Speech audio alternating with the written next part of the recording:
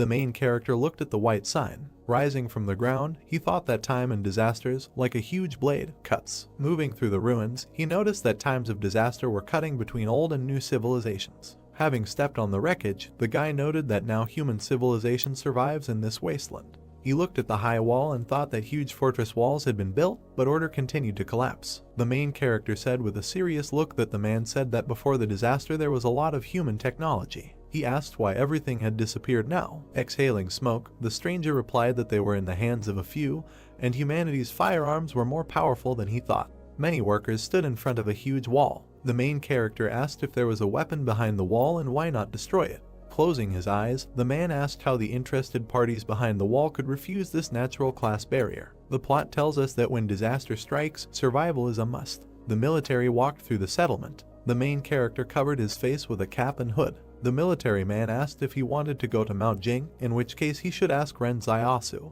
As he walked past the military, he thought that this crowd of mercenaries lacked real combat experience. He wondered if they were heading into the wilds to die. A red light was visible from the forest. The main character was taken aback by this. He looked at the lava clot and saw a message that the breath of death had been detected. The monster began to crawl out of the magma. A crowd of demons ran towards the main character. A huge spider appeared and an inscription said that the breath of death had been discovered. A blue aura emanated from the wolf. There were drops of blood on the ground. Frowning, the protagonist wondered what, for them outside the walls, is their first weapon in the face of danger. A crowd of monsters stood in front of him. A message appeared asking if he wished to unlock his bonds. The main character was furious. There was a powerful energy in the area. He cried out that he wanted to unlock the shackles. It was raining heavily. The rat's corpse lay under the trap. Sitting in the bushes, the main character thought that it was bad luck and acid rain began to fall before the arrival of the prey. He noted in his mind that if he didn't bring the loot today, Yuan and he would die of hunger. As he continued to lie down, he emphasized the fact that even a sparrow would do. He saw the wings of a bird in the sky. Watching her closely, the main character thought that this was great and that this was really a sparrow. He looked at the bird. Her eyes glowed red. He jumped up sharply. He dodged the huge bird. The main character reached for the frying pan. Grabbing it, he prepared for battle. The bird jumped up from the ground. She flew towards the main character. Frowning, he noted in his thoughts that he was fast. He hit the bird with a frying pan. The sparrow fell to the ground. The main character jumped on the bird. He grabbed her by the throat. He broke the bird's neck. Sighing, he said that after waiting all night, he finally got something. Throwing the loot onto his shoulder, he said that it was still early, so he would just go to Lao Wang's store to sell the bird and estimated that he could exchange it for a couple of days of rations. He was suddenly taken aback. Falling to the ground, he mentally asked why now. Closing his eyes, the main character thought that usually this happened at midnight, but this time earlier. A blue aura enveloped his body. He noted and thought that this had been happening regularly since the day he escaped from the wolves, and people in the city said that it was just a headache, but he knew that. The hero felt that he was falling into the abyss. He fell in a dark space. He emphasized that he knew that this sensation was not pain, but pure chaos. As he fell into the abyss, he wondered what was happening. Looking at his hand, the main character wondered if he was conscious this time. He looked at the bright light. Squinting, he wondered what it was. He saw the outline of a palace in front of him. The main character stood on a white floor in a dark space. He approached the palace gates. He opened the doors. The main character began to examine the dark walls with golden patterns. The walls were enveloped in dark energy. He continued to look around with a serious face. As he approached the table, he wondered where he was. Frowning, he looked at the streams of mana. His gaze fell on the table. He asked what was on it. He narrowed his eyes in pain. Red lightning struck in the sky. The bald man was hiding behind a tree. He watched the main character, who was unconscious. Opening his eyes, the main character wondered if he had come to his senses so quickly this time. Taken aback, he noticed in his thoughts that the rain was getting worse and he needed to get away from there. The man took the sword and walked behind him. Swinging his hand, he ordered the prey to be given to him. The main character looked back. He hit him in the face with a frying pan. Holding his face, the guy wondered how this happened and why he became a victim. He noticed that the main character is strong and his movements are very fast. Xiao looked at the screen, on which he saw that his task was to transfer the loot to a stranger. He was dumbfounded by this. Turning around, he looked at the bald guy. The guy sat on the ground and cried. The main character stood over him. Holding the bird in his hands, Xiao asked if the stranger needed the sparrow. The surprised guy started shouting that he wanted him. The main character gave him the sparrow. The man smiled at this. Xiao looked at the screen and saw that the task was completed. A white sheet of paper was flying towards a table in a dark room. He was heading towards the printing machine on the table. A piece of paper flew into the car. The machine began to print on paper that the task was to transfer the loot to a stranger, and for completing the task, he was rewarded with a basic profile skill which allows him to study the abilities of other people. Closing his eyes, the protagonist thought about the skill acquisition profile and whether he could use this to learn other people's skills. The guy cried and said that Zio was a good person. The main character looked at him out of the corner of his eye. He snatched the sparrow and declared that he would never get it even if he wanted it.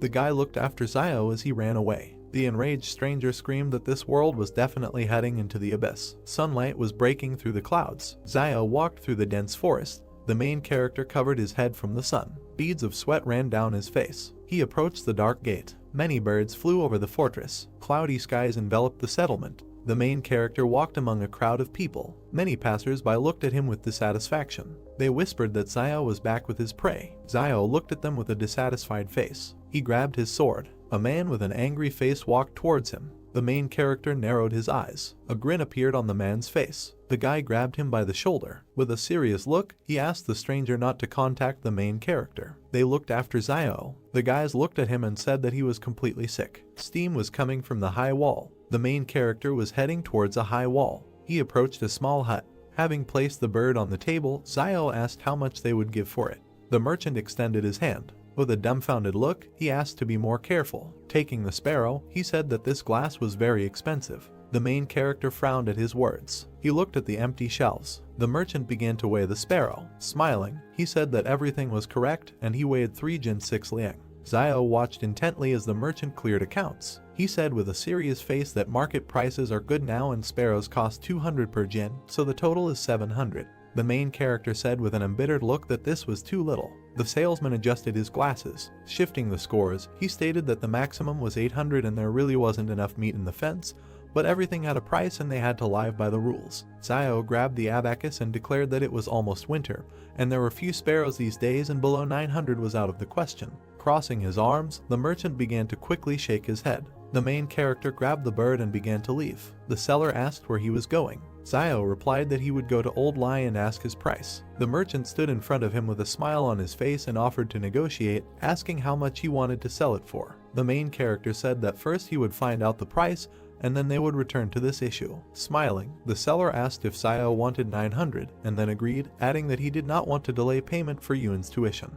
He noted in his mind that today someone from the fence came to buy game and he couldn't let Old Lai take advantage of it. Zio, with a straight face, clarified what the merchant said at the end. He began to tremble and asked what the price of the main character was. Smiling, Zio replied that he wanted 1,200 for the sparrow. Veins appeared on the merchant's face. The main character asked whether he agreed or not, noting that if not, then he would go to Old Lee. The seller began counting out the bills. He continued to count them with a puzzled look. Having given the money, he said that this was all there was. Having taken the money, Zio said that there was nothing wrong with it and the merchant would return it tomorrow. The main character looked up. He pointed his finger at the jacket and asked him to take it out, noting that it would be just right for Yuan. The merchant reached for his jacket with his cane. Putting it on the counter, he asked if Zio would like to buy it for himself, noting that he knew the price. For him it would cost 490. He noticed that he doesn't carry jackets very often, so if he takes one jacket now, he might end up dead in the winter. The main character replied that he was not cold.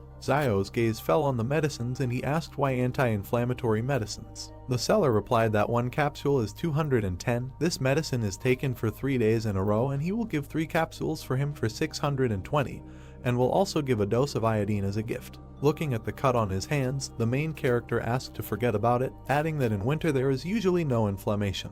After giving the jacket, the merchant asked the next time Zio catches a sparrow not to kill it, noting that there are noble people behind the wall who want to keep it for fun.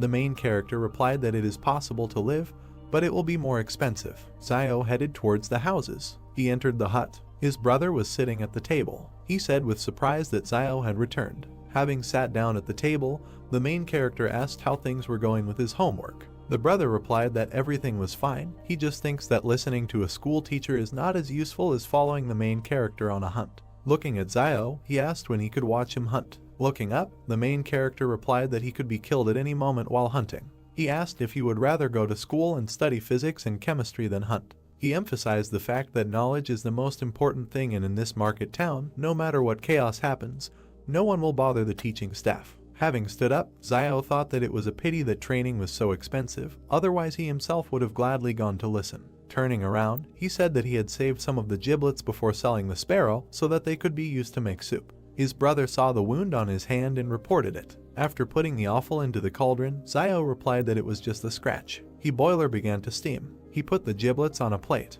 He handed the plate to his brother and asked him to eat these giblets. Pushing the plate away, he replied that he would not and that the main character should eat, noting that he needed to recover. Zio replied that he was not hungry. Yuen began to cry and said that he would not eat, adding that it was not some kind of scratch at all and he heard that 2 days ago someone died from an infection. Putting the plate on the table, the main character said that tears are useless and his brother understands that he cannot shed tears in this world, and this world has not believed in tears for a long time. He pointed his finger towards the street and asked Yuen to look at the people around them. He asked what would happen if someone came at night and stabbed them to death because Yuen didn't eat enough. Zio stated that he sent him to school because he had the ability for it, and if he studied well, he would not have to go into the wasteland early in the morning to earn a living like him. Yuen sat down at the table. He started eating the offal. The main character patted him on the head and said that usually when they go out, Yuen is damn smart and cunning, but as soon as they get home, he acts like a crybaby. Zio asked him to try on the new jacket when he finished eating. Looking at the main character, Yuen asked where his jacket was. Smiling, Zio said that he wanted to rest.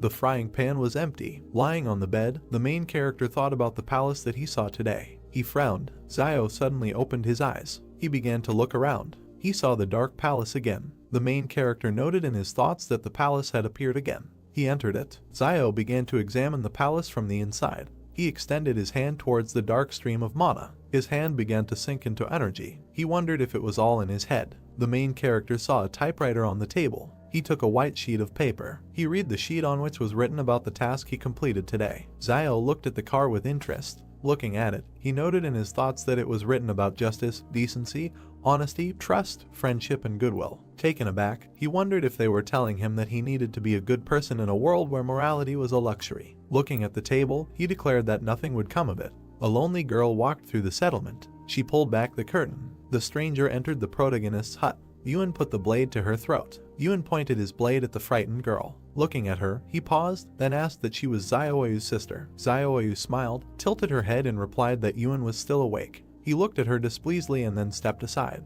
Then the girl approached him and, smiling, asked where Ziosu was. She heard that he was wounded. Approaching the dim fire, Yuen sheathed his blade and replied that the sparrow had wounded him in the arm. Hearing this, the girl nervously folded her hands and looked ahead. She saw the guy lying on the bed, and then she lowered her head. Yuen walked over to the table, put his hands on it, and then raised his head and said that she was 8 years older than his brother, so she didn't need to get so attached to him. Zioyu, blushing, shouted that he was a little tomboy. She thought of them as brothers. After these words, she stepped aside with her head down. Yuen looked at the walls of the room with displeasure, and then suddenly the girl said that okay, she will go home, let Yuen tell his brother that she came by when he wakes up. She began to leave the house, and he watched this event. The girl moved away. Gradually her silhouette began to blur, after which Yuen climbed over the bench, and then he left the house and sat on his knees. He took out his knife and looked around, and then suddenly he noticed something. Someone told him not to constantly bully his sister, it's not easy for her anyway. Turning around, Yuen saw the protagonist in front of him. When he saw him, he said that his sister was unclean. He saw her smoking the other day. Cigarettes are only given out in factories outside the walls. Maybe she got them from some savage. He thinks that she became close to him because Zio could always hit his prey when hunting. Hearing this, the protagonist frowned with displeasure and looked at his brother, and then, lowering his head, he asked who was clean. Getting out of bed, he added that if someone wants to survive in this world, he will not be able to remain pure. All this is imposed by life, you just need to keep your distance from it and not bully. Yuen, looking at his older brother, replied that everything was clear to him now. The protagonist sat down next to him, and he continued to say why he couldn't sleep, couldn't he? With his hands on the floor, Zio replied that he had something to think about. Looking around, he added that perhaps he also has some abilities. Hearing this, his brother said what he wanted to tell him. Zio did not listen to Yuen and, interrupting him, replied that he was not quite sure yet, he needs to try it to be sure. After which he carefully examined the sky. He remembered how he was hiding with Yuen in the forest in green capes. He thought that in the city they say that some people have special abilities, but before he did not believe in it, and only after meeting Liu Yuen did he believe a little in this. That day, Yuen closed his eyes and crossed his arms and said that he hoped he could hit the prey. Seeing this, Zio thought that his ability was this. A second later, the bird began to fall from the sky and he thought it was luck. Looking at the dead crow, he continued to think that, however, making a wish would have the opposite effect, and there would always be some minor illnesses and disasters. Suddenly, Ewan extended his hand upward and pointed his finger at the sky, saying that there were falling stars. Many stars were falling from the sky. Zio frighteningly grabbed Ewan's hands and shouted that he should not make a wish because suddenly it would come true again. Zio was sitting with his hands behind his head when suddenly his brother asked what he thought, why shooting stars fly so fast, that if someone is late to make a wish, to which the protagonist replied that what should he think? They fly quickly because he doesn't want to hear any of their wishes. We are transported the next day to a small building. A man with glasses appears in front of us, with children sitting next to him. He says that they will talk about technology in the era of civilization. Opening the book, he adds that they know what the term technology means. Ewan, covering his mouth with his palm, yawns and replies that he doesn't know what the teacher is saying, so then he should be silent and listen carefully. Zio watches this process through the window, and the teacher continues to say that he will use this example to explain to them what technology is. After looking at the book, he turns to the board. Zio, standing on his toes, carefully looks out the window and listens to the teacher. How suddenly he closes the book. And, looking at the class, he says that they have had enough for today, they need to go home and eat. Afterwards, he narrows his eyes and looks to the side, his gaze is drawn to an empty small window. Suddenly the protagonist turned to the side, the teacher told him that from this day on he could. Zio entered the classroom and bowed, and the man in front of him added that he could stand and listen to the lesson at the door, but he was not allowed to enter the classroom, to which the protagonist responded well. He raised his head and, smiling widely, added that he was very grateful. A plate of soup appears in front of us, with steam coming out of it. The teacher brings it to his lips. Suddenly Zio appears in front of him, holding out a cigarette for him and shouting that he is grateful that he was allowed to stand at the door and listen to the lesson. The man, taking the cigarette in his hands, examined it carefully, and Zio, contentedly placing his hands on his belt, said that he allowed him to listen to the lesson at the door, so he had to show his gratitude, since he had not paid for the training. The teacher struck a match, and then he slowly brought it to the cigarette and set it on fire. Raising his head, he released a large cloud of steam. Looking at his student, he said that in their turbulent times, there were not many students who listened as intently as he did to why he enjoyed attending class so much. The protagonist, looking around, answered, placing his hand on his chin, that learning something new would never be a bad thing, and teachers also enjoy the greatest respect in this hectic world. Then he put his hand forward and pointed his finger at a small bed of vegetables and said that no one would dare steal, for example, the vegetables in their yard right here.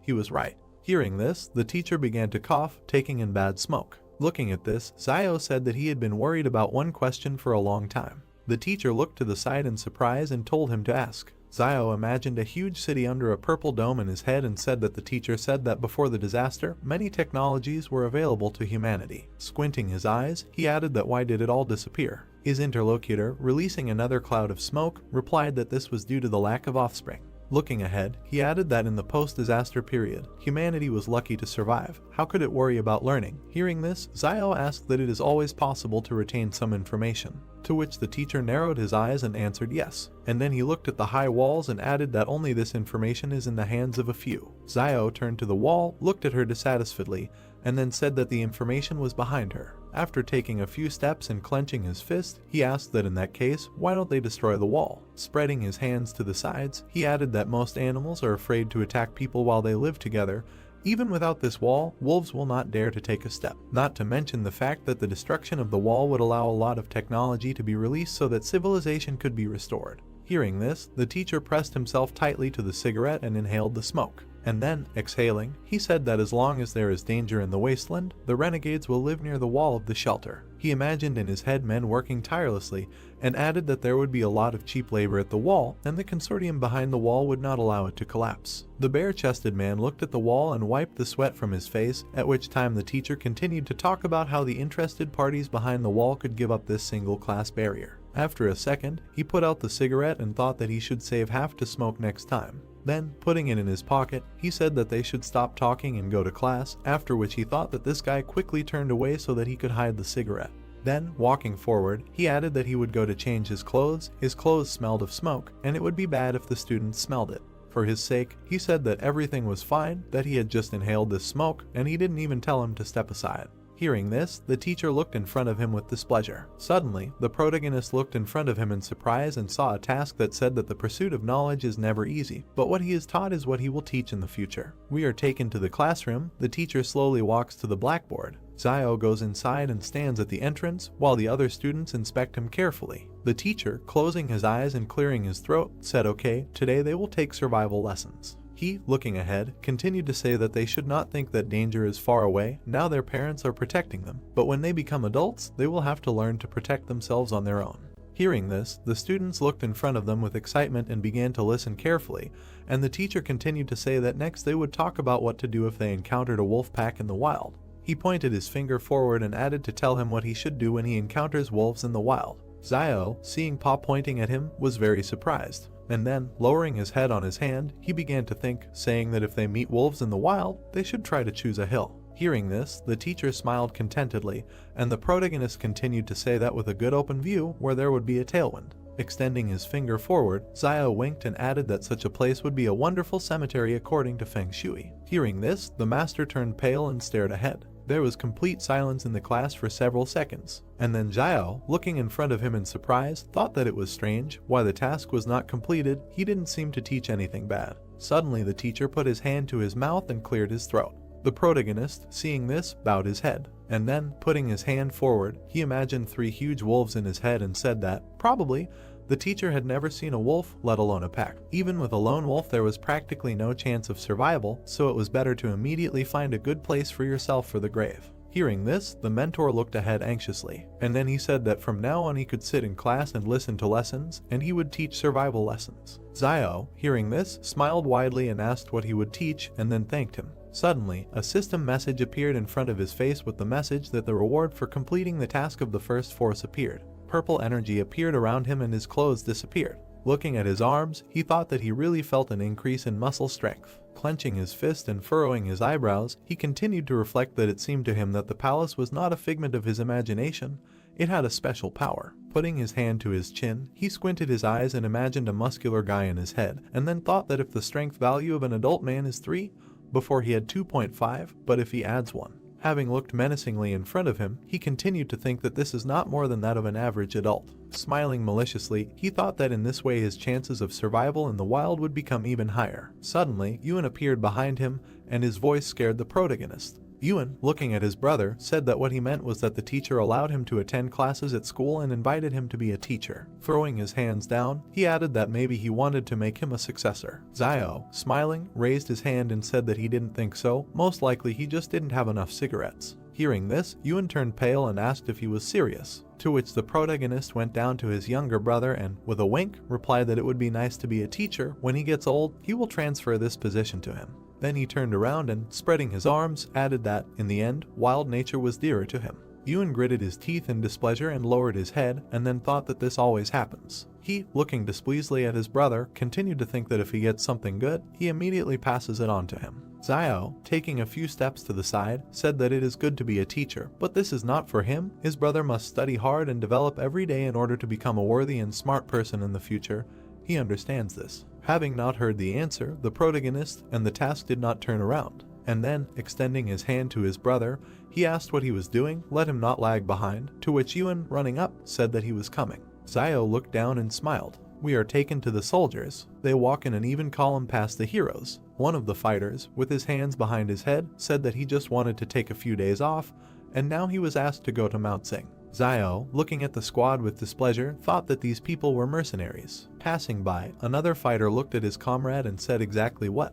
But first they need to go to Quan Fuguyu and try to find someone who can show them the way. Frowning his brows, the protagonist thought that they were going to Mount Jing. This group of mercenaries from behind the wall lacked combat experience. Isn't it just suicide to rush into the wasteland like this? Then he walked past the girl. Suddenly he turned around and looked behind him. Looking at the leaving group, he thought that this girl, she gave off the feeling of a wild animal from the wasteland. Suddenly, Yuan, standing behind his brother, asked that he thought Fugui would recommend him as a guide. Everyone in the market town knew that he was very familiar with the wilderness. The protagonist, looking ahead, replied that usually you can go to the Jing Mountain area on your own 2 feet and get out of their feet first. Whoever wants to let him go, but he won't go. There is something strange in this group, so they should better avoid there. We are transported to the evening. Zio enters the tent. He is greeted by a concerned Yuan, asking if his wounds are okay. To which Xiao replies with a smile that everything is fine. His brother, frowning with dissatisfaction, shouted at him not to lie to him. Last time he already tried to hold on through force. Xiao, going deeper into the tent, pulled his hands up and told him not to worry, he was not going to play with his life. Suddenly they heard someone's footsteps and a voice asking if this guy really escaped from the wolves alive. Another voice replied that of course, how could he lie? Hearing outside voices, Yuan and Xiao turned around worriedly, and then they suddenly fell to the ground, grabbing their weapons. They walked forward slowly. Xiao walked to the door and looked out a little through the crack.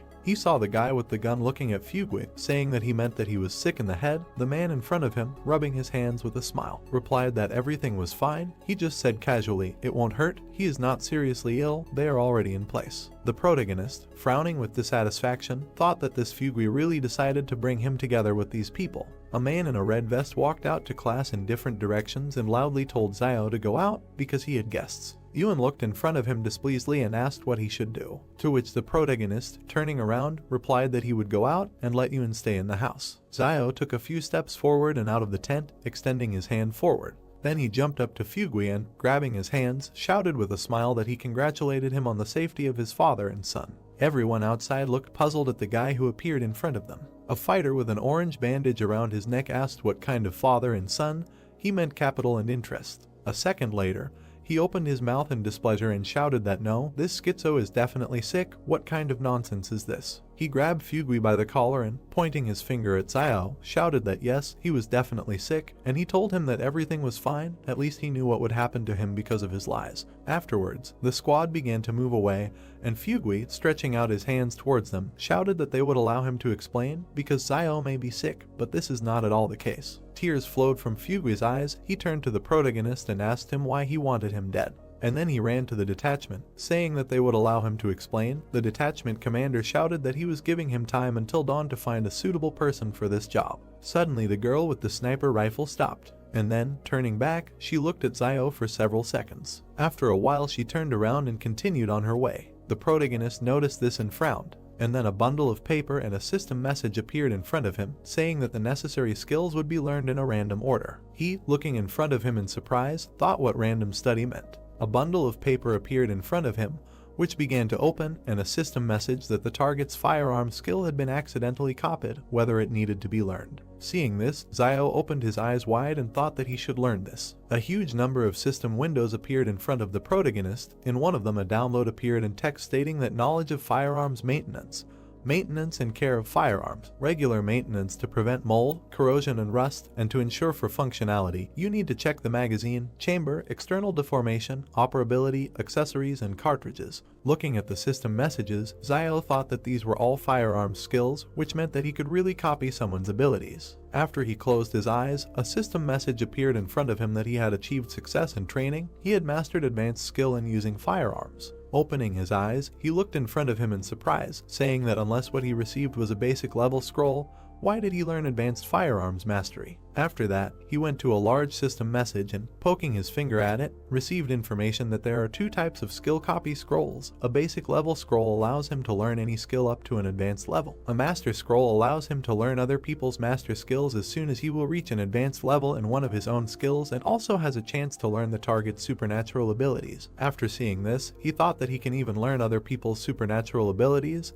This is generally normal. An image of a girl appeared in front of him in the system message, and he asked that he could find out the firearms proficiency level of that girl. He looked in front of him in surprise and thought that she was fluent in firearms, but why was she serving in a private army? Something is really wrong with this group. He then narrowed his eyes and scratched the back of his head in puzzlement. Suddenly he turned around, hearing his brother's screams. Yuan grabbed him by the cape and asked why he was looking at the back of this girl all this time. Suddenly someone came out of the tent and asked whose back it was. Turning around, they saw Xiao coming towards them. Looking at her, Xiao opened his mouth in shock and asked what she was doing here. The girl straightened her hair with a smile and said that she had swapped with a family of 3 who lived here before, and in the future she would move here and live next door to them. Hearing this, Yuan clung to his brother and asked in a whisper that he was still a virgin. Because Xiao spent a lot of money on this, she used to live in a stone brick house. Hearing this, Xiao annoyedly grabbed his younger brother by the hair and shouted that he was already old enough. So it's time for him to talk about this aspect of your education. To which Yuan said that it's good if he doesn't know something, just let him will ask. Zio waved to Zioyu with a smile after these words, and then they headed towards the tent, and the protagonist added that he really had something to do with something, and not now they were barely staying afloat, so he shouldn't try to connect them with his sister. Suddenly he saw something in front of him. Ewan stopped and extended his finger forward, saying that he should just look at those 2 potatoes hidden under the chair and what looked like 3 pills. Looking under the table, Ewan added that it was to treat his arm injury. Bending down, Zio grabbed the bottle of pills and looked at it and said that it was indeed an anti-inflammatory drug. Looking ahead, he added that whether his brother remembered how last year he encountered wolves and was injured, someone secretly planted them some pills to keep him alive, right? Picking up the bottle of pills, he added that the place where the pills were planted was exactly the same as now he was trying to find this person. Ewan, looking at his brother, said that his sister could not do this, he only told her about his injury this time. Zio narrowed his eyes and looked ahead. Suddenly, behind the tent, someone grabbed Zioyu's hand and pulled out a cigarette for her, saying that she moved here and he brought her a cigarette, to which Zioyu replied that she would no longer do such things. Ewan and Zio turned to the exit in fear as they heard a man's voice laugh and then shout that she would eat and drink if she didn't do such things, who would give her a cigarette. The protagonist grabbed his dagger. Meanwhile, the guy tore Zioyu's clothes and she raised her head and screamed for him to let her go. Zio, gritting his teeth, jumped out of the tent like lightning. Looking ahead with dissatisfaction, he saw a system message that he had a new task to help. Squinting his eyes, he thought that even without this task he would have helped. Then, grabbing his dagger, he made a quick dash forward. The man in front of him looked ahead in fear, and then, smiling, he thought that the little guy with the bone knife wanted to stab him. Then he took out a huge machete and, smiling, thought that he had real iron here. Suddenly, in a second, Zio's machete cut him into 2 pieces. The man looked at his broken blade in fear and shouted that how was this possible. The protagonist then let go of his dagger, and, grabbing the scoundrel's hand, he hit him in the stomach with all his might. Then, literally in a second, he went behind his back and began to break his arm. And then at great speed he hit his face on the floor. Blood flowed from the man's face. He clenched his teeth in displeasure and thought about how old he was and how he could be so strong. Zio then looked at the frightened Zioyu and asked who he was, to which she replied that he was a foreman at a coal mine. She imagined in her head how several men were killing a guy, and then said that last night a man was stabbed alive in the market town, and he took the lead because he heard that this man had a habit of saving money, and so it turned out that he owed the casino money, and so he decided to do this. Zio looked displeasedly at the foreman, and then he picked up the broken machete tip from the floor. Raising his attacker's hand, he grabbed the dagger and looked at him menacingly. Suddenly a system message appeared in front of him that he had a new task: he must leave the enemy alive. A second later, the protagonist cut the attacker's side, and he screamed in pain. The foreman, cringing in pain, pulled his hand towards the cut, and meanwhile Zio, rising to his feet, said that he had about 3 minutes left. Looking down, he added that if he went to the clinic in the market town and got stitches, he might be able to survive. The foreman, gritting his teeth, slowly began to rise to his feet, and then, leaving bloody footprints on the floor, he ran towards the trading city. A system message appeared in front of the protagonist that the task had been completed. The reward was a basic scroll of copying skills. Since he now lacks weapons, he begins to complete a side task. Looking at these system windows, he thought that the first task should be to rescue Zioyu. He can't believe that he finished the second one. How did the damn palace make a decision? Afterwards, Ewan approached him and asked that he would simply let him go if he recovered and took revenge on him. He was not a good person. To which the protagonist, smiling, replied that he really still thought that the clinic in their trading city would heal his wounds. Ewan smiled and exhaled, answering that seeing him so ruthless made him feel relieved. Zio then pulled his hand towards the broken blade. Picking it up from the floor, he looked around. He saw Zioyu standing nearby with his head down. Then suddenly she raised her eyes when she heard Zio ask her if she could quit smoking. The girl, looking worriedly ahead, nodded her head several times. Zio began to walk forward, saying that these cigarettes are not very addictive, but as he knows, they add poppy seeds. Strike the floor with your blade. He added that Van also said that their share was very small. Stopping, he added that she could quit if she wanted. Then he grabbed his head and, closing his eyes, added that he wanted to clarify something. Although he was very handsome, it was impossible between them. Zioyu looked at him, puzzled, and then she said that she just treats him like a brother. The protagonist scratched the back of his head with a smile and, laughing, said that this was it. It turned out awkward.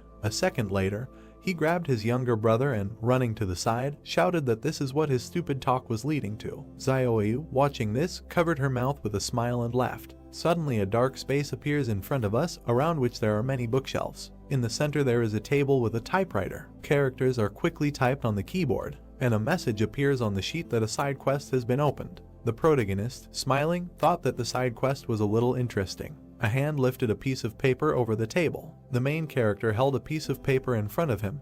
When he began to read the contents, he thought that the task was related to weapons and decided that it would be nice to get a new one. On the parchment it was written that since he lacked weapons, a side quest was opened, which was that he must receive 100 sincere thanks in order to unlock the weapon, and that also thanks could be used to exchange for items. Zio pursed his lips and looked down when he became indignant at the need to collect thanks, and sincere ones at that. The guy's attention was caught by another sheet of paper in the typewriter. It was written on the parchment that one thank you had been received from Zioyu, and that the unlocking of the weapon was 1/100th. Then the main character thought that the palace was quite accurate in its judgment, so he was glad that he saved not an insensitive person. The demon inside the guy rubbed his hands as he thought that it was a pity that instead of gratitude one couldn't collect negative emotions. Otherwise he would have tried so that in just a few minutes the whole city would be filled with negativity in his direction. Yuan was sitting at a table with a candle burning on it. Zio sat on the bed and asked the boy to thank him. Yuan opened his mouth slightly, sweat appeared on his face.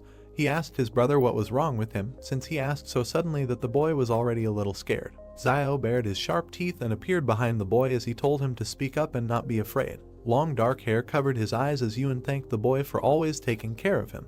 The main character smiled, clenched his fist in front of him and thought that he did not expect it to be so easy when a system notification appeared that he had received gratitude from the boy. Zio put his elbow on the table, rested his chin on his hand, and asked his brother to say thank you again. Sweat appeared on the boy's face as he weakly thanked the main character. Zio raised his hands to the place where the system alert should have appeared and did not understand why he did not receive anything this time. He pointed his finger at the boy and told him that he had not thanked him sincerely, and asked him to be sincere next time, and then added that sincerely meant it was from the bottom of his heart, and asked his brother to do it again.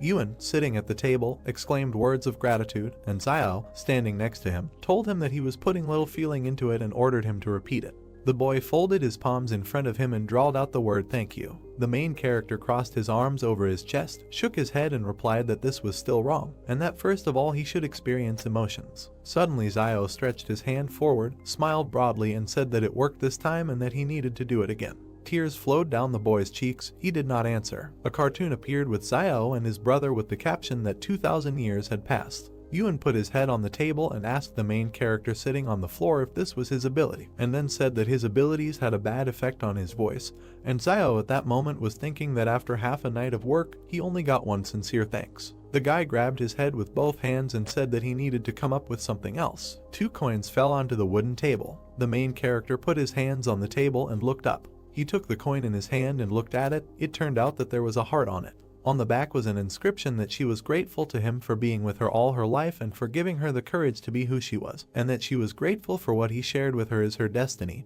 and for the flowers that bloom and fall, and the promise that she will cherish them all. Zio raised his hand with the coin to his face as the melody enveloped him. The guy looked back, where there was some movement. He turned around and saw a large metal device behind him. The main character came up and began to examine it while he was thinking about what it was for. Zio saw 2 narrow holes. He looked down and thought about trying to throw a coin there. The guy raised his hand to the slot and placed a coin there. At the bottom of the device there was a shelf into which a black jar fell. The main character took it in his hand, looked at it and thought that it was medicine. That's what it said on the jar, and Zio continued to look at it and wonder if it was possible to tell what the medicine was for. Suddenly the guy opened his mouth and eyes wide. He found himself at home in front of the table at which Yuan was sitting. The boy opened his mouth wide and turned to his brother, asking what kind of magic he had done and why a small jar suddenly appeared in his hand. The main character was trying to open the medicine bottle while he was thinking that since there was only one word written on this medicine bottle, could it be a panacea? He used his fingers to remove the black contents from the jar and decided that it was worth a try anyway. Zio sat down, closed his eyes and brought his fingers with the ointment to the wound.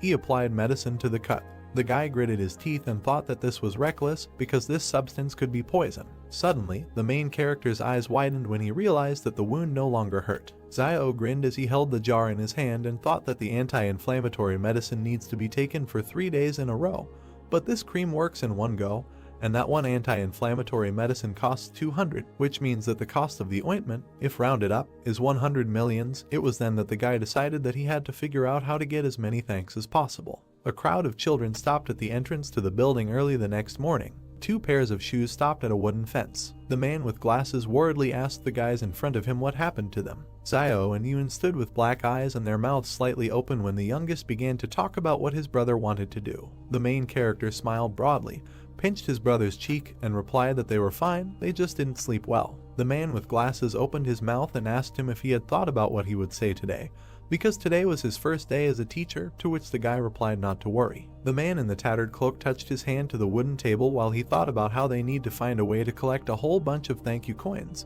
but he doesn't know how to do it. Zio spread his arms out to his sides as the crowd of children sitting in front of him greeted their new teacher. The main character came up with an incredible idea. His hand, wrapped in black tape, reached forward when the guy asked them about how they think it is difficult for teachers to give lessons. The guy closed his eyes and said that everyone can sit in the classroom, but the teacher stands all day. The children began to chatter when they were asked if they should thank the teacher and responded positively. The gray-haired man adjusted his glasses and nodded. In his heart, Zio smiled broadly when in reality he seriously said that from now on, instead of greeting, the children would thank the teacher, but he thought that he had cleverly come up with the idea that the students would thank him. The main character extended his hand in front of him when the children bowed their heads and told the students to try to do it all together because now is the beginning of the lesson. The guy looked up and thought about why nothing was happening, and how none of these little brats sincerely thanked the teacher. He touched the back of his head with his hand, closed his eyes and agreed that 9 times out of 10 life doesn't go according to plan, so he decided to come up with something else. The stone wall near the treetops was shrouded in fog. Zio stood at the board and drew an animal's face on it while he talked about how today they would talk about basic survival skills in the wild. One student began to yawn, and the other opened his mouth and looked forward. Another student gritted his teeth and touched his face with his hand while Zio was talking about how rabbits in the wild do not attack people, and that they are about the height of a person's shin, and have great strength, and the boy was thinking that this guy is too talks a lot and that he still hasn't finished the lesson. The main character smiled while he talked about how the children should be more careful because it is very difficult to survive in the wasteland. One student raised his hand and turned to the teacher, saying that if he did not finish the lesson, it would get dark outside and it would no longer be safe to return home. Zio nodded as his hand with the chalk froze at the blackboard. He closed his eyes and raised his hand as he said that safety comes first, and then ended the lesson. A crowd of people ran out of the building into the street, shouting thanks to the teacher. Coins began to fall onto the wooden table. The main character beamed and smiled when he thought that the effort was paying off. He was touched that due to such a long lesson, the students were grateful to him. Yun was walking next to Zio when he asked him not to delay his lessons so much in the future. The main character closed his eyes and replied that he was ready to give his life for education, and asked what was wrong with being delayed a little. Yun clenched his teeth and said that he could not continue like this because he would destroy the youth of their country. Zio grabbed his younger brother by the head and asked him what he might know because the guy received the coins, which means that the student's gratitude was sincere. The boy opened his eyes wide, pointed his finger forward and told his brother to look there. There was a crowd of people ahead. One man smiled widely while the main character was thinking that isn't it old man Liu, and that he went to be a guide. A man with glasses approached the guys and addressed Zio. He adjusted his glasses, opened his mouth and told him that he was a heartless little wolf to whom he recommended such a good job, but he did not agree. The main character opened his mouth, looked away and asked how he knew it would be a good job. The man with glasses grinned and replied that there are poor and noble people behind the walls of the shelter, but the poor will not be able to get out of there, and that these people who have free access to the territory of the shelter must be noble people. There was a high stone wall behind the guy when Zio realized that it was blocking not only the people outside, but also the people inside. He opened his eyes wide and looked to the side as he thought about how those inside the walls have a hard time getting out, but those outside are desperately trying to get inside by any means necessary. The man with glasses smiled and touched Zio as he said that he had heard from the staff that they were looking for a good guide from the trading city to take him beyond the wall so that they could use his services, and asked the guy about when else would he have it was such a wonderful opportunity. The main character looked to the side and remained silent when Yun asked him why he didn't talk to those guys from the group again, because he was much better than that old man Liu. Zio turned his back to the bespectacled man and the boy and told him to get it over with and that it was time for them to go home. Near the door there was a wooden sign with hieroglyphs. Yun pointed his finger to the side and tugged at his brother's cloak as he turned to him and asked if Sister Zioi was there. A girl with long hair spoke to a man through the window and said that her earrings were worth a lot of money, so could he give her more, and she was told that she didn't really need to sell things, because she could just become. At this point, he was interrupted by Zio, who put money in Zioi's hand and said that she didn't need to sell anything, because it was money for 3 anti-inflammatory pills. The girl's hand clenched the money as the guy replied that he was going to buy the medicine anyway, so she could take it, and that he didn't reject her kindness, but they shouldn't be so polite to each other in the future. The main character hit himself on the chest with his fist and said that if it weren't for the medicine that she gave them, he probably would have died, and that she didn't need to worry because now, as long as he had meat, he would make sure that she had soup. Yuan touched his brother and told him in his ear that he had pronounced it wrong, because they usually eat meat together. But he said that while he eats meat, she will eat soup, and then the boy added that they don't have meat at home now. Standing behind him, Yuan nodded as Xiao looked determinedly and asked to be allowed to say differently. The protagonist pointed his finger at Xiao and exclaimed that in the future, if he has a full bowl of soup, then she will always have a bowl to wash it. The girl smiled, closed her eyes and replied that from now on she would wash the dishes and laundry for him. The man knelt down and began to beg the doctor to help his family. A man in a white coat stood next to the wounded guy while the man at his feet talked about how their family could not survive without him. The man looked down and asked what was the point of visiting a doctor if they couldn't afford it. Xiao and Yuan stood and watched as the door slammed shut in front of the kneeling girl. The main character opened his mouth, turned to his brother and said that he should remember this, because in front of him is their reality. Drops of rain began to hit the roofs when a voice said that acid rain was coming and that they should go home quickly. The girl and two guys ran in different directions, trying to hide from the rain. Yuan turned his head to Xiao and said that it is very easy for doctors to receive gratitude, because they all thanked the old doctor when he was still here. The main character lowered his hand when his brother said that it was a pity that he didn't know anything about medicine. The guy asked what kind of nonsense he was talking about. Xiao's eyes widened when he thought that even if he didn't know how to heal, he could learn.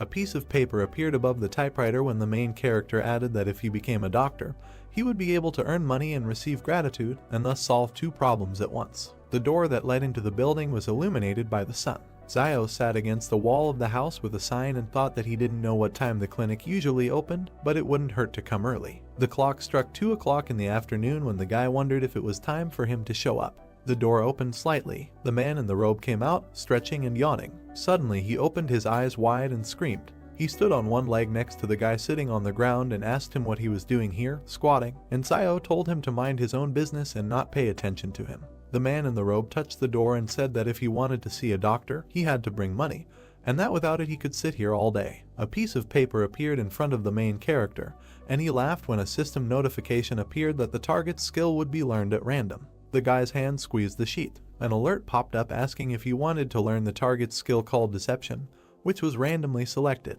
The paper disappeared from Xiao's hand. He opened his eyes and mouth wide and thought that he was here to learn medicine, and that there was no point in learning deception, and also that this random skill was too random. The main character turned his head and gritted his teeth as he thought about how this guy was so disgusting that he had a skill in deception. The man in the robe was holding something in his hands when he turned his head and looked towards the guy. Sweat appeared on his face. He opened his eyes wide when he remembered that he knew Xiao, and thought that it was not for nothing that he seemed familiar to him, and that he was a well-known cruel guy in the city. The man was scared when he did not understand what he wants from him, because he didn't contact him. The main character pointed his finger at the system window in front of him and wondered what level of medicine this doctor had. In response, a message came with the words that from the information about the target it is known that he does not have any medical skills. Xiao clenched his fist and gritted his teeth as he protested that how could he be a doctor without medical skills. The guy threw a frying pan at the head of a man in a white coat and shouted at him that he had been making money from fraud all these years. The man began to cry and told the guy not to talk nonsense and that he was not deceiving anyone. Xiao turned around and walked away from the man in the white coat, holding the frying pan and touching his face with his hand, thinking that he would have to think again about how he could become a doctor without studying medicine. He looked at his hand and realized that the wound was almost healed. The guy remembered the metal device and smiled when he realized that he could heal cuts. The main character entered the house and asked Sister Xiaoyu what she was doing here. The girl was sitting on the bed and holding a black thing in her hands when she said that she saw that the clothes he was wearing were torn, and therefore came to sew them up for him. Yuan was carrying a plate in his hands as he passed by Xiao when he asked what he had in his hands, and he replied that it was Sister Xiaoyu who had prepared the porridge for them. The main character pinched his younger brother's neck and asked him if he had said thank you to the girl, to which Yuan replied that he had not said so yet. The boy bowed and thanked Xiaoyu, and the girl jumped up and told Xiao not to hit his brother, to which the boy replied that he could be spoiled with him, but he couldn't be like that with others. The girl sat down by the fire and put food on a plate while she told the main character standing next to him that it was time to eat because they were still growing. The guy opened his eyes wide and beamed when he thought that they had never been told that they were still growing.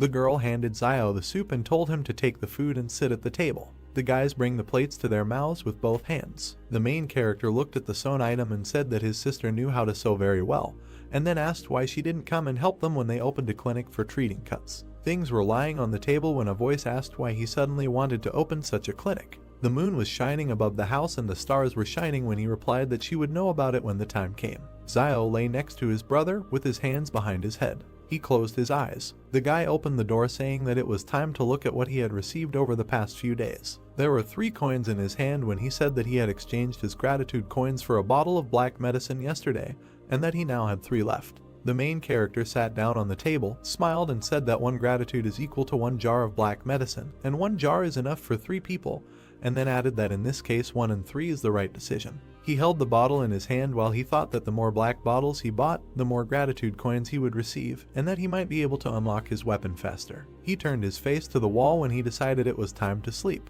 The boy stood next to the girl, waving to his brother and asking him to be careful. Zio smiled and thought that those who take risks will definitely get what they deserve. While the pick was breaking the ground, he thought that tall trees are always the first to be blown by a strong wind. The man who was dripping with sweat turned his head to the side when the main character was thinking about what needs to be done so that people don't think that he wants to deceive them. The man opened his mouth and asked Zio what he was doing here, and then assumed that he was cutting the grass here. The guy crouched down and tried to pull out the plant while he thought that since he already had the medicine, he should cut a few blades of grass. He turned his head and grinned as he explained that it was to give the appearance of being a herbalist and not to come under suspicion. Zio approached the man with the herb and said that it was not a weed, but a medicinal herb, and when he asked again, the guy replied that if you add the herbs in different proportions and boil them, they can be used to heal wounds, and then he asked the man what he thinks about how the main character recovered from his previous injuries. The man opened his eyes wide and assumed that the guy endured everything by willpower. Several people stood at the entrance to the house. Zio sat by the fire and looked at the crowd outside.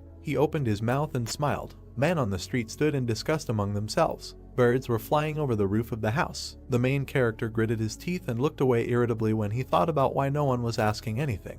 The guy went out into the street and pointed his finger at someone from the crowd. The man pointed to himself and asked again, to which he was told to come over. He turned to look at the crowd as Zio stood in front of him. The main character hugged the man and told him to ask him what he was doing. The man opened his mouth and asked him a question. Zio smiled sweetly. He pointed to the dishes on the fire and replied that he was making an herbal medicine that not only had anti-inflammatory and analgesic properties, but also quickly healed wounds, and that he had previously hidden this from everyone. There was grass in the water when the guy exclaimed that today he finally realized his mistake and decided to share it with them. The men began to discuss among themselves that everyone knew that he simply endured everything out of character, and that no one would believe that he could treat anyone. When Zio exclaimed that he was going to open a clinic for treating cuts and called them to his place if someone will get hurt. When people turned away and began to leave, the main character thought that this was not normal, that no one cared about him. A man suddenly approached the guy. Zio saw his bandaged hand. He grabbed it and asked the man if he had injured his hand while working, and if he wanted to get excellent medicine. He was told that he didn't need anything. The main character put the man against the wall. Holding a can in his hand, told him to just think of it as an advertisement, and said that this time he would cure him for free. The guy waved to the man running away from him. When he entered the house, Ewan asked him why he was giving out medicine for free. Zio gritted his teeth and replied that he should not ask, and that next time it would be better to die than to repeat this, but thought that the beginning is always difficult, and that he should control himself because those who achieve great things achievements do not pay attention to little things. Birds flew over the stone wall the next morning. When Zio left the house, someone was waiting for him on the street. The main character opened his eyes wide and asked the man what he was doing here so early, because he hasn't been going out to catch sparrows lately. Old man Wang with glasses smiled widely and asked the guy if he had cured Tedu from the eastern part of the city yesterday. The main character closed his eyes when he learned the man's name. The guy crossed his arms and replied that he worked without intermediaries when Wang asked him if he still had the medicine and suggested that Zio give it to him and he would sell it. The man with glasses beamed, smiled widely and replied that he could sell him some then, and the guy said that he didn't seem to be injured. Wang raised his hand in front of him and said that yesterday Tedu felt that something was wrong, and wanted to know what kind of ointment the main character gave him, and decided to taste it. At that moment sweat appeared on Zio's face, and he asked if this black medicine could be taken orally. The man's glasses flashed when he said that Tedu took this black ointment and tumbled with his wife all night, and then asked the main character how much of this medicine he had, and where he got it. Zio closed his eyes and replied that he inherited it. The guy looked at the man with glasses, grinned and asked why he, a bachelor, needed this ointment. Van smiled and replied that the guy should not worry about it, and the main character put his hand in front of him and said that the price of introduction was 600. They put money in his hand and thanked him when a system notification appeared that he had received gratitude from a man with glasses. Zio looked after the smiling man indifferently. There was fog at the gate to the building. Van held a black jar in his hands and smiled. He handed the medicine to the man in the black suit, saying that he had brought this thing. An overhead view of the wooden shacks, Zio standing in front of the sign on his house. On the sign in front of the hero there is an inscription that this is a clinic for the treatment of cuts. The hero looks at it with pleasure and is glad that it is finally opening. 3 pairs of male legs, blood dripping on the ground, someone complaining that he can't do it anymore and that he's in damn pain and can't run anymore. 3 wounded villagers, one is bleeding from his arm, another is holding his shoulder, and the third is holding his leg. The man in the center, in a purple shirt, says that they need to hurry. The hero notices men passing by who are heading towards the charlatan's clinic. A man in a white jacket happily notes that they are already near the clinic. Zio's eyes begin to shine when he realizes that these are his first clients. A task window appears that says that the hero needs to save 3 patients. Zio thinks that he did not expect the first patient so soon. Zio puts his hand on his head, sighing and asking for an apology. He runs up with a sharp jerk towards the men, who have not even had time to notice him yet, grabs them from behind, jumping on them. The hero throws the wounded near his hut, tying them up. A man in a purple shirt, lying on the ground, asks the hero what he wants. MC stands with a serious face against the sky and says that the doctor at the clinic they were going to see is a charlatan, and he is trying to save their lives. Zioyu leaves the house, looking at what is happening. The hero shouts to her that they have patients to treat. The lady approaches the lying men, asking what happened and whether they got involved in a group fight. A man in purple, holding his stomach, explains with pain in his voice that the boiler at the factory exploded and that they were lucky to escape with minor injuries and were able to run to them on their own, but someone died on the spot. An exploded boiler, mountains of corpses lying on the ground, smoke coming from everywhere. The hero thinks that in their times, if someone gets hurt, then no one will run to save someone for free. The gloomy face of the hero is close up. He continues his thought, thinking that most likely people will wait for your death and take away what belonged to you. The hero with a satisfied face holds the purple man and looks at his sister, telling her that she first needs to disinfect the needles and sew up the wounds of the men. The sister asks what it means to sew, to which the hero calmly replies that it is like sewing up clothes and it is not difficult. With worry on her face, Zioyu straightens her hair and says that she is ready to do it. The needle warms up in a woman's hand over a candle. The sister inserts a hot needle into the man's arm. The man screams in a frenzy of pain. His whole face is distorted. He turns to Zioyu and shouts that he can understand that she heated the needle to sterilize it, but couldn't she have waited for the needle to cool down before stitching? MC replies with a happy face that everyone makes mistakes sometime. Their nurse is not entirely familiar with the process on her first day and will get better with time. MC sticks his fingers into the medicine, about to take some from the jar, and says it's time for the medicine. The hero with a predatory face turns to the men, saying that his medicine is very valuable, but he will not charge them much and that it will cost them the same as in the clinic, namely 600. Zio hugs the man, holding his medicated fingers over his shoulder. He says that for his work the man gets 2,000 or 3,000 a month, so he should be able to pay 600 for his life. The man, clearly afraid of the hero, says that I agree, the hero just needs to go easy on him. One of the patients stands up from his seat with a sharp movement, preparing to run. He runs out of the shack, attracting the attention of his colleague and hero, who says that escaping from his clinic is not so easy. The man in the gray shirt is also about to give up, but the hero grabs him by the shoulder, saying that the patient has escaped and Sister Zioyu needs to sew up the wound of the man in gray first. Zio runs out of his blade at great speed, catching up with the escapee. Zioyu, folding his arms on his chest, asks the man in gray if he also wants to run away, and if he also wants to run, then she will sew him up later, to which the man, looking down glance, replied that no, he would not run and let his sister stitch it up. An escaped man leans on some shack, breathing heavily. MC grabs the man who thought he had gotten away and says that it's good that he runs fast. The man turns around in horror, and his brain begins to work at increased speed, trying to comprehend what is happening. The hero asks how far the man is going. With a dissatisfied face, Zio towers over the man and says that it is time for them to go get treatment. The hero carries a man on his shoulder, where 2 people are already lying calmly, resting on a mattress. He says that they have returned. Zioyu sews up the hand of the man who was just brought in. He sighs, enduring the pain. The 3 of them lie on the mattress. The escapee notices that nothing hurts anymore and it seems that the medicine is really working. The task window reports that the task is completed and the hero's reward is 1 point each of strength and dexterity. A task window pops up in front of the hero, where it is written that his new task is to cure 10 patients. The hero thinks that this turns out to be a chain of tasks. Night falls and the crescent moon glows brightly above the shack. A view of a shack with a light on inside and someone shouting that something terrible has happened and that wolves have broken into the town. Zioyu and Yun wake up and try to understand what happened. The brother asks MC if the wolves will come to the trading city. Close up of the hero's serious face, he says that wolves are smarter than you might think, so they won't risk coming to the city. The wolves surround the plant, and the hero says that they were most likely attracted by the bloody smell in the place where the boiler exploded. MC says with a straight face that after all, they have a wall standing behind them to support them. Yun looks at his brother blankly. The view moves away and the younger brother asks how Zio survived when he met the wolves and says that he never told him that. The hero closes his eyes, thinking how to answer him. But they are distracted by a loud scream that scares them both. Someone shouts that they need to gather everyone and that no one lags behind. The hero quickly raises his hand to the burning incense in his home, while someone's voices say that the enemy has been discovered outside.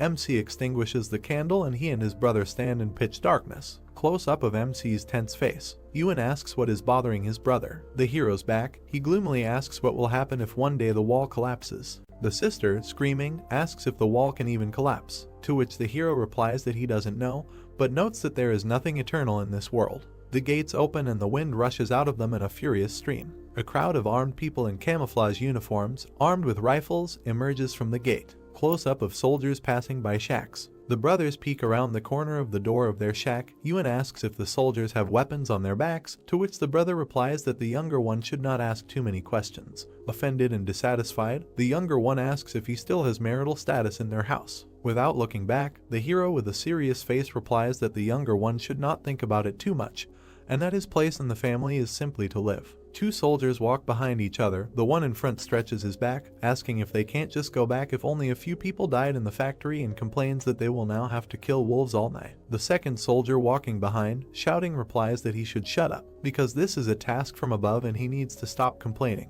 But the one walking in front, carefree, answers, asking what his colleague is afraid of because the officials do not hear them, and they, most likely, are still in bed with women. A close-up view of the weapon that is hanging on the soldier's back. MC thinks that his study skill is very useful and he knows everything about their weapons, and that once he can get his hands on the weapon, he will immediately be able to use it. View of the ever-retreating soldiers walking among the shacks. The hero, coming out of the corner, tells his brother that he is going to Sister Zioyu this evening and that he will return when Zio returns. Yun shouts at his brother's back, asking where he is going. But with a sharp movement, the hero runs away from his shack without answering his brother. The quack doctor pushes, trembling all over, and thinks that something is not working. He sits with his pants down near some stone, sighing heavily. The hero runs at great speed through the shacks. He runs past the charlatan who is sitting behind a tree with a newspaper in his hands, and he notices him. Close up of the charlatan's tense face, he thinks what the hero is doing here at such a time. Zio runs to the factory, from which smoke is pouring out. Close up of the hero running, he thinks that the factory manager was armed with a gun, but he was still attacked by the wolves, and that perhaps he did not expect the wolves to come and did not have time to get his weapon. The hero's face is even closer up. He thinks that it seems to him that the pistol should still be at the factory. A view of the plant, the sky above which has turned red and is obscured by rising smoke. MC stops abruptly, noticing something, and sweat starts pouring down his cheek. The soldiers stand, holding their weapons at the ready, opposite the wolves. A mountain of bodies lies between them, and someone shouts that they need to be vigilant. Wolves are close up, their eyes glow blue, and drool flows profusely from their mouths. The soldiers, who are starting to sweat, can see that they have just fired a clip. From the smoke that comes from their weapons, MC notices that the wolves are not at all afraid of bullets. People standing behind the soldiers shout at them to get down to business. A man in a business suit grabs a soldier by the shoulders and shouts for him to shoot. A shot is fired, the bullet hits the paw of one of the wolves, and a trace of pain appears on his face. The wolves look at the reader and begin to walk towards the soldiers. Immediately, many wolves jump up and attack the soldiers from above. The man who just fired the shot screams in horror. You can see how the wolf cuts the soldier's head. A huge stream of blood flies through the shadows. MC, meanwhile, begins to bypass the firefight, moving through the courtyards of the plant. Around one of the corners he sees a battle going on. Blood is spraying from someone, and the hero thinks that a private army is fighting the wolves and all the personnel have been recalled, so the side of the factory in which he is now must be safe. The hero stands with his back to the concrete slab and carefully looks out of it. There are several bodies lying behind the slab, and there is blood all over the floor. He looks at the lying body and thinks that, judging by the appearance of the bodies, the wolves killed everyone in one fell swoop, and in his thoughts he rejoices that he escaped them. Zio, with determination in his eyes, looks up and thinks that he needs to get inside and check. He He looks at the tall factory building and begins to move towards it, the legs of a hero preparing to jump. MC starts jumping on boxes to climb up to the fire escape and clings to it. He begins to climb up the fire escape. He jumps onto the roof and sits down, leaning his hands on it. Standing on the roof, Zio looks around, peering into the windows on the roof to see what is below. Close up of the hero, thoughtful face, he thinks that he needs to hurry. He looks back at what is happening below, where people are fighting, and then puts on his hood. Drawing out his bone dagger, he slashes downward with the blunt end. He breaks the window below him and falls among the shards of glass, lands down on his haunches, resting his hands on the floor. Looking around and shaking off the glass shards, Zio thinks that he is finally inside. He calmly removes the hood from his head, standing among the dead bodies. The hero's back, he looks at the bodies lying on the floor here and there, and thinks that it looks like there was a battle here. But for some reason all the bodies are directed in one direction, and notices that in a critical situation, people run either to safe places or to places where weapons are stored. Few of the stairs leading down, it is covered in blood. Zio goes down the stairs, walking around the corpses, and notices some red light from below. A close-up of his face, he thinks that this is most likely a shelter in case of emergencies. A stone door with 3 red lamps on top. Under the door of the shelter lie torn bodies, some of which are leaning against the door. Zio touches the door and, not understanding himself, asks if the door is locked. He knocks on the door with his hand. He leans against the door, trying to hear something. Someone presses a button with their hand and the door begins to open slightly, which MC notices, thinking that someone is opening the door. Rushing under the door, Zio notices a man in a business suit holding a gun in his hand. He asks if a man has come here to save him. Suddenly, the man in businesslike looks changes when he realizes that the person who came here is not from the army. Zio slides in front of the man, looking at him with anger in his eyes. The man points a gun at MC, bares his teeth and shouts that it means a little thief has come to him, who took advantage of the explosion, and adds that he knows that the one who came is Zio from the trading city. The hero stands up and examines the man and realizes that it is Wang Dingyang, and asks himself if he is not the manager of the factory. Wang, with a sharp movement, keeping Zio in sight, closes the door of the shelter. Zio looks at the door as it closes and realizes that Wang wants to trap him there. He, at this time, takes the pistol in both hands and with an evil grin looks at the hero, who is looking at him with an equally evil face. MC realizes that the manager has a weapon in his hands and tightly grips his blade in his hands. The pistol is on safety. The hero notices this and a smile spreads on his face. He, in a questioning pose, raises his hands and stands at full height opposite Wang, and says that isn't Wang Dingyang in front of him. The hero begins to walk towards the manager and asks why he is here alone, to which he receives a short answer that the hero cannot come closer. The hero's face becomes so angry that the veins on his forehead begin to bulge. He shouts that the manager is crazy, and that he was the first to run into the shelter, after which he closed the door, not letting the rest of the people in. Wang, holding the gun tightly, shouts that a poor man like Zio shouldn't be asked so many questions, and continues, shouting that Zio needs to take him back to the city so he can save his life. The hero, with an evil smile, asks if the manager wants to save his life, and continues, saying that he will be afraid that he will tell the truth about how he abandoned everyone in order to survive himself. The manager begins to have a drop of sweat running down his cheek, and he doesn't stop grinning, asking how the hero knows this. Zio, with a playful face, raises his finger up and declares that no one knows his son better than his father, to which Wang is lost, not understanding what the hero is leading to. Wang, no longer grinning, but just angry, shouting, doesn't the hero think that he doesn't dare to kill him? View from above, of Wang and Zio standing opposite each other. The manager shouts that he will shoot the hero and will continue to wait for the army to arrive, and that he is a man from behind the wall, and that means that the army must come to the rescue. The hero jumps and makes a dash towards the manager and with a dissatisfied face asks if the manager doesn't know that his weapon is on safety. The manager frantically realizes the MC's words and looks back at his gun. The hero cuts the manager's hand with a sharp blow and the other snatches the pistol from his hand. He sharply pushes the manager towards the wall with his blow, presents the blade of his blade to the area of the manager's heart. Blood begins to flow from the latter's mouth, and he stands, frantically looking at the blade, which is stained with his blood flowing down the blade. Van, with a look full of pleading, with blood flowing from his mouth, says that he asks the hero to let him go and that he can tell him where his property is hidden. The hero, with a serious face, says that Van must speak first and then he will let him go. Van, with one eye on the blade that is moving away from him, thinks that MC is still young and that he can deceive him by simply stalling for time until the private army comes to his aid. The hero holds the blade in front of Vaughn, asking if he wants to stall for time, and continues by saying that his lungs have long been pierced by the bone knife, and even if he returns, how long does he think he will last, and states that there is no reason for the hero did not make his fate easier. With a sharp blow, MC pierces the manager's chest, causing him to scream. He sharply removes the knife from the manager's chest, shaking it off from the blood. He sits down opposite the manager's body, searching it. 2 clips in Zio's hand, he thinks that the fact that the manager had 2 extra clips was just right for him. The hero passes by the bodies, heading towards the exit, and thinks that he must get out of there as soon as possible, and that perhaps the army to rescue Wang Dingyang is already on the way. Exhaling from fatigue, Zio enters his shack. Yuan stands opposite his brother, with his arms extended towards him, and joyfully says that he has finally returned and asks if he is injured, to which Zio replies that everything is fine and asks if anything happened in the city while he was gone and whether the military returned. Yuan grabs and examines his brother's hand, saying that some of them returned with some wounded, to which the brother is indignant, saying that he shouldn't be touched and that everything is really fine with him. Zio sits down at the table and pours himself some water from the kettle. The younger one tells him that they also brought the corpses of their teammates and wild wolves, and that the remaining people are said to have continued on their way to the factory. Zio takes a sip from his glass, thinking that it seems that guns still have a deterrent effect on wolves, and that against a private army with guns, the wolves' chances of winning are still too low. Soldiers enter the settlement in cars. They get out of the car, shouting that everyone needs to get out. People come out and look at the soldiers, wondering what is happening. The soldier shouts, holding a weapon in his hands, that everyone who says who left the city today will be given a big reward. Zio and his brother look out of the shack, leaning on its door with their hand. Close up of Zio's face, he thinks why the military came to them and that he disguised the wound before leaving as if the manager was injured by a wolf, and that an ordinary person would not be able to distinguish the wounds, and thinks that maybe the military found out that Wang's gun was missing, which means they suspected something.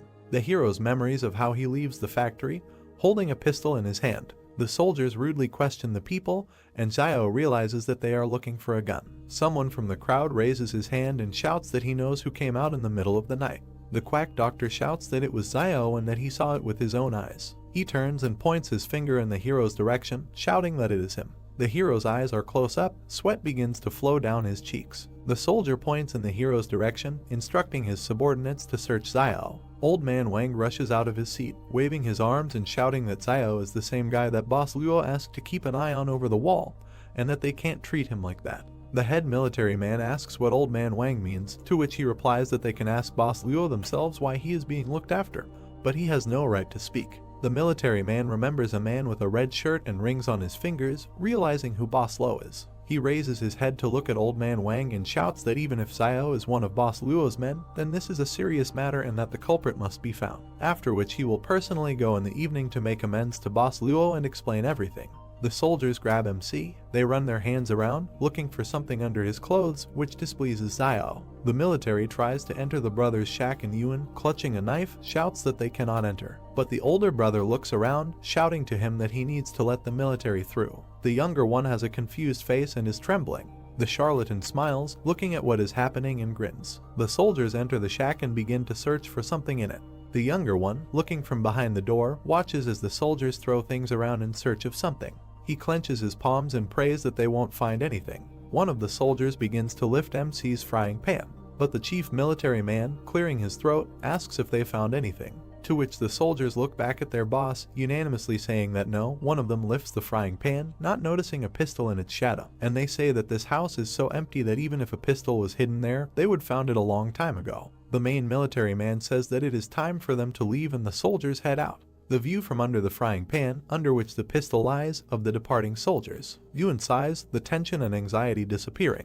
The soldiers stop searching the hero, and he stands with his hands raised, with a dissatisfied face. Zio looks back at the quack doctor with a displeased face, causing him to jump up. Old man Wang comes up to Zio and tugs on his shoulder, saying that it seems to him that he shouldn't have interfered and it looks like everything is fine with them, to which MC responds with gratitude. The old man smiles, laughingly saying that if it weren't for Boss Luo's admiration for Zio, he would not have dared to stand up for him. MC looks up at the old man, asking what Boss Luo is doing and asking how he knows him. The old man, leaning close to the hero, says that Boss Luo is a representative of the consortium beyond the 113th wall and that he is simply delighted with his medicine. Zio suddenly realizes that Wang sent his black medicine right beyond the wall. Holding the hero's shoulder, the old man continues, saying that Boss Luo said that from now on, if he delivers the portion on time every month, then he will guarantee that there will be no problems in the future outside the walls. Xiao looks around, asking if Wang could talk to Boss Luo and get them behind the wall. The old man wrinkles his face with displeasure, saying that they are all polluted people and how can they get behind the wall, and asks, saying that who will collect herbs for Boss Luo in the field if MC gets behind the wall. Wang sighs, saying that he also wants to get inside, and Xiao understands that if this Boss Luo still wants to benefit from him, then he would not let him go beyond the wall.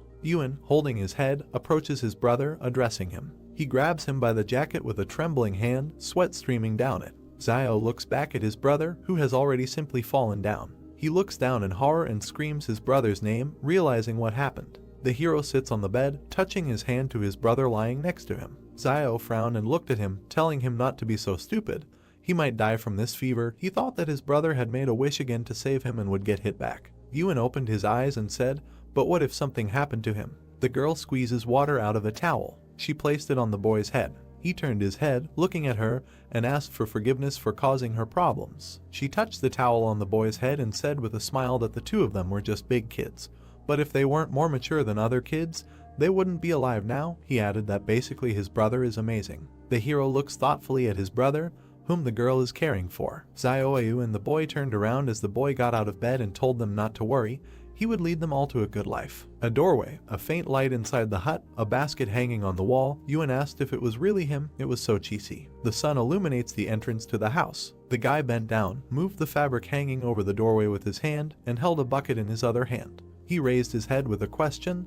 They called out to him and congratulated him. A man with glasses stands in front of him, holding a box in his hands, smiling, and asked if he hadn't heard that Tong was scared to death last night and ran away with the money, and now he is the only doctor in the city. The man extended his hand to him, said that the manager behind the wall had allocated Xiao Tong house, and he could move there today. He added that he had prepared a small gift for the brothers. The guy was surprised. The man put a box in his hands and said, "They are growing, so let them eat this to support their bodies." Xiao asked what it was. He opened the box. There was a nest on a white cloth. The man explained that this was a swallow's nest, which he had kept for many years. It was an excellent tonic. The guy took it with 2 fingers, looked to the side, said that he heard Teacher Zhang say that swallows' nests are held together by liquid, and that he thought that ordinary water should not be so viscous, so most likely the swallow uses for this your saliva. The man raised an eyebrow, sweat running down his face, looking puzzled. Xiao, with a sly smile, hands the nest to the man. He put his hands forward, loudly said that he should not give it to him and not be so disgusting. He added that there is also a bloodbird's nest, and asked what her nest is made of. Then, as he thinks, the hero suggested that it was from sputum with blood, and admitted that he was just joking. Let him not pay attention. The man put his hand on the guy's shoulder, suggested without further ado that he get straight to the point, said that Xiao had not gone to buy herbs for the last few days, so that black medicine should soon run out. He asked if this was so. The guy looked at him thoughtfully. The man shuddered. Xiao said, "Didn't he buy it recently?" He pushed the hero away with his hand. The hero smiled. He said loudly that the guy knew that he bought it for the big man behind the wall. Xiao turned away. Picking his nose, the man raised his fist, asked him not to pretend to be stupid, because without him sending the medicine, the hero would not have been able to get the clinic for almost nothing. The hero has a small black cylindrical box in his hand. He offered 12 for it. The man snatched the box from his hand, putting money in another, shouted that it was sold, in a notification of gratitude from Wang. Man leaves, waves his hand at the guy. The hero thought that he was quite interesting and sincerely thanks him. The man advised him to pack his things and move. Many have already had their eyes on that brick house. The hero with his younger brother and girl approach a brick house. They stand in front of the door. On the left there is a wooden table with an inscription. They entered and looked at the wall where the red tapestry hung. The boy pointed his finger up and asked his brother to look at the banner hanging in the center. There is an inscription embroidered on the banner with golden threads. Xiao squinted and read, "Skillful hands bring it back to life." He frowned. A screen appeared with a quest chain and a question asking if he wanted to continue rescuing 10 patients. He agreed. He turned around. Behind him a man put his hand on the shoulder of a woman in a pink jacket. They need a doctor. The guy turned to them, folded his hands, smiling broadly, and asked what injuries they had. He allowed himself to tell them that it was the right decision to come to him. The man put his hand on the woman's stomach, said that this is wonderful. His wife is 4 months pregnant. This morning her stomach suddenly hurt a little. He was afraid that something had happened, so he came for advice. The guy, smiling, hesitantly asked for advice. He was petrified when he realized she was pregnant. He closed his eyes, hand on his chin, frowned, thought this was a little difficult. The couple became nervous when the guy asked who to save, the mother or the child. The man clarified, to save. They closed their eyes, knitting their eyebrows, misunderstanding and fear on their faces. They fell upside down. Zio scratched the back of his head, apologized with a smile, said that he knew nothing about gynecology, and it would be dishonest for him to continue to deceive them. He put his hands on the shoulders of the couple standing opposite him, said that they could borrow a few books from Mr. Zhang at school, and should not take any pills. He remembered that pregnant women should not take medicine. If they still don't understand something, they can ask Teacher Zhang. They looked at each other in bewilderment. The guy waves his hand, wishing all the best. The man looked around awkwardly. The woman admitted that she felt Zio was a little better than the previous doctor, who was afraid that she would not buy his medicine when she was sick last time, and in the end she did not feel better even after taking it. They bowed, thanking him. The guy looked up in surprise. On the glowing screens both thanks were from the woman. He closed his eyes, lowered his head, did not expect that with a little hint he would earn 2 thanks just like that. He goes back into the house and decided that from today he will treat what he knows, and what he doesn't know, he doesn't know. The boy takes away a basin of water. Zio examines the hand of the man lying on the bed. He told him to be patient, called his sister. 9 out of 10 patients were saved. The girl sews up a wound on her hand. He shouts that it hurts a lot. The guy bowed to the man and the elderly woman, wished them all the best, let them come again. They stuttered and answered, okay. He thought, is it normal to say something like that to a doctor? They bowed. Zio waved his hand, told the man when he returned, let him tell his mother to drink more boiled water. He received thanks from the man and a reward of 1 strength. The task of the next stage to save 20 patients. Zio stands with his back against the dark blue background, thought that the difficulty had increased again, and asked the palace for his current strength and agility scores. A guy in a room with blue walls with gold ornaments, on the screen strength 5.5 and agility 4.1. He thought, not bad. Ewan holds a box of surgical instruments and said to his brother, why don't he treat all these patients? It's also money. The guy raised his hands, put the bottle on the top shelf, asked what he would do if he didn't know how to treat them. Complicating their illness would be even worse. He held his hand on the shelf, looked back, added that the previous doctor also did not know how to treat, but still treated patients. Palm on the cabinet, looking at his brother standing opposite.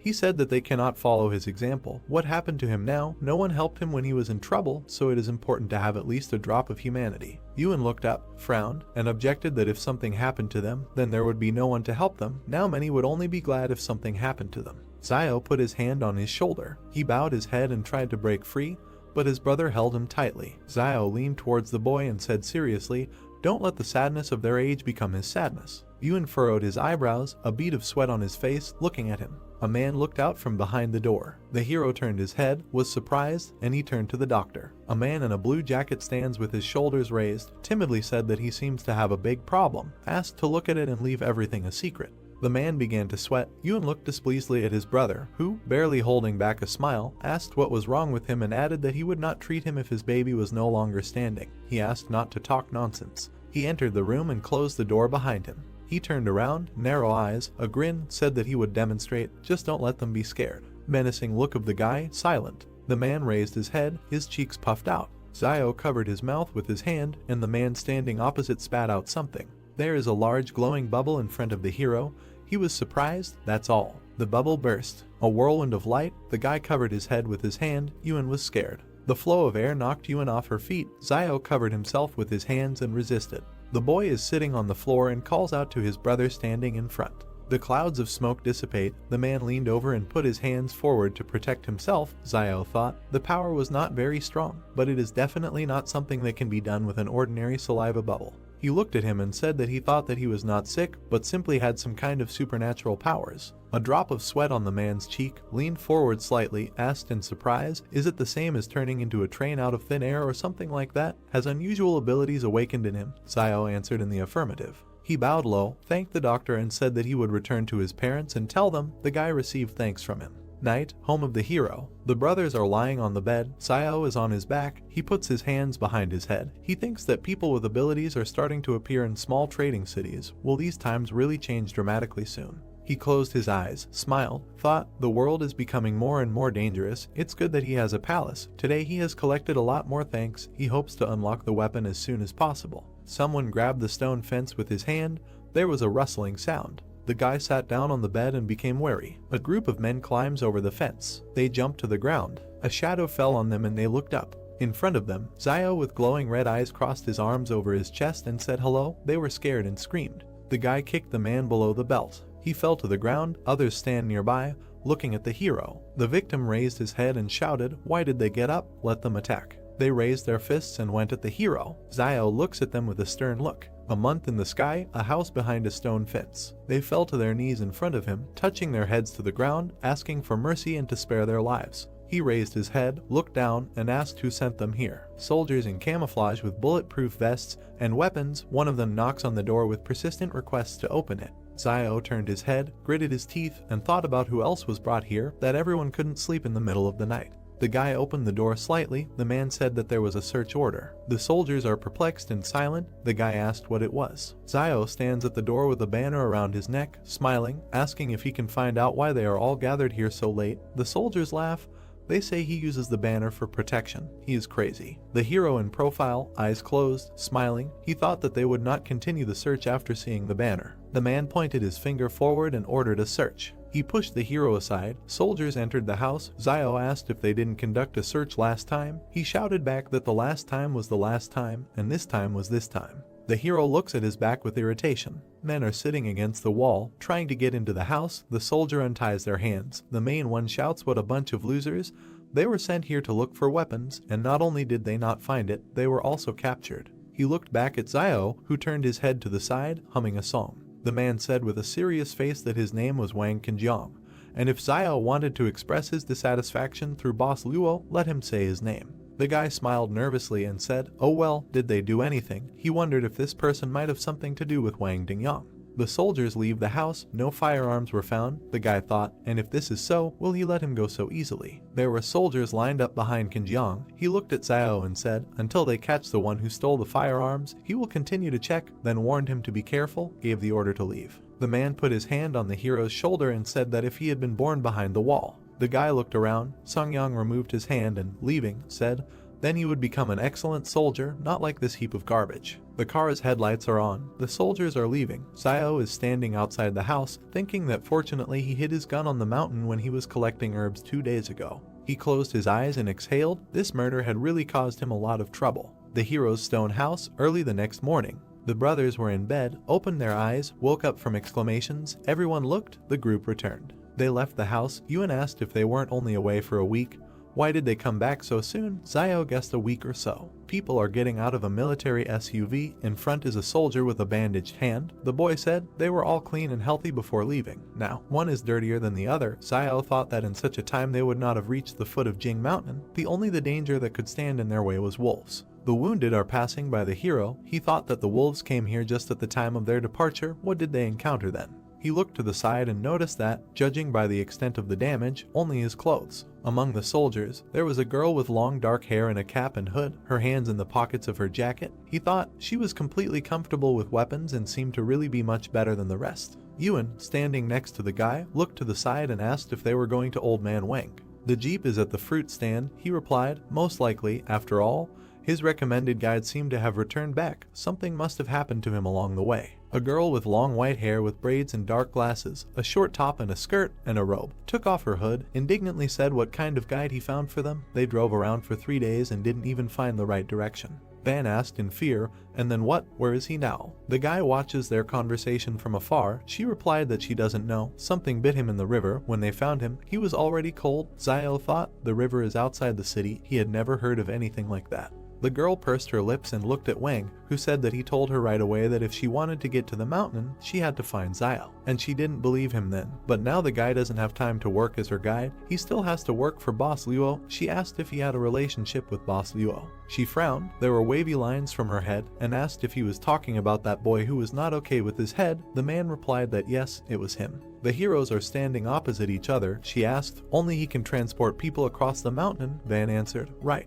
The man waves his hand at her. The girl and the soldier get into the car. She shouted, "We need to go back behind the wall." Van thought with relief, finally leaves. He turned his head and noticed Zio. The guy goes into the house. The man puts his hand forward, runs after him, saying that this time he helped him get rid of the group, and they should thank him for that. The guy looked at him angrily. The man asked with a smile if he still held a grudge, and added that it was very kind of him to recommend Xiao in the first place. Wang spread his hands. Xiao, standing opposite, asked what about him going himself. He would draw him a map of the route, and he would take them there. Most likely, this would allow the man to get behind the wall. He objected that he did not have such skills, and then what will happen to his son if he goes there? Wang arched his eyebrow. The guy angrily said that the man has a son, and he has a brother and sister, and if he dares to recommend him to them again, he will send Yuan and Xiaoyu to eat and drink at his expense. The man assured that he does it for his own good, and if he were 20 years younger, he would do it. Yuan stands between them, confused. The hero asked for his own good, and answered that he thanks his entire family. Wang said that then he thanks all 8 generations of Xiao's ancestors. The man stands with his teeth clenched. The guy turned away, looked up with a grin, and saw that he had received thanks from man. They turned their heads when they heard the man screaming loudly, for which he was being arrested. The soldiers lead a man in a blue jacket by the arms. He asks to leave him alone. His mouth was slightly open. The hero looked to the side, asked what they wanted. Van replied that he didn't know. The guy wondered if someone else had discovered this man's ability to spit bubbles. The soldier pointed the machine gun at the civilians and ordered them to retreat. Frightened, Old Man Wang asked what was going on there, noting that although this child was a little mischievous, he had not made any big mistakes. The soldier pointed a gun at the merchant and ordered him to get off the road. Van fell on the main character. Xiao wondered why they captured Zhang Beijing. Frowning, he wondered if this had anything to do with superpowers. Lowering his head, the merchant declared that it was all over and the boy was finished. The main character asked why he said that. Xiao's face was surprised. Man reported that he heard that last night this guy demonstrated his superpowers, and his rat friends reported on him. He noticed that everyone behind the walls was checking people with superpowers, fearing that they might pose a threat. He looked at Xiao and asked him to ask what he would do if someone was a threat to him. Frowning, the main character replied that he would kill this man. Turning around, Van noted that everything is not as simple as he thinks, and he heard that a mental hospital for people with superpowers was organized inside. He imagined doctors standing over a man in an operating room.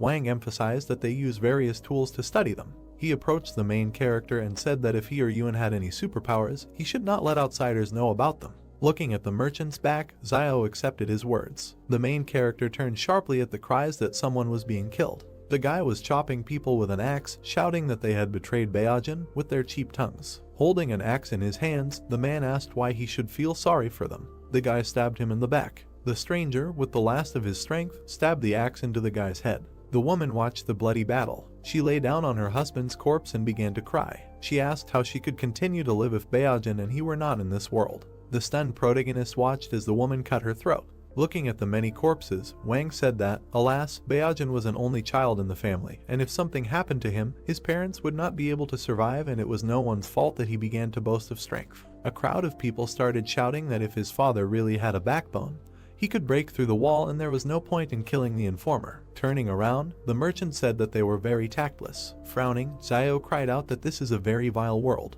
He stood against the wall next to Zhang. Looking down, the main character stated that today he would like to tell his students about how to confront people. Holding a cigarette in his hands, the teacher replied that for many years, he taught them to resist the natural environment because he did not want them to consider their own kind as imaginary enemies. Looking away, he noticed that he already knew what happened today. Frowning, Zhang said that the misfortune of others should not concern them. He suggested we talk about it. Xiao thought about it. He looked into the classroom. Taken aback, the main character wondered what they were doing. A crowd of children stood around Yuan. Xiao asked in his mind whether his superpower had been revealed. The girl stood over Yuan with a dissatisfied look and asked him to talk to Xiao so that he would not delay classes, otherwise she would complain about him to teacher Zhang. The protagonist's brother replied that if his word decided anything, he would have stopped stalling a long time ago. The children asked if Xiao was obsessed with learning and if he wanted to take control of this school. Taken aback, the main character thought that he thought they liked long classes, but they really didn't like his long classes. Rising from the table, Yuan cried out that his brother taught him everything he needed to save his life, and she was generally ungrateful. Yuan asked how dare she even say that. The girl replied that if he didn't want to talk about it, he could just forget about it. The guy looked at the enraged Yuan with interest. Looking at the guy, he asked why he was looking at him all the time. The guy replied that he could see that he was a little upset and asked him to tell him something. He said that yesterday he had a dream that his father found him a stepmother, but she treated him badly. Yuan replied with a serious look that this is normal and dreams are usually the complete opposite of reality. The guy replied that he knew this and asked Yuan not to be upset, noting that he did not think that the students did this on purpose. Placing his hand on the guy's shoulder, Brother Zio said that it was possible that his father could find him a stepfather. Taken aback, the main character began to think that they were of the same breed. Raising his fist to his mouth, he told the children that classes were starting. Standing opposite them, he asked if they knew which parts of the human body were most vulnerable. He said with interest that he would then start with what they were most familiar with, the neck. Zio noticed that there are about 20 cartilages in a person's neck, located next to the trachea, and damage to any of them can instantly incapacitate an opponent. He said that time was up and everyone could go. Children ran out of the school shouting gratitude. Sighing, the main character thought that these little brats really cannot understand his good intentions, and he hopes that they will never have to use this knowledge in their lives. Someone called out to Zio. He frowned at this, then looked into the office and ordered him to pack his things. He revealed that someone had just sent him a handwritten message saying that Boss Law had agreed to let him accompany the group. He suggested that this time the main character would have to make a foray into the Jing Mountains. Zio was taken aback by this, then walked towards him with his arm outstretched and told him to get ready, noting that the group was leaving soon. Looking away, the protagonist asked in his thoughts whether this group was able to defeat Boss Luo. He wondered if Boss Luo received enough benefits in return or if he was originally associated with this Jing Mountain. He suggested that in any case, this group seemed to have very important and hidden plans for this trip. Zio started to walk away from there. The merchant asked where he was going. He replied that he was going to see Teacher Zhang to discuss something. He reflected that it seemed like he had no choice but to go with them. The main character came up behind the school and said that he needed to go to Mount Jing. Sitting at the table, the teacher asked if he had to leave. Zio replied that it was so. Frowning, he said that Zhang had seen the end of Baojin, adding that his life and the teacher's life were in the hands of this group of people from behind the walls. The main character emphasized the fact that if he refuses now, he is afraid that in the future it will be difficult for him to live in a trading city. Looking at Zio, the teacher said that during his absence, Yuan would live at the school. The main character bowed and thanked Teacher Zhang. Looking after Zio, he asked to take care of himself. The bright sky enveloped his hut. Yuan asked if the protagonist could not go to Mount Jing. While packing his things, he asked him not to worry, noting that he would return. Yuan's face was sad. Zio handed the money to Zioyu and asked her to take it and remember to buy some cigarettes for the teacher during his stay. Closing his eyes, he thought about what if Sister Zioyu had any thoughts about money. She could just take them and leave, at least without hurting Yuan. He noted with an angry face in his mind that it was a little unpleasant to think about, but it was probably the right choice at the moment. He noticed that in the end, in this wasteland, even relatives can turn against each other for the sake of profit. Smiling, Zioyu replied that she understood what he meant, noting that she would take care of the rest and Zio could go in peace and return healthy. The main character looked at the door to the exit. A blue projection appeared in front of him with the task of refusing to go with his peers to Jing Mountain. Taken aback, he asked in his thoughts what was the matter and whether the palace wanted him to go there. He wondered if it would really be that dangerous. He left the hut. Crossing her arms, Zinyu stated that he should already know who they are, so he should get ready, after which they will leave. Zio began to pretend to be sick and said that Dad's father's name was grandfather and Dad's mother's name was grandmother. Taken aback, Zinyu asked if this man was really that sick in the head. Smirking, the soldier asked to stop pretending, noting that they had already dealt with each other. Frowning, Zio asked in his mind if it was Wang Qinjiang.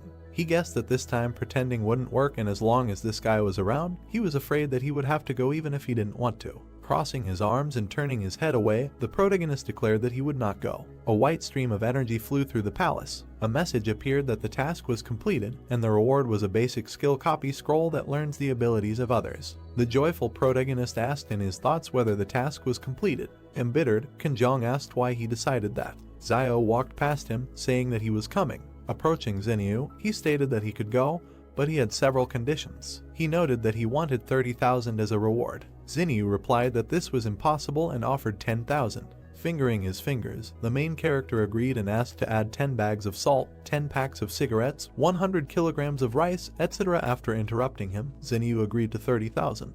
Pointing his finger at Qinjiang, Zio noticed that he had one more condition, that if he went, Qinjiang would not be able to go. He grinned and said that the main character was funny. Zio thought that this guy had searched him twice because of Wang Dingyang's matter, and if he went to the mountain with them, he might get into trouble. Zinyu looked at Yang, who nodded. Standing in front of them, Zinyu agreed. Bet Sung Yang is not going with them. She asked if they could go now. Smiling, he asked to wait, noting that now they were all members of the team, and he still didn't know everyone's names. Zinyu replied that they were not teammates with the refugees, and he was just a guide and should not be too overconfident. All team members looked at him and introduced themselves. The girl with a serious face said that her name was Yang Xiaojin. They asked if he was ready now. Smiling, the main character replied that he was now ready. He waved from the truck to his brother and Xiaoyu. Yun folded his palms, and Xiaoyu asked him not to worry with a smile, noting that he would return safe and sound. A convoy of cars moved through the wasteland. The main character thought about what teacher Zhang said earlier, that the remaining traces of asphalt on the roads were left before the disaster. Looking around, he thought about what the roads were like in those days. His face was filled with interest. The main character noticed in his thoughts that, nevertheless, recently all the vegetation has noticeably blossomed and even the cabbage in teacher Zhang's house has become taller than ever. Looking at the dense forest, he noted that this was not bad and that perhaps soon one potato would be enough to feed a family of 3. With his hand on his stomach, Xiao said that for some reason this group doesn't say anything about snack breaks. He was suddenly surprised. Moving aside a piece of cloth, he saw boxes of cookies. The main character began to drool. The evening sky enveloped the area. The cars continued to drive through the night forest. The guy climbed out of the window and started waving his hand. He suggested setting up camp there, resting and refreshing himself. He called people with him to share food and water for everyone. They walked to the back of the truck. They were dumbfounded. They saw Xiao eating cookies. Spreading his hands, the soldier asked what the main character was doing. Holding his stomach, he replied that he did nothing. Yang and Xinyu watched from the car window. The guy asked what kind of pig Xiao was and how he was able to eat 5 packs of cookies. Yang watched him with a serious look. People began to carry him away, and the main character shouted for them to let him go and leave him with the cookies. Pointing his finger, the guy asked Xinyu to go back and get another guide. Xinyu looked at the guy and stated that Wang Fugri said that only he could lead them through Jing Mountain. Yang continued to watch him closely. Xinyu replied that they could do whatever they wanted with him, but this should not interfere with their journey, and when they returned from behind wall 112, they could do whatever they wanted with him. They began to take the main character away. Xiao kicked a stone. Turning around, he began to eavesdrop on the soldiers' conversation. They were discussing that they say that the protagonist is the only one who can guide them to Mount Jing, but he doesn't even know how to prepare a tent. The guy noted that they would see how long Xiao could last before he died there like the previous guide.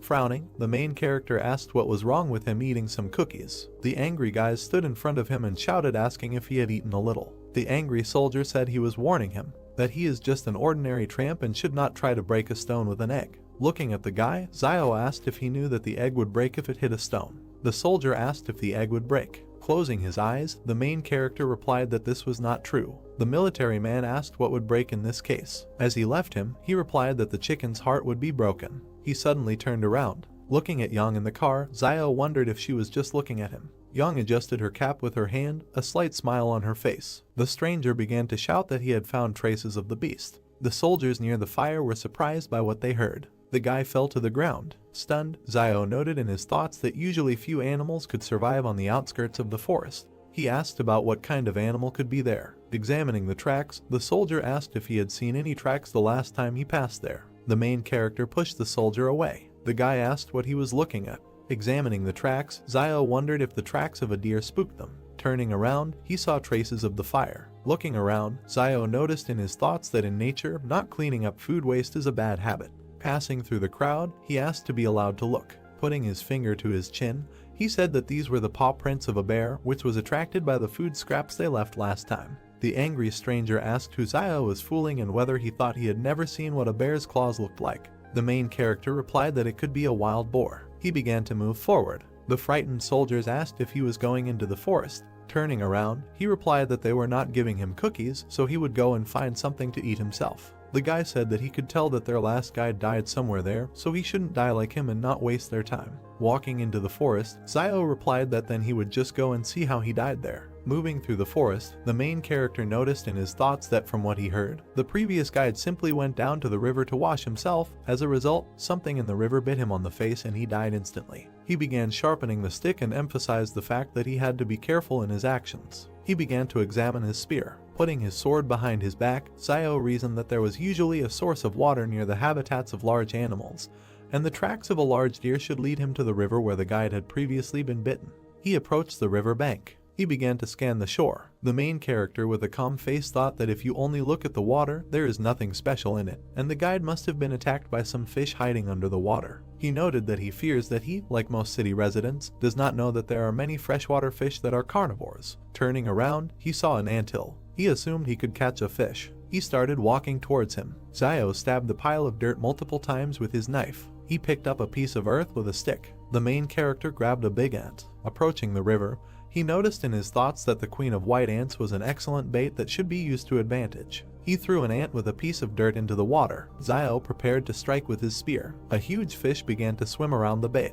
He was taken aback by this. The huge fish began to swallow the queen ant. Zio pierced the fish with a spear. He began to pull her by the rope. He wrapped it around his hand. The main character pulled the catch ashore. He was surprised by this. Standing in front of the fish, he became wary. Running into the forest, Zio thought about getting out of there, and the smell of blood brought something creepy. The soldiers smelled a pleasant smell. Frowning, the guy asked them to stop, noting that it was just a fish. The entire camp watched Zio fry the fish. He saw a window about the task that he needed to share his joy with others. Looking up, he was surprised. He looked back with a dissatisfied face. The main character approached the guys with the fish. They said they didn't mind him treating them. Leaving them, Zio asked what he was talking about, noting that he just decided to show her off and share his joy with them. The main character saw a message that the task was completed and he received a unit of agility. The stunned soldier looked at him. Turning around, he said that he could, however, share half the fish with them for 3 bottles of water. A crowd of soldiers rushed at the fish. Yang looked after him.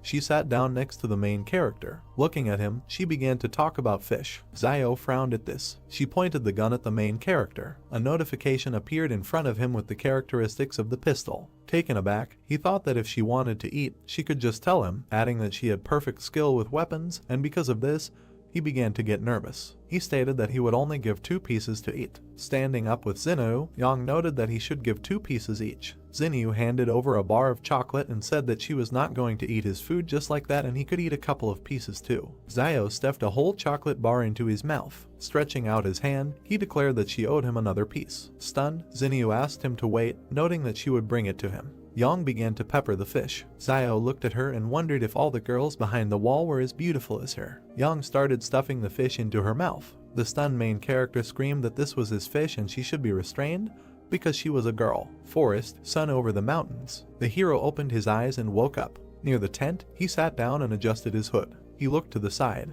A man is sleeping in a tent. The soldier sitting on the bench with a weapon yawned. The guy frowned and looked thoughtfully towards the forest. I approached a certain place. There was nothing on the ground. I was very surprised. In the background, the hero is standing in front of the fish bones. He crouched down and pulled out a bone from behind his back. The guy thought that last night he had thrown the remains of fish bones here, and now they had all disappeared. He looked up and thought maybe they were dragged away by ants. After all, mutant ants are the size of a finger. If there is a nest nearby, they can easily drag all these bones. The guy returns from the forest. The soldier puts the box down. The rest collect their things. The man with the beard turned around and noticed the guy. He pointed his finger to the side and told Zio that he would go in the first car and show the right road. The guy looks at him and asked him to tell everyone to stay as far away from the river as possible. Zio turned away from the man. He gritted his teeth and asked gloomily, "They are far from this river and there are only a few fish in it. Why should they be afraid?" The man at the truck waves to the hero walking forward. "Everyone back to their cars, you can go." Wheels of a military vehicle. The guy looks out of the car window. The driver shouted in fear, "Ahead."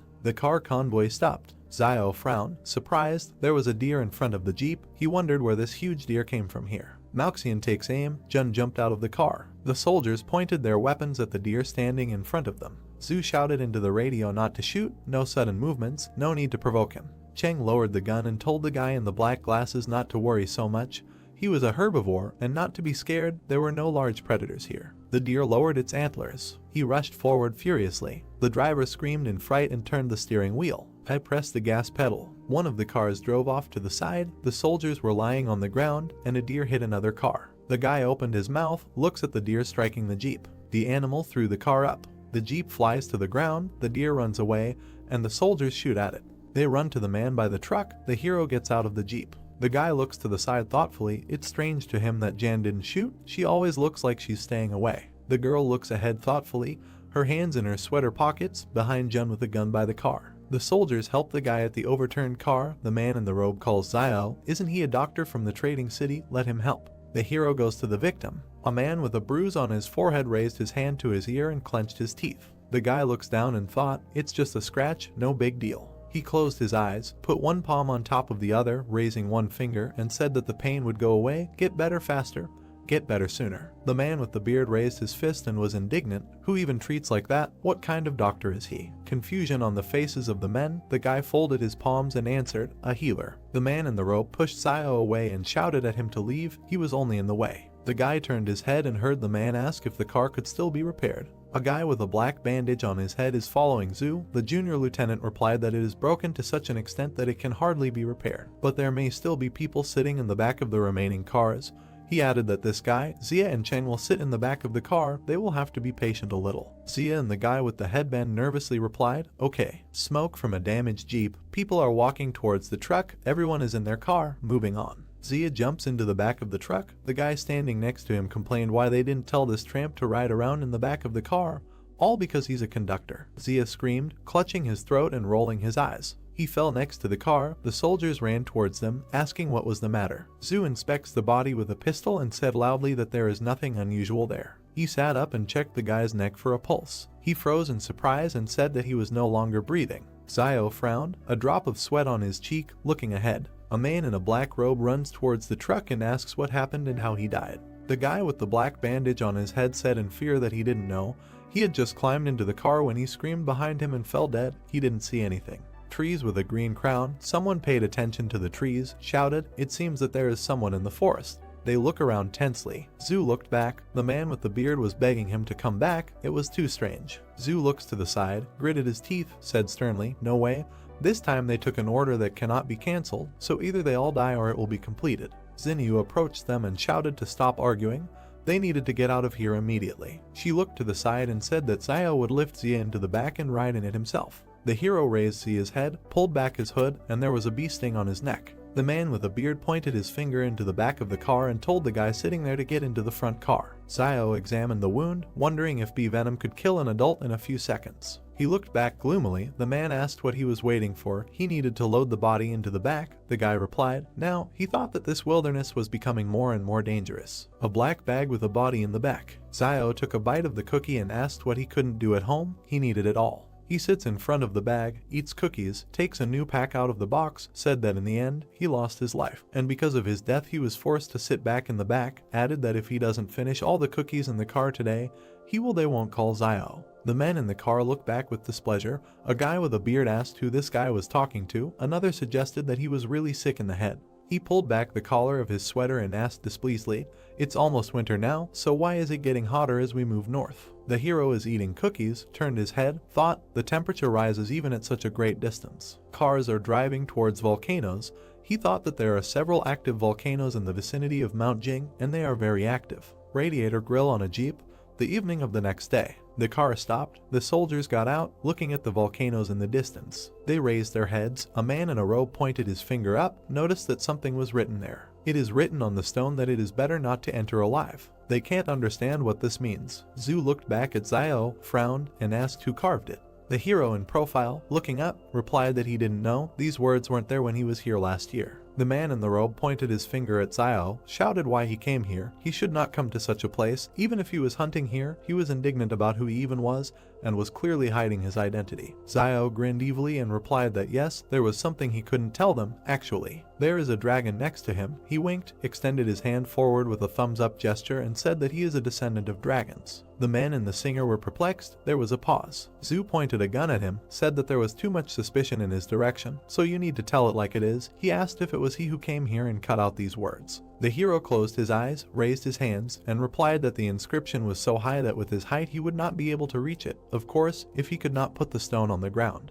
The man with the beard shouted angrily that he never answered what he did here in the past. Zhu scratched his head and said that last year he encountered a pack of wolves, and the wolves drove him here. The man was indignant, shouted what nonsense, how could a child survive an attack by wolves, asked, well, what made the wolves leave him alive? Zayo frowned, looked to the side, and replied that at that time he was not the target of the wolves, he just happened to be there. The hero runs away, saying that he was in a hurry to hide in the forest. A pack of white wolves with glowing eyes, he didn't expect them to catch up with him. As for how he survived, the guy looked back at the wolves. They stopped chasing him as soon as he entered the Howling Wind Canyon. Zhu and the group members opened their mouths in surprise. Sunset, a whirlwind of wind among the rocks, the man asked. Even the wolves stopped chasing him when he came to this place. In this place there is something worse than a pack of wolves. The guy raised his hand, eyes closed, replied that he was hiding inside for 2 days, and when they left, he just came out, so he doesn't know what's next. He opened his eyes. One of the soldiers remarked, "They know about people with superpowers." The guy in the blue sweater spread his arms and said, "Maybe this inscription was left by one of them."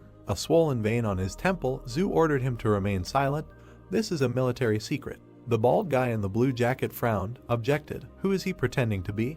How long can he be an officer? He thinks they will be left behind. Even if this mission is not completed, does he really think Ma Xin will let them go when they return? Xiao looks to the side, wondering how this private army can be so disorganized that the soldiers dare to contradict their officers of their own accord. Now he is even more sure that they have a different purpose for the trip. Truck with boxes. The heroes looked around and asked what the sound was. Apparently, it seemed like someone in the back of the car. Bending down, they walk along the truck with weapons. Zhu stepped to the side, pointing his gun at the black-furred creature sitting in the back. Zhu and the soldiers shoot at him. They froze in surprise. There was blood. There was a shot mouse among the boxes. He said, "Everything is fine. It's just a mouse that came to steal food." Zhu shouted Xiao's name with rage. The guy approached him and asked what it was. Standing in a stupor, Zhu asked where Zia's body was. "There is nothing in the back except boxes and a mouse." The man with the beard pointed his finger at Xiao and asked if he hadn't been sitting in the back all this time. Where was the body? The guy looked at him gloomily and replied that he did not know when the body disappeared. He thought, how could a normal adult man weighing about 90 kilograms disappear without a single sound?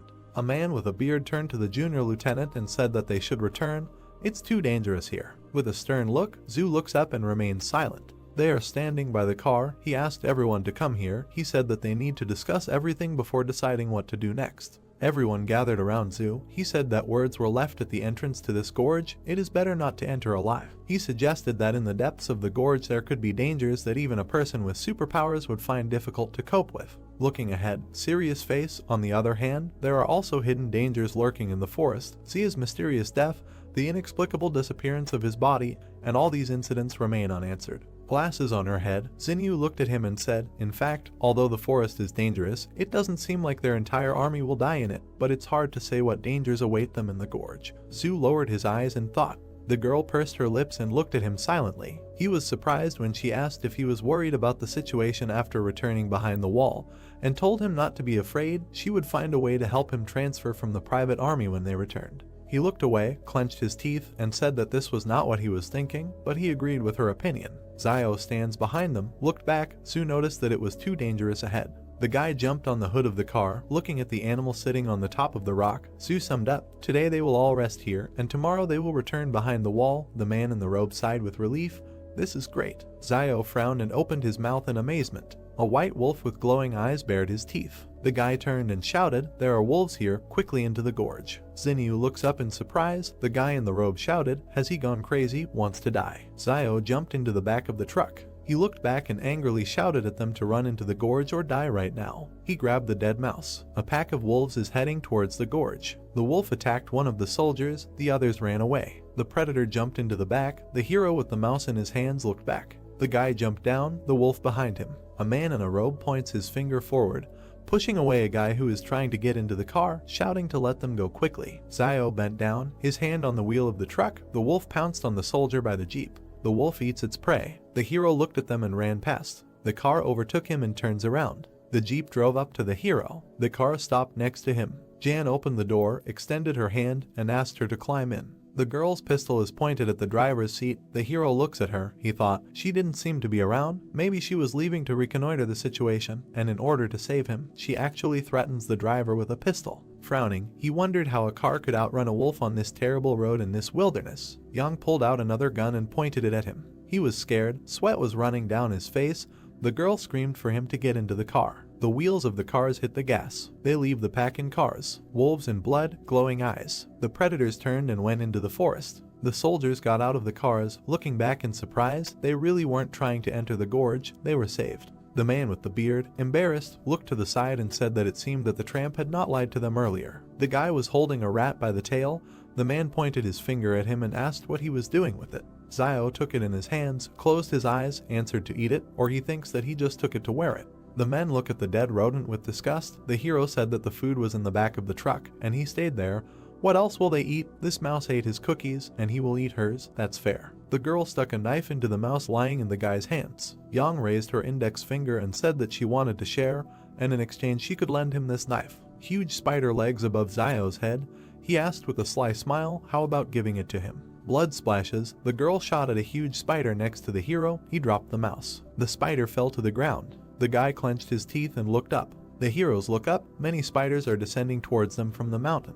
A spider with glowing red eyes opened its mouth, the guy shouted what it was. He looks up and shouts to everyone to run away. A blue screen appeared in front of him with a task, he needed to help at least 10 people escape from the gorge. Zio shouted with rage that he should not interfere with his help. Dark silhouettes stood near the vehicles and shouted about what it was and that they needed to run. The insect flew over 3 cars. When the beetle was near the car with the cargo, someone started shouting for people to get into their cars. The insect flew further, it noticed a man running along a car without a body. The monster readied its chalicery while the man continued to run and call for help. The man turned around, sweat appearing on his face. An insect with glowing eyes knocked the man to the ground. Many monsters with red eyes descended into the gorge and chased the fleeing people. Someone tripped over a stone and fell. The man was trembling, sweat appeared on his face. A monster with red eyes was preparing to attack him when he stuck his hand out in front of him. Red liquid splashed to the side. Zio cut off the monster's head with a knife. The main character opened his mouth and looked away. A man lay on the ground with empty eyes and foam at the mouth. Zio grabbed his clothes. The guy threw the man on his back and ran away from the horde of monsters while he asked him to wake up because he needed him to drive the car. The main character ran to the car. When Zio threw the man into the car, he hit his head on the steering wheel. The man grabbed his head with his hands and clenched his teeth, and the guy asked him if he had woken up and said that if he had woken up, he should get behind the wheel as soon as possible. Zio turned his head to the side, sweat appearing on his face. A girl in a white cap pointed a gun in his direction. She shot at the monster who was trying to attack the main character. Smoke came from the gun as the guy looked disdainfully in Yang's direction. The girl opened the car doors and told Zio to get in. Ian and the main character climbed into the car and closed the doors. They looked into each other's eyes. A man turned in their direction, holding his head with both hands. His eyes widened as the guys in the back seats yelled at him to go and not wait. A monster with red eyes appeared in front of the man. Zio stuck a stick into him, and Yang fired a firearm. The man gritted his teeth and changed gear. The monsters were chasing the car, rushing forward. The main character looked out the window and looked back when he thought that they had finally broken away from them. The guy turned his head to Yang when she said that she had just seen him running with the driver on his shoulders and that he was strong. The man with the earring in his ear turned his head, opened his mouth wide and asked the guy if he saved him, and then thanked him and said that if it weren't for Zio, he most likely would not have survived. The main character looked up, where a system notification appeared stating that he had received the 74th gratitude coin from the driver. The car was driving along the gorge when the guy replied that he didn't have to thank him, and that he only saved him because he needed a driver. And the man replied that everything was fine, because in any case he was grateful to him, and that he regrets what happened before and promised that he will repay him for everything.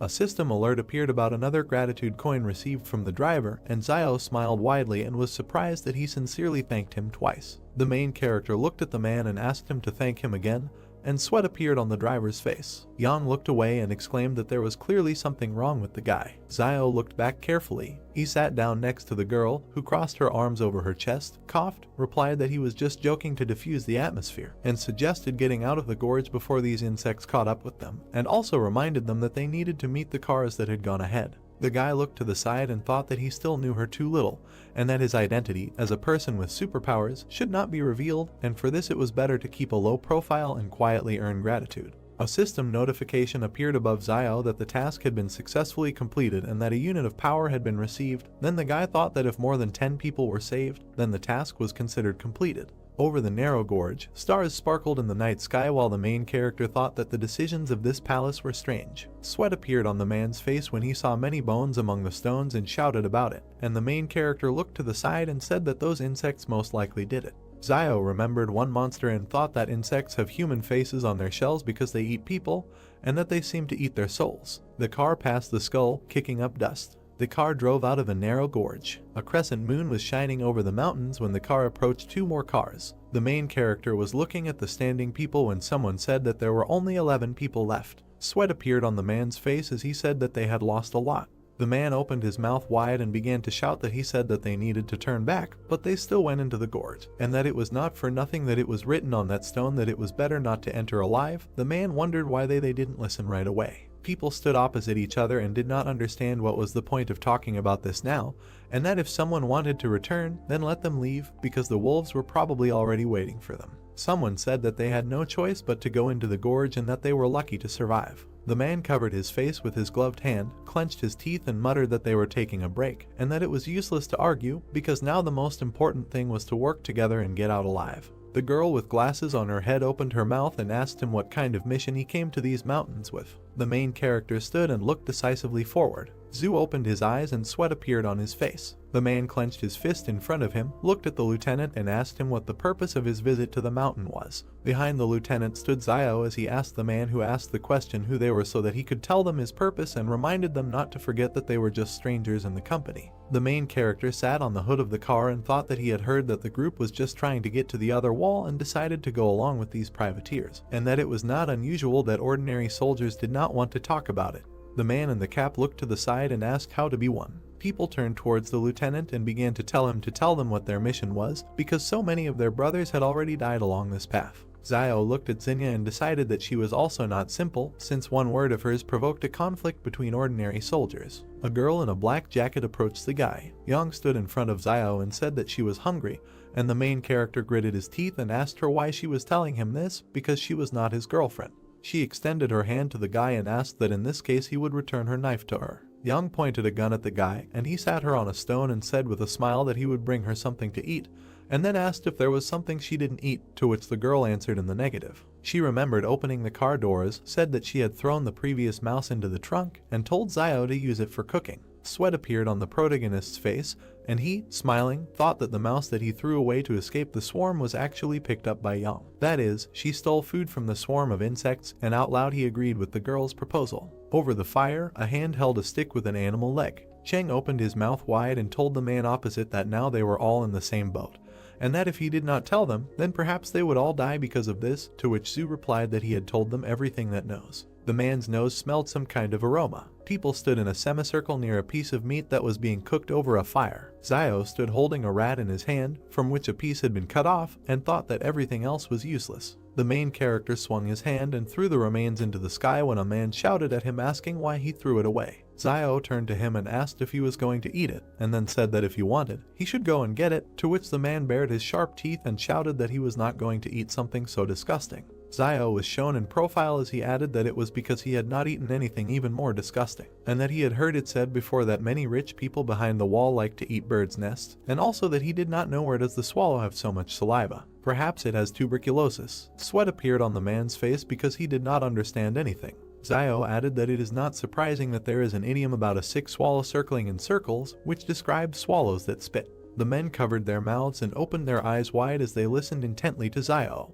There were many sticks lying in the burning fire. The main character looked at Yang and thought that he still had a basic skill copy scroll that he did not use when he completed the quest to refuse a trip to the mountains. He closed his eyes and decided that the girl must have other excellent skills besides firearms. The guy found himself in the palace and asked him to give him a list of all Yang's skills, when a system notification popped up saying that there was no display permission. Xiao looked up, opened his mouth slightly, and said that he had studied her skill before and that he should have permission to view others. Once again, the notification that there was no display permission appeared, and the guy thought that this palace had become more legible, and that he could not believe that there was no loophole left. The main character, standing with his back, put his hand on his belt and asked about the level of her combat skills, to which he was told that it was advanced. When Xiao asked about his fighting skills and whether they were stronger, a system notification popped up stating that he was at a medium or normal level. This realization knocked the guy face down to the ground. He grabbed his head with his hand, clenched his teeth and cursed that he was not as good as Yang.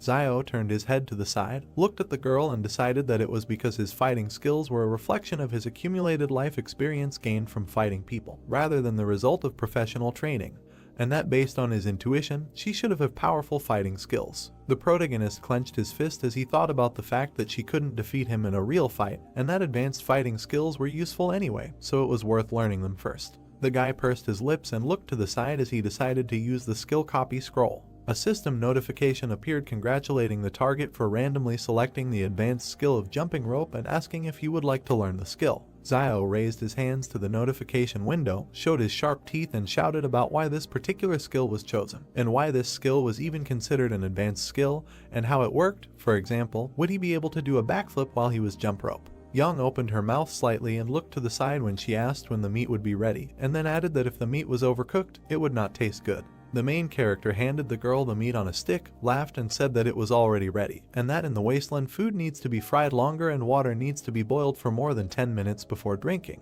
The men's stomachs began to growl. Zhu spread his arms out to his sides and opened his palms, asking the people around him if anyone on their team had any food left, to which he was answered in the negative. The guy took a bite of the piece of meat he was holding in his hand and thought that now they were all silent, and none of them admitted that they were hiding food, and then added that he did not understand how you could share something that saves a person's life with just anyone, and decided that there was nothing wrong with it. Lieutenant Zhu, with Chang and Jun standing behind him, pointed his finger at the main character and said that no one knew more about survival in the wild than him, so he could help everyone find food and cook it. Xiao looked ahead seriously as a system alert popped up telling him that he had a new task, which was to help his team find food. The guy stood up with a piece of meat in his hand. He pointed his finger at the man in the cap and said that he saw him steal food from the truck before entering the gorge, and that it should be in his bag. At that moment, a system notification appeared saying that the task was completed and that the reward is a basic skill copy scroll. Xiao smiled and looked away as he thought about how it was said to find food anyway,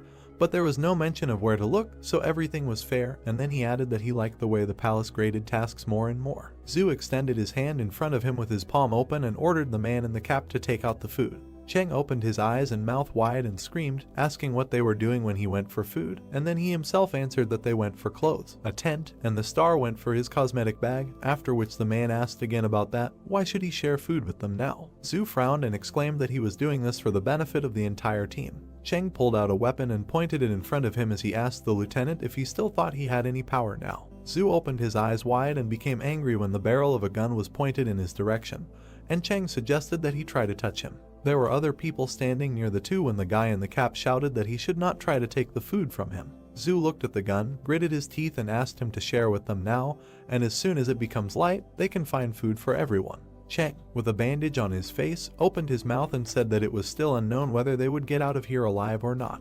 A man in uniform rushed past a man in a cap. Zhu kicked the attacker in the stomach. The man with a pistol in his hand flew away from the lieutenant. Cheng fell to the ground and pointed the gun forward. Zhu stood not far from the man lying on the ground with a firearm and looked at him. The shadow of his cap fell on his eyes and sweat appeared on his face. A man in a bandana appeared behind the lieutenant and clenched his fist. He had a knife in his other hand when the guy attacked the man, who had his back to him. Zhu looked back with wide eyes. Xiao and Yang looked carefully in the same direction. A dark silhouette, similar to a lieutenant, grabbed the hand in which the guy was holding a knife. The main character opened his mouth and was surprised, thinking that this was a superpower. A dark silhouette stuck a knife in the stomach of a guy in a bandana. Cheng put his weapon in front of him and fired. A black shadow with white eyes appeared in front of the lieutenant. Bullets were flying into the dark silhouette. They stopped in front of him and fell. The bullets landed on the ground and bounced off. Xinyu, Jun and the other people gaped in surprise while Xiao thought about the fact that he suspected that there were people with superpowers in the group, but before that he only thought about Yang.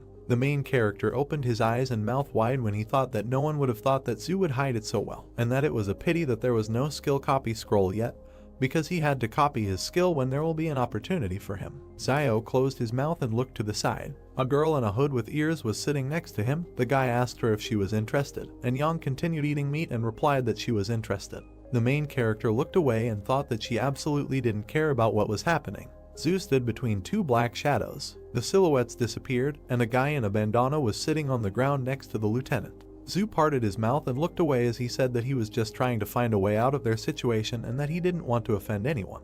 The lieutenant looked towards the fire where Xiao and Yang were sitting and said that Wang had previously told him that the main character was a doctor, so he asked him to examine the wound. Xiao looked to the side and sighed. A guy was sitting on the ground in front of him and was pulling out a knife when the main character said that his injury was quite serious. The guy in the bandana closed one eye and asked how long he had left to live, to which he was answered 10, and he asked again whether it was in minutes. Xiao sat down next to him and continued the countdown. The guy in the bandana felt bad. Zhu looked forward seriously and said that he had avoided vital places and internal organs, so there was no need to scare the person, and then added that he had heard that Xiao had medicine for wounds, and also that he would not believe that he took them with him when he went into the Wasteland. The main character looked away while the guy lay crying next to him and replied that he was hired as their guide, not their personal doctor, and then asked about who would pay for his medicine, since it was very expensive. Lieutenant Zhu covered his face with his hand and said that he lost money on the way. The wounded guy gritted his teeth and replied that he had money with him. The main character sat down next to him and asked him where his money was, in his right or left pocket, and the guy pointed to his pants and said that they were there. The people behind Zio began to shout that he was a charlatan,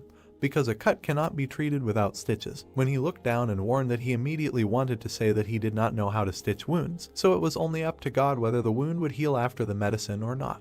While the main character was licking his lips and counting the money, Zinyu approached him and said that she had a sewing kit, but she felt bad at the sight of blood, and on the other hand, Zhu approached the guy and replied that he would sew it up. There was a voice that exclaimed that he should stop counting the money, because first of all he needed to save the man. The guy in the bandana thanked the main character when he said that he would not take too much money from him, and that 12 should be enough. A system notification popped up that he had received a thank you from a guy named Lei, as Zio thought that he was one step closer to unlocking the weapon. Gloved hands stitched the wound using a needle and thread. Lieutenant Zhu frowned. He said that now he was not going to hide this from them, and said that in fact, in this mountainous region there were remnants of a civilization that existed before the disaster. While he was stitching up the wound of the guy who was being held by the hands, the man added that they were sent by the higher authorities to map out a route to the ruins in these mountains so that the main group could come and explore later. Then the lieutenant discovered that this mountainous region contained mysterious powers that could develop animals and, possibly, help them, superhumans, so he decided to move on. Lei clenched the rag between his teeth, sweat running down his face as Zhu concluded that he had changed his mind about going back behind the wall because he realized it was too dangerous. The lieutenant opened his mouth and said that he did not know what was waiting for him there, so he did not want to take risks. He stood next to the guy in the bandana, looked at him and said that after his superpowers were revealed, there was no way for him to go back beyond the wall, and then added that he was going to go deeper into this mountainous region to continue his research. Zhu turned his head and looked behind him as he concluded that they now knew the dangers of this place, so they themselves had to decide whether they wanted to leave or stay. Zio and Yang stood next to each other and looked in the same direction. Zinyu stood next to the man who gritted his teeth. The girl in the hood with red ears told the lieutenant that she would go with him because it was too dangerous here, and Zio was surprised at how many words she said at once. The guy with the glasses exchanged glances with the other man as the voice said that the best way to get out alive was to follow the Superman. The men in gray t-shirts raised their hands and said they would go too. Zinyu looked at the main character and asked him if he was coming, and then said that he would go if he joined. Zio raised his hand, pushed the girl away and replied that he was going with the lieutenant. Zhu looked to the side, opened his mouth and said that in that case they should follow him, and that they would leave at dawn. The lieutenant turned to the people behind him and said that they had all agreed in advance that the entire team would obey him, and that if anyone disobeyed him, they should not expect politeness from him, and then added that there was a dense forest ahead, and that they would have to abandon the car and walk. Zhu turned and addressed the man in dark glasses named Malxian. He told him that he would go first and carry the wounded guy with him. The protagonist's ear grew larger when he listened to the fact that someone persistently began to thank the lieutenant. Zio pushed the man with glasses and stopped in front of the guy wearing a bandana lying on the ground. He opened his mouth wide, clenched his fist in front of him and exclaimed that he would carry the wounded man, and that he would kill anyone who tried to steal him today. Zhu and Lei opened their mouths and stared ahead with empty eyes, and the wounded guy asked if Zio had taken the right medicine and why he suddenly became so kind. The midday sun illuminated the forest and mountains. Two people were dragging a guy on a stretcher when the main character asked him if he still needed medicine, and Lei said that he didn't need it and thanked him. A system notification appeared indicating that he had received a coin for thank you. The lieutenant looked carefully at the smiling guy in front and thought that he was clearly one of those people who didn't care about anyone, but why was he suddenly so worried about others? Sweat appeared on the face of the guy in the bandana when he was asked if he was hungry and thirsty, and Lei replied that he was not hungry yet and thanked the guy when an alert appeared that Zio received another coin for thanking him. Zhu thought about what he was really after. The main character smiled widely and looked at the wounded guy while he thought that Lei was very useful in collecting gratitude coins. A crowd of people moved through the dense forest. Zio looked to the side and opened his mouth slightly when he thought that the last time he was here was a year ago,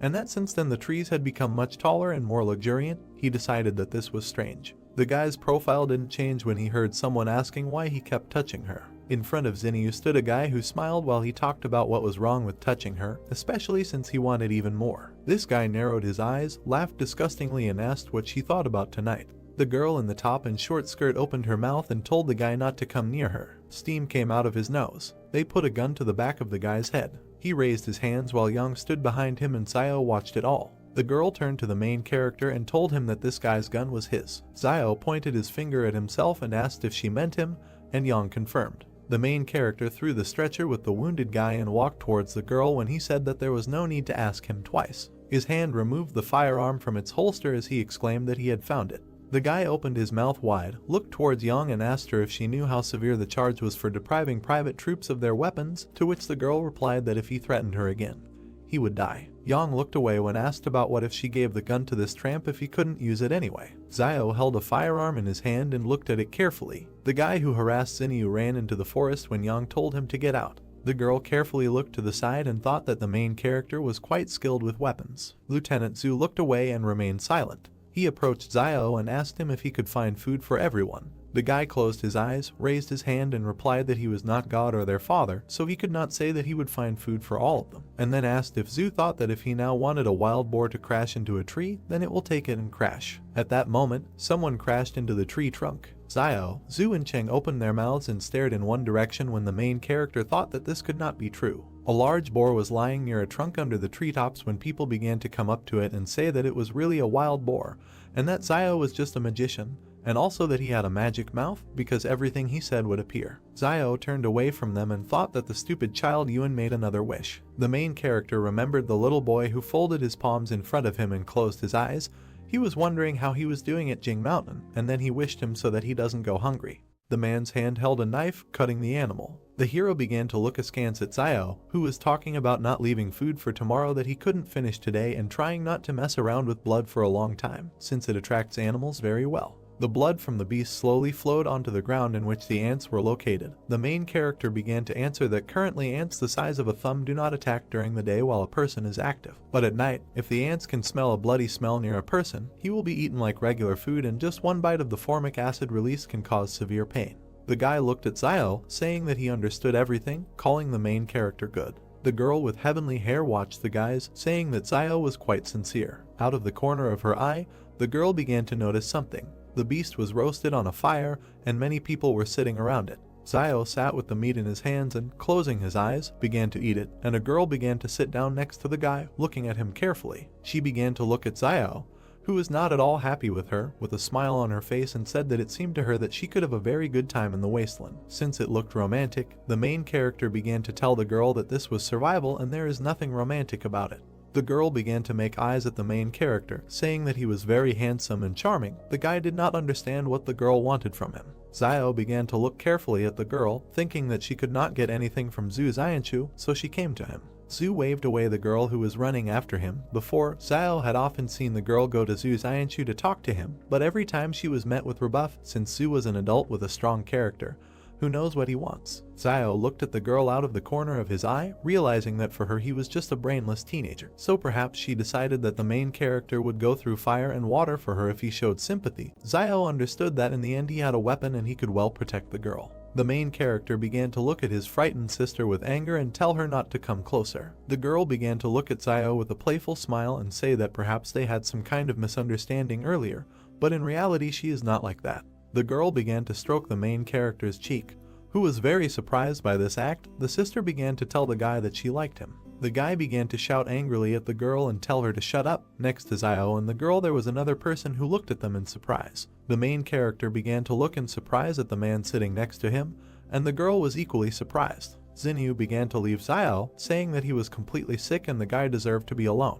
Since Xiao learned to hunt, he has seen too many women like this, just looking for someone to rely on in this broken world, or someone to use as a tool. The main character looked at Xinyu with disbelief, eating chicken and telling himself that he didn't need such a woman for nothing to waste food on her. One of the guys began to grit his teeth. The hero began to look at Zhu, saying that they had run out of bottled water and food. Since they initially took too little water, the guy began to ask her where they could get more water. Zhu began to approach the sitting Xiao, asking him where he could get more water. The system window began to show the hero to tell his teammates how to find water. Xiao began to look to the side, lost in thought. The main character stood in the middle of the crowd, confidently telling all the people that to find water in the wild, you can rely on rivers or collect resources from leaves. The main character began to look away, telling people that they were lucky because there were several pine trees nearby that had pine juice that could quench their thirst. The system window began to tell the guy that he had completed the task and received part of the power. Xiao clenched his fist, looking at him angrily. The main character's foot began to move on the ground. Xiao climbed the tree from different sides with quick and deft movements. The guy's hand began to reach for one leaf that was on the tree. People looked at Xiao in surprise, not understanding what he was doing. The guy began to look down on the crowd, holding the grass and telling them all that if they did not want to die, they should do as he did. Zio began to close his eyes and open his mouth to squeeze the grass from which the juice came. People asked the guy if it's really drinkable. Zio looked at everyone, wiping his mouth and talking about drinking this, whether they like it or not. The main character began to look away with dissatisfaction. Yang and Zhu began to approach Zio and began to look at the grass. Yang began to bring the pine needles to her mouth. Zio began to look at the girl with a smile on his face, happy that she was doing this. The main character began to look in surprise at the system window, which showed that the target's advanced skill was randomly selected, which was bomb making. Zio was offered to study all this. The guy began to look at Yang, who was taking the pine needles. The main character could not understand what kind of training the girl had gone through and why her skills were so severe. Zio was wondering if the target had the skills of covert killing. The system window began to show the guy that she had analyzed the target and an advanced stealth killing skill had been found. Zio began to look at the girl with a smile, thinking about whether she had the skill of singing children's songs.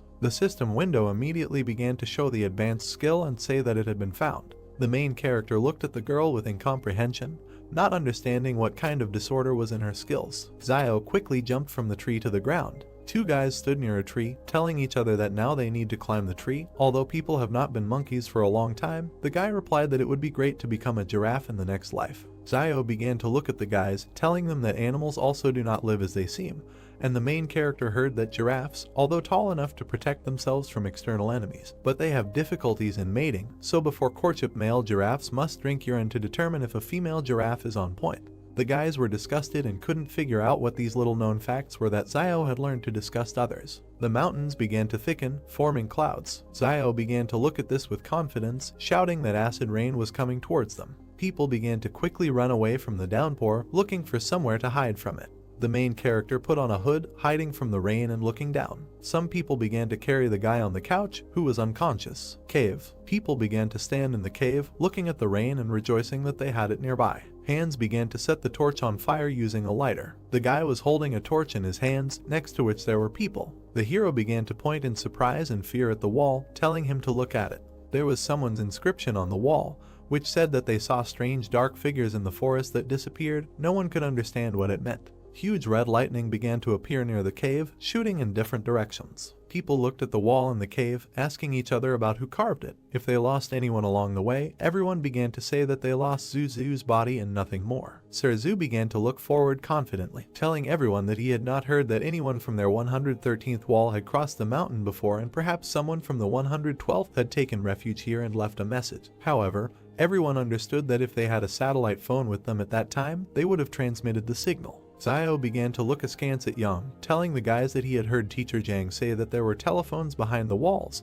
but no one knew what satellite telephones were. Yang began to look at the main character, calmly saying that people had captured several satellites created before the disaster, and these satellites make it possible to maintain communication between different walls. One of the guys began to open his mouth wide, waving his arms, saying that this time the senior management did not provide them with satellite phones and they must be trying to explore the area with the help of human lives. And if everyone died, it would mean that in the depths of the mountains there is a danger. Zhu began to tell the guy not to speculate without the slightest information. Sir began to look at all the people, saying that it was already late and someone should take turns on duty today, and he would be on the first shift, and the rest, not counting the girls, would take turns. Zio looked carefully at the guy, believing that this was the decision really protects from dangers outside, but also for the main character. Internal security was no less important, and in the end he only took a gun today. Yang began to look at the surprised Zio, saying that the first half of the night would be his and the second her. The main character looks at the girl, noticing that he and Yang have no need to quarrel and they still trust each other, and the girl is not weaker than the guy, and if we think that the current situation is dangerous, they can protect each other. Zio smiled, telling Yang that he agreed with her. The girl began to move away from the guy, saying that she had gone. The guy began to ask Yang if he should go with her, but the girl refused. The guy looked at Yang confidently, not understanding why she was so brave and what supported her confidence. Xinyu began to look at the guy with a smile, telling him that he would go with her, since Zio really doesn't understand girls. The main character began to look in surprise, not understanding what was wrong. Crowds of people stood in the cave, still watching the rain. The two men began to smile and grin, saying to each other that it would be a pity if these two girls went missing. The rain didn't stop pouring. Xinyu began to approach the guys, who asked him if there was anything unusual. The girl said that everything was fine and there was nothing there. The three guys began to look at Xinyu and say that this was good and they would also go out to relieve themselves. Zhu began to look at the guys, telling them to go and come back quickly, Without stopping for a smoke break, the heroes said that they would do everything. Zio sat on the top of the cave, looking at all the people. The main character began to look at something. Xinyu looked at Yang with a smile. Zio understood that Xinyu was behaving like a star who was trying to go to the next wall to expand her fame. The guy could not understand why Yang took such a risk. Zio heard that the girl had previously given Xinyu some money because she wanted to follow the team to wall 112 to find relatives. The guy couldn't believe it was so simple. The main character looked at the girls with disbelief. He understood that Xinyu and Yang demonstrated a particularly close relationship throughout the journey, and the previous joint eating of fish and helping Yang and Xin created the impression that their relationship was much more than just a worker and an employer. Zio looked at the two heroines, wondering what they were talking about. Xinyu looked at Yang with a smile, telling the girl that they could leave Jing Mountain together in a couple of days. Zio began to understand that the girl understood that he had an alliance with Yang, and after the girl could not come to an agreement with the guy, she went to recruit Yang. Xinyu's hand began to offer Yang a wad of money, saying that it was gratitude for the fact that the girl had helped her earlier. Yang began to take the money, and Xinyu asked her if she would continue to help. Yang began to tell the girl that she did not want to help leave the mountain, but she could make sure that Xinyu died with dignity. Zio began to look slyly at the girls, realizing that these manipulations were causing deja vu in the guy. A fire began to be lit in the cave. The guys looked at the exit, not understanding why they left and never returned. Yang began to look at the time, saying that almost 10 minutes had passed. One of the guys started opening his mouth wide and screaming that there was something wet in the place. The guys ran away from the exit, afraid to find something there. Zio began to look at the people in surprise, standing next to the exit from the cave. Rain began to drip on the ceiling of the cave. The guys looked with fear at the drops that fell on the floor and realized that this was a false alarm. Zio began to point his finger at the drops, saying that they could get water directly from here, since the rock formations filter the water even purer than water from a well, and it is probably one of the cleanest sources of water in the wasteland. Zhu began to point his finger at the water and, looking at the people, asked if everyone had heard Zio. Sir began to tell people to collect some water, since although the pine needles were able to provide some moisture, there was too little of it. The meat was surprised that he did not receive thanks. Hands began to hold the flask, pouring water into it. Zhu began to look at the guys who were pouring water and told them that if he finished, he could take over half the night. The guys began to tell Sir to do just that, but first they had to smoke a couple of cigarettes. Everyone was asleep except Zhu, who was watching everyone. Two guys were sitting on the rocks with their backs to Zhu. The heroes held a cigarette in their mouths and glanced slyly at Sir. The guy's feet began to remove the cigarette. One of the guys began to stand near Zio, and the second near Yang, waving a knife and trying to kill them. The guy's face was confident and crazy. The guy screamed for them all to go to hell. A man wearing gloves with both hands swings a knife at someone. The girl Yang shoots the man in silence. The main character grabs with one hand both hands of a man holding a knife. He instantly turns him onto his back. The junior lieutenant and his comrade pay attention to the noise, asking what is happening and what is the matter. They see Yang and Zio attacking unknown men. A man in a black cloak and bandage, holding his wound, clenches his teeth in pain. He, closing one eye, begins to shout to his colleague, saying his name Sun Jinjeng, so that he acts. A man among the squad raises his hands, opening his eyes, and says that he has nothing to do with it. Standing in front of the camp, he raises his hands in fear. The girl and the main character look suspiciously at the military man. Xinyu, also continuing to look suspiciously, asks himself what is happening again, and can't these people just calm down for a while? Holding the man's throat with two fingers, Zio asks himself what they are trying to achieve with this desperate, sneaky attack. Water, weapons, or was it all because of Luo Xinyu? Looking down with dissatisfaction, he thinks that this doesn't matter anymore. The notice says about the task that you need to give the enemy a painful death. Grabbing him by the throat, at the moment the man begins to cough up blood, he thinks that in this wilderness one must always get rid of all potential dangers. This is the law of survival. Sun, covered in sweat, looks at the characters with fear. He looks at the squad, shouting at them that for the record, he had nothing to do with it, and he was part of their plan for a dastardly attack. Ian, looking from under his cap at the man, asks the guy what it means that this is what is happening, and so he was in collusion with them and knew about the vile attack. She, standing next to everyone from the squad, sharply shoots at Sun Junjin. Looking after him, she says that covering up a crime is tantamount to the crime itself. The main character looks towards the girl with a blank face, thinking that it is better not to mess with this girl again. The notification states that the task has been completed and the reward is a master-level skill copy scroll. Zio, with an excited look, looks at the fallen scroll in the cave, asking himself again about the master-level skill copy scroll. The main character looks at the sinister lieutenant. The notice again states that the Shadow supernatural ability has been learned, asking the guy if he wants to learn it.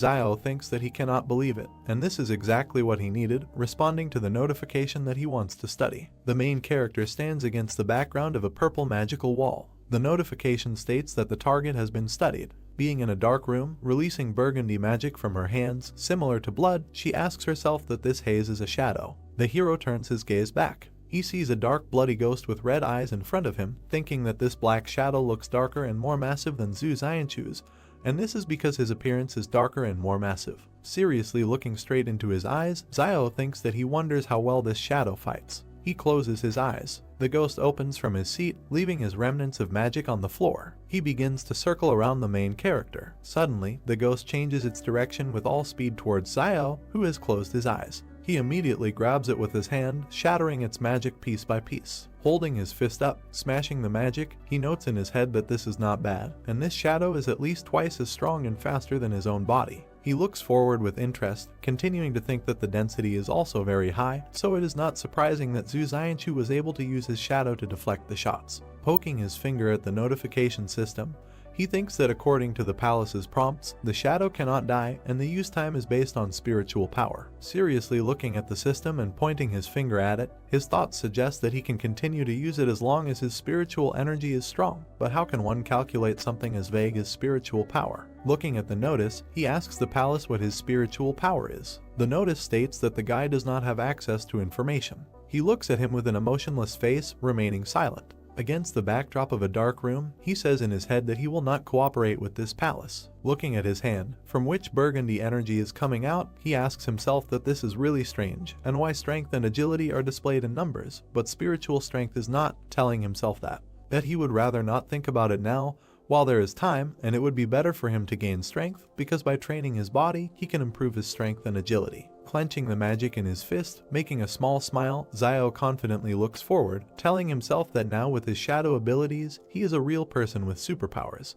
The lieutenant, looking at the corpses of the men and the guy and girl standing next to them, says that they themselves are to blame for sneaking up on them and being killed in response. Xianchu, tensely, tells them that Sun Zhenjiang was not involved, so he did not deserve to die. Turning away from them, he says with anger against their background that, however, it is too late to talk about anything, adding that in this wilderness there is no right and wrong at all. Yang and Xiao look at the lieutenant with hostility, remaining silent. The girl turns to the hero, asking him that he just pretended to be asleep. The main character, looking thoughtfully at the girl, thinks about it.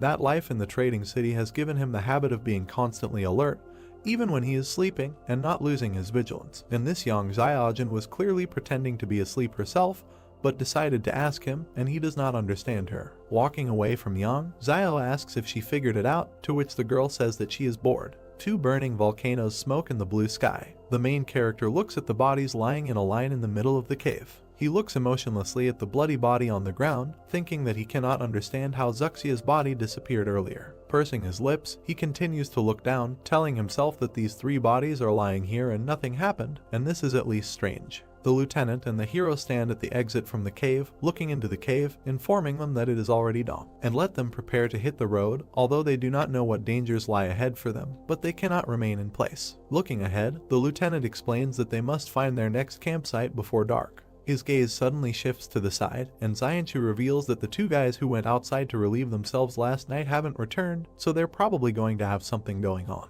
Looking at the military, Xian, Yang, and the protagonist, he says that he hopes that next time they will not go alone, and after all, they have seen what happens to such people. The man in the bandana, looking uncertainly to the side, apologizes to everyone, asking if someone could kindly help him up. Xiao appears in front of the man, to whom he reacted by opening his eyes. He grabs him by the bandages on his stomach. The man begins to scream at the top of his lungs that he is being killed. Hitting him with his hand, the hero asks why he is shouting and let him get up and walk, because the wounds have already healed. Lifting his jacket and exposing his stomach, he touches it, asking again that they have indeed already healed. The man sits, turning to Xiao, who has turned to him that this black medicine of his works very well, thanking the guy, to which he replies that this is an inheritance from his ancestors. The notice reads thanks from Wang Lei. The lieutenant sternly addresses the nodding protagonist, asking if he still has the medicine. Xiao passes by the military man, saying that he is no more, to which the man says that he will pay for it from his own pocket and offers double the price. The guy turns around with a crazy face, asking what he just said, changing his mind, and now saying that then there is still a little medicine left. The main character looks suspiciously at the lieutenant, holding his hand on his chin, asking him what he didn't say earlier, that he had no money, to which the man replies that the 3 they killed had it, so he borrowed from them. In a funny way, clutching his heart, the main character thinks that he seems to be too inexperienced and did not search the corpses.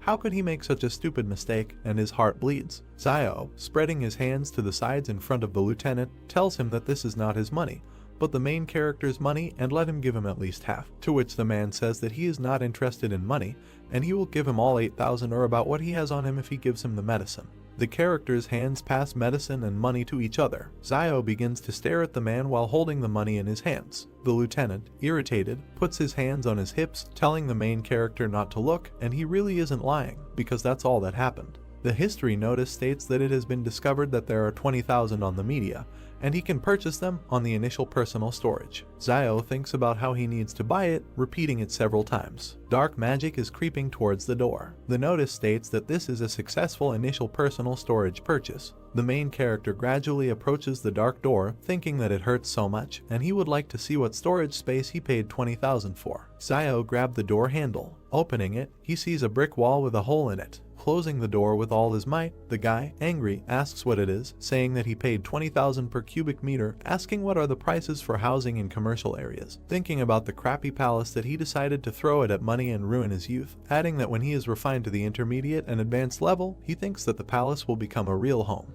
Walking away, attracting the girl's attention, the main character thinks that his heart hurts so much, and he gave 20,000, noting that it was so painful to part with them. The squad is walking through the forest when suddenly someone asks that there is a city in front of them. The main character turns to the lieutenant, walking with his back to the entire squad. That earlier he said that this is the remnant of the civilization that existed before the disaster, and the secrets remaining there can help them, superhumans. Seriously looking away, Zio asks what the secret is. Chu, imagining images of dark heroes in the background, says that he is not sure, but only knows that legends say that supermen have existed for a very long time. But only recently they began to appear more often, and there is even an organization of supermen that kills and controls behind the walls, called thugs. The guy, pursing his lips, looks at the man with suspicion, thinking about the organization, understanding. Zio is surprised by Zoo's answer, because he thought that ruins would be waiting for them in the mountains, and not a whole city. Both walk slightly ahead of the rest of the group. Zio clarifies what Zoo told him earlier about the remnant of the civilization that existed before the disaster. Zoo looks around at the rest of the group. Zio wonders whether the secrets left in that very city can really help other people. He looks ahead thoughtfully and continues to ponder what the secret is. In response, Zoo tells a legend about superhumans who existed a long time ago, but in the near future they began to appear much more often. He also added that there is an organization of superhumans that kills managers behind the walls. Members of the organization call themselves thugs. Zoo's story made Zio think,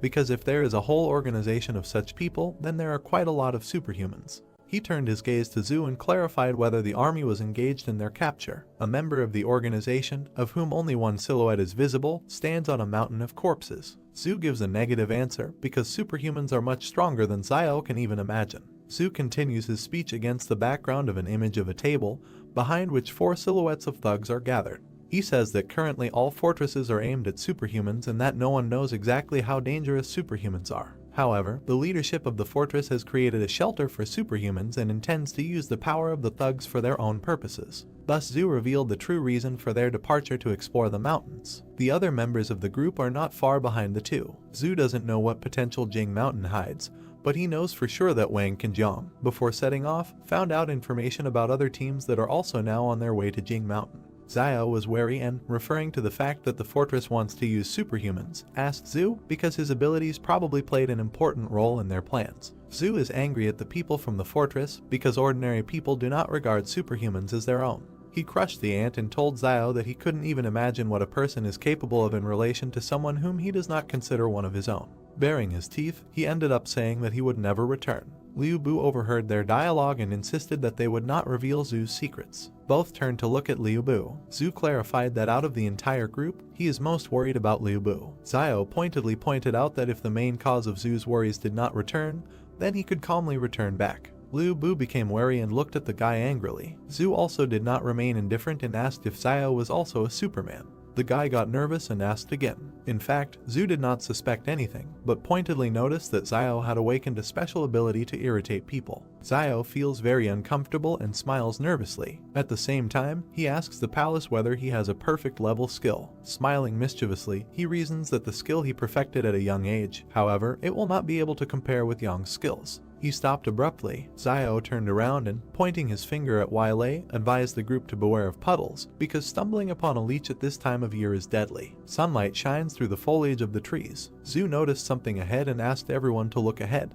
Liu Bu is confused. He does not understand what is in front of him. A girl in a light dress stands in front of them, bowing her head to a tree. Zhu describes seeing a woman in white and wondering why she is rubbing the tree. Xiao compliments him with bewilderment as to why there is a girl in such a place. He suggested not to pay attention and go around, hoping that she would not pursue them. Clouds and mountain peaks can be seen from behind the crowds. The group looks warily at the place where the girl in white just disappeared. She takes an unnaturally large leap towards them and lands on all fours. Yang and Xiao point their guns at her, and Xinyu looks at the girl in bewilderment. The latter makes an aggressive rotational movement with her arms. Yahello and Liu Bu panic. Zhu decisively takes the situation into his own hands and says that they have nowhere to run, because even if there is something that can stop them now, then there is simply no point in further expedition to Mount Jing. He gives the command to follow him. Zhu and Yang warily prepare to flee. Xiao wonders why he suddenly felt so hot. Xiao shouted to Zhu to use his shadow on the girl if something happened and let him and Yang shoot her. They both went to belay Zhu. Zhu agreed and went on the attack.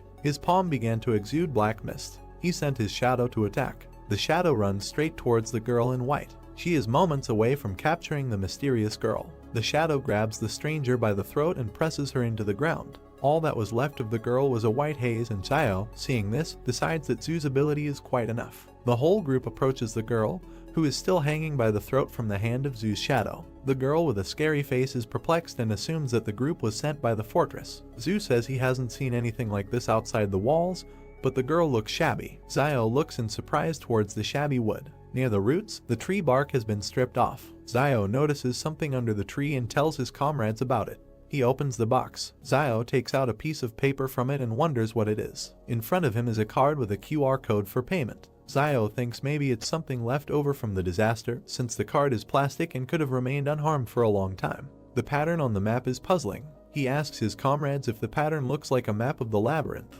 Everyone looks at the map, puzzled. Zhu suggests that this may be a map of a mysterious city in the Jing Mountains. Xiao looks at him, puzzled. Ian draws their attention to the writing on the map. In close-up, on the card there is a request to scan the QR code for payment. Ian reads it out with bewilderment.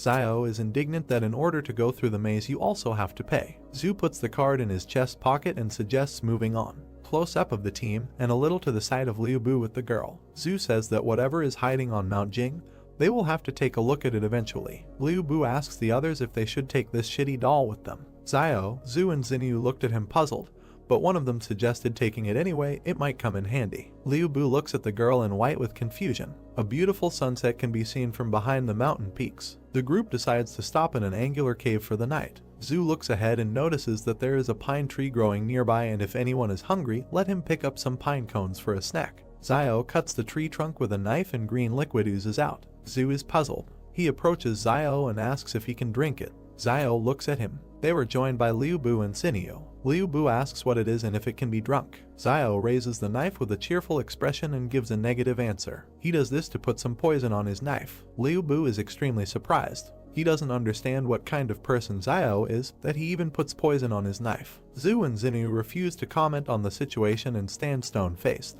Liu Bu climbed a tree and left a girl in white sitting near the next one. He tries to reach the bumps. His foot slips off the bark and he screams. Liu Bu falls from the tree screaming. He lands on his butt and wonders why he is doing all this. There is also a girl sitting in the background. Liu Bu gives into emotions and desperately shouts that at the very beginning they had already decided to return to the fortress, but stumbled upon wolves. If it weren't for this situation, they would have already returned there. It's not for nothing that the idiom says that wolves in bay are the most insidious damn wolves. Xiao, who approaches him, interrupts him and asks whether he even understands what he is saying and what this very idiom means. Liu Bu desperately admits that he doesn't know. Xiao thoughtfully replies that in reality Bei is also a wolf. He continues to speak against the background of a picture of a wolf with a paw in a trap. The explanation talks about a wolf who stepped on a hunter's trap and could not step on his front paw due to his wounds. Two members of the pack approach the wounded wolf to help. Zio says that another wolf put the wounded man on his back and carried him. One wolf climbs on another. Zio throws something to Liu Bu, who tries to catch it. Yahello caught and found a lump in his hands. Zio continues to talk about the loyalty of wolves to their family. He looks at Liu Bu seriously and asks if people are capable of such devotion. Liu Bu looks at Zio, puzzled. The group lit a fire. Close-up of the group sitting in an angular cave near a fire. Zio holds a pine cone in his hand and talks about how all the vegetation has gotten bigger, even these pine cones. Zhu shares his reasoning about the reasons for the size of the plants, while Zio and Yang listen to him. He assumes that it's all about the high oxygen content and notices that despite physical fatigue they are still full of energy, which refers him to thoughts about a constant flow of oxygen. Zio is surprised and thinks that the phenomenon is quite reasonable and has a scientific basis. Yang, Zio and Zhu are sitting next to the fire. Zio asks about the presence of places like Mount Jing near other fortresses. Zhu looked at him gloomily and answered positively, only there is a note that such objects are controlled by a company called Flame Source. Zio also gloomily asks for the name. He then wonders why he hasn't heard of such a company and whether it belongs to some kind of union. Zhu looks thoughtfully at the fire and, against the background of the emblem of this company, answers Zio, calling the company an independent consortium that controls up to 20 fortresses. He finds it remarkable that they are relatively far from their 113 fortress. Zio justifiably does not know about such a company. Zio responds by asking about knowledge of living conditions in the place controlled by this company. Zhu closes her eyes and waves her naked face negatively. Yang joins the dialogue, commenting on the mystery of the territory controlled by the source of the flame. Zio turned his head towards Yang in surprise. Ian's close-up against the silhouette of a flying dinosaur talks about the rumors. Someone saw huge prehistoric birds in the sky. Yang looked at the main character and said that the Flame Source Company has such power that it has suppressed this place, and perhaps only the main leadership of the Flame Source Company knows what is happening inside. Surprised, Zio wondered if she knew more than Zhu. He wondered in his mind if she belonged to any organization. Sitting on a stone, Zhu asked if the main character had read Journey to the West. He imagined the man lifting up the golden column. He stated that it says that someone could lift a stick weighing more than 6 tons, which could destroy mountains. Looking at Yang and Zio, he noticed that at first he certainly didn't believe it, but now he thinks that perhaps this person really exists. Putting his hand to his chin, the protagonist thought that he had never read about the Journey to the West, but to argue that more than 6 tons can crush mountains, as is the carrying capacity of agricultural tractors used in trading cities and factories, is 10 tons, so even if there is a slight overload, it can pull 12 tons. The guy started coughing when he tried to eat the cone. He looked at Zio with an angry look. He approached him with a smile and asked him to make another wish or something like that, so that another animal would fall before their feet. Frowning, the main character replied that last time it was an accident. He asked if the guy really thought the main character was capable of this. He noted that if he needs to, then he should speak. The enraged guy cried out that if his wishes were fulfilled, he would have long ago wished that an animal would now appear on his doorstep to eat. There was a noise on the street. Zio and Yang prepared to shoot. They looked at the exit from the cave. Dark streams of mana hovered before them. Many wild animals were walking towards the cave. Holding the gun in front of him, he asked Liu if it was his order. He replied that he just said it in passing. Zio grabbed his hand and asked him to order the animals that they eat vegetarian food today and let them leave. Liu asked if Zio thought it would really work.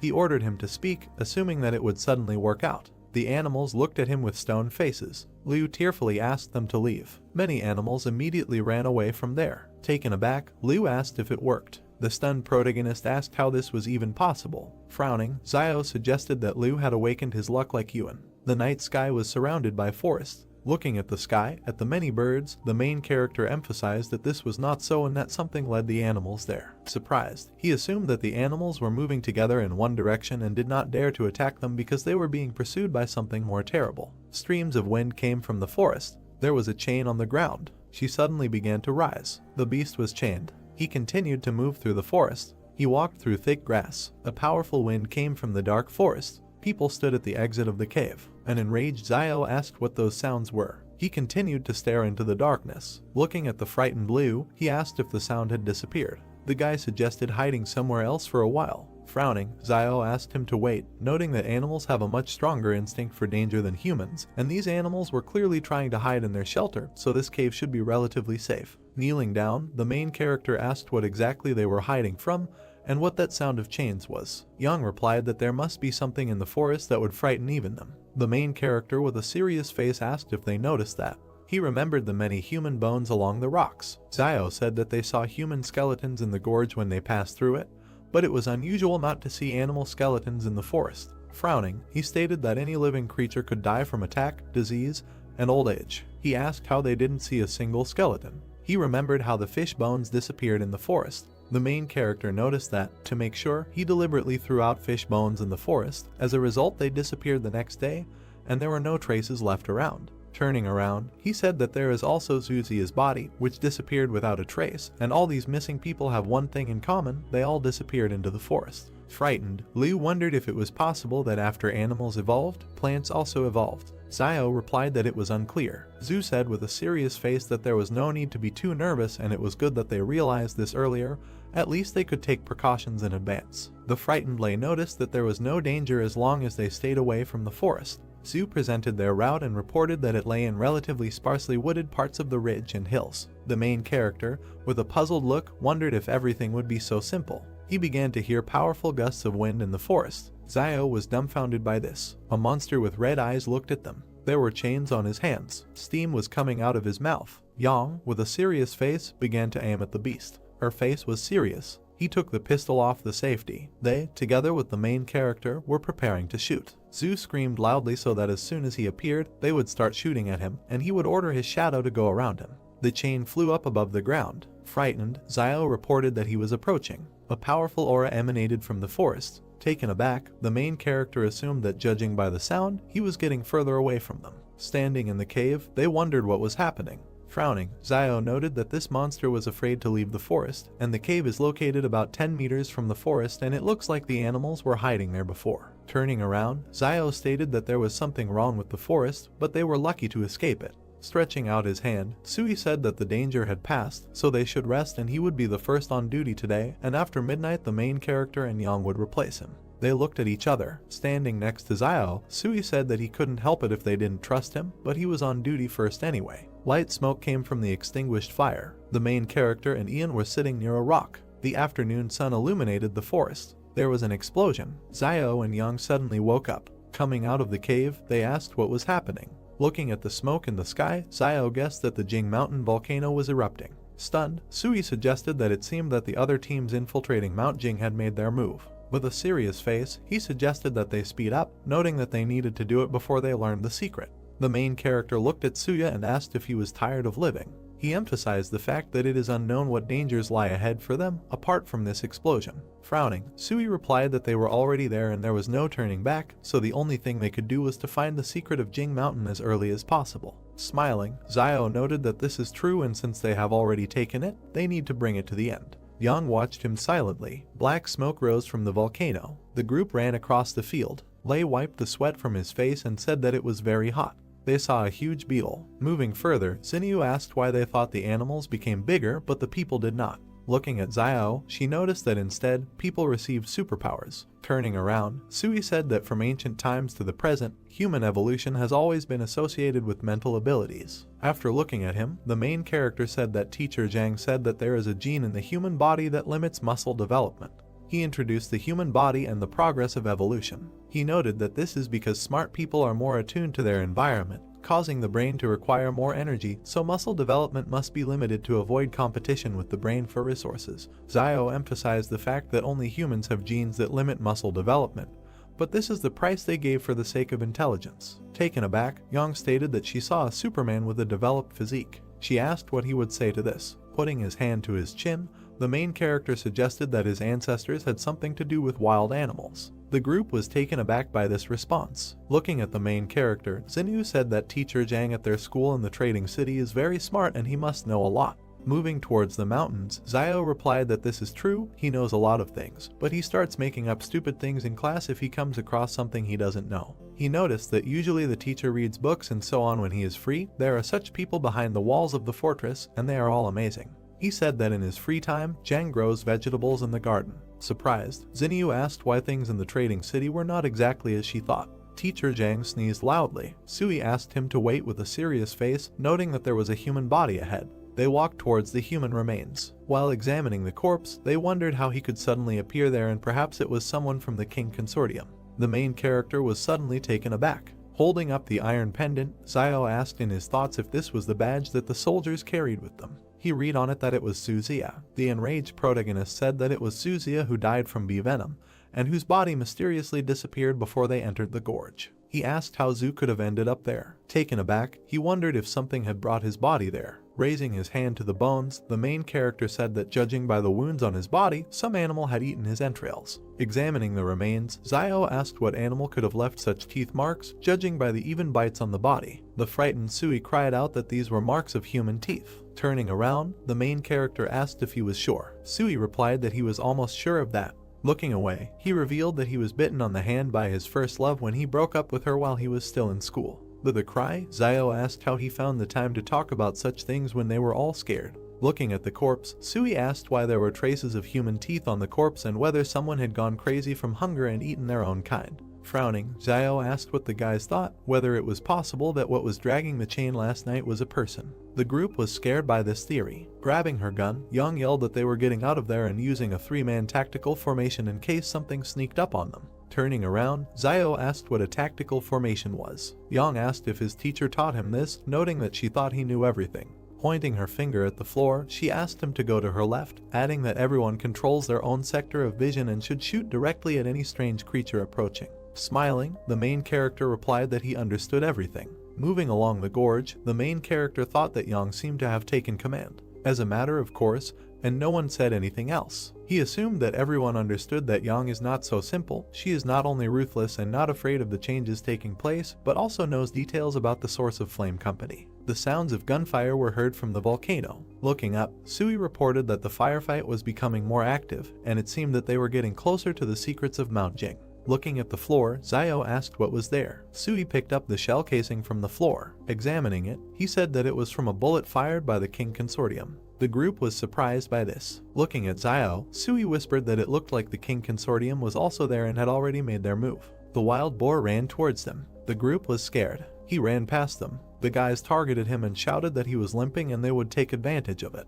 Liu said he never thought he would eat meat again. An enraged Sui ordered the boar to be left behind. Taken aback, Liu noted that he himself ran straight into their arms and they did not eat for almost a day. Smirking, the main character said that he envied them that they had brains, but they didn't even really need it. Liu asked what he meant. Raising his hands, Sui asked if it seemed like they would give away their location if they started frying meat there and lighting an open fire. Liu asked if the safest thing to do would be to defect to the king people if they were there. Holding her cap, Yang noted that the king had come for the secret of this place and would not let them go if they found it.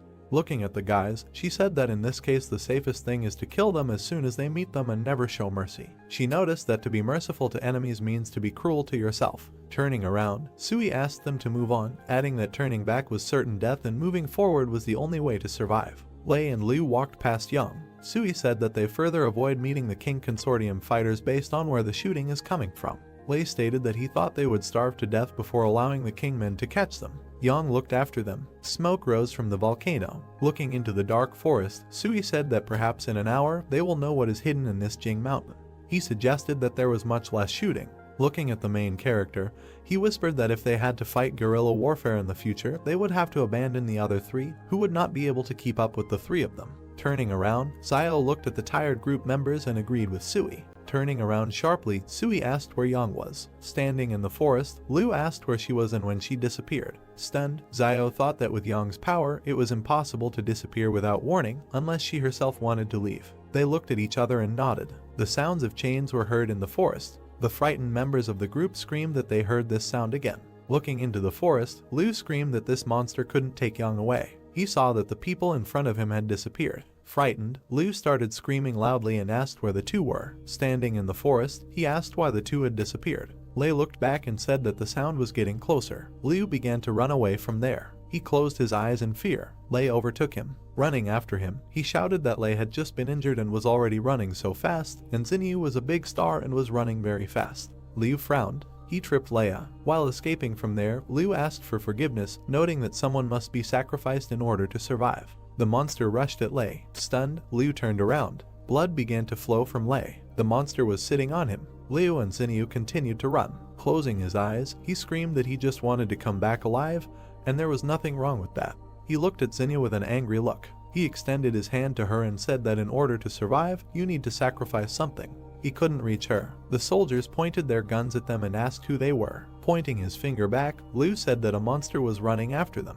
The military surrounded them and ordered them to sit on their knees and put their hands on their heads. Raising his hand to the headphones, the soldier said that an escaped test subject had been found and he was requesting support. The soldiers began to advance into the forest. The monster rushed at them. The military started shooting at him. The animal avoided being hit by bullets. The soldiers tied their hands with a collar. They picked them up. The soldiers found a girl's doll under Liu's cloak. They began to examine her. The monster continues to advance through the forest. As Xiao walked up the mountain, he thought that when Yang was still around, the group held each other back, forming a short stable team, and now that Yang suddenly disappeared, the team instantly collapsed. Frowning, he noted that he and Sui had unspokenly decided to go it alone and, after all, they couldn't trust each other yet. Looking at the mountainous area, the main character began to think that he was wondering what the secret was for which all the forces were fighting. He mentally noted that he was not going to return empty-handed, so he would go in and look around. The soldiers moved through the forest. As he walked up the mountain, Xiao noted in his mind that people were following him.